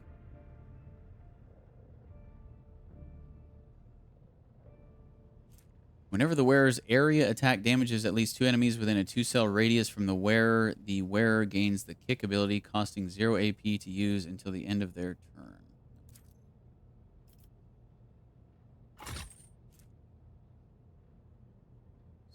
Super weak sword.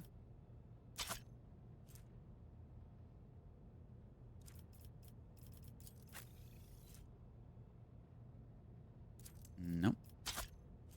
Once per turn, after the wearer uses Blood Oath or Oath of Vengeance, they gain +1 to dash, +1 use of dash, costing 0 AP until the end of their turn.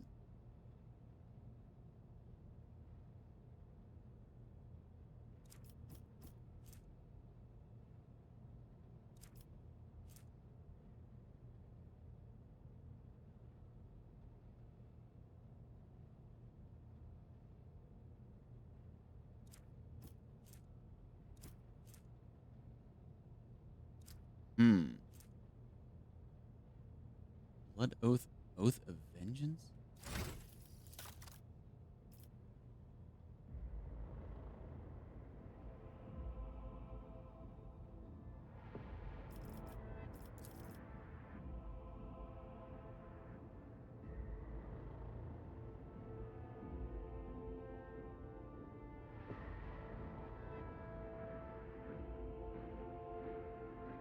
He does not even have those. So, crap. Oh, dash. It's dash, not charge. She's the one who has dash, right?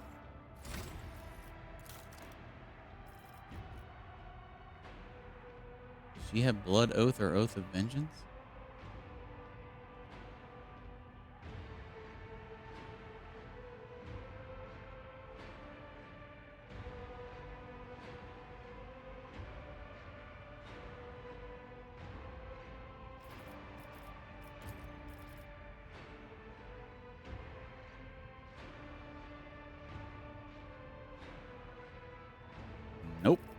Okay.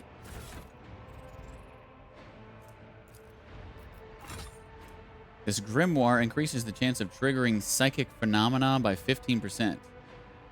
All warp damage dealt by its wielder is increased by 8. Nope. Two-handed web. 33 with a harsh shove on it. Nope. The wearer gains plus 25 commerce and plus 25 persuasion. I think we have something to where we never fail. What is it? Oh, it's coercion. We never fail coercion. Commerce and persuasion.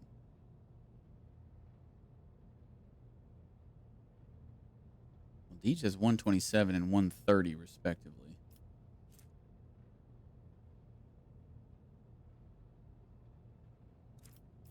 And he has a really good thing in that slot. Hers is even higher. Grants the wearer plus 10 fellowship. Also grants fellowship bonus critical hit chance both to the wearer and their allies. Yeah, nope, she's keeping that on as well. All right, scrap heap. Or actually, should probably keep it. 25 and 25 is really good. Just like this one. Plus 20 to all lore. Don't need to use it, but I want to keep it because it's really good. Precinct Vox Relay. If an ally under the effect of the wearer's Bring It Down ability successfully hits an enemy with an attack or targets them with an ability, the wearer gains plus 1 fellowship and willpower until the end of combat for each different enemy hit or... Okay. That'll do for tonight.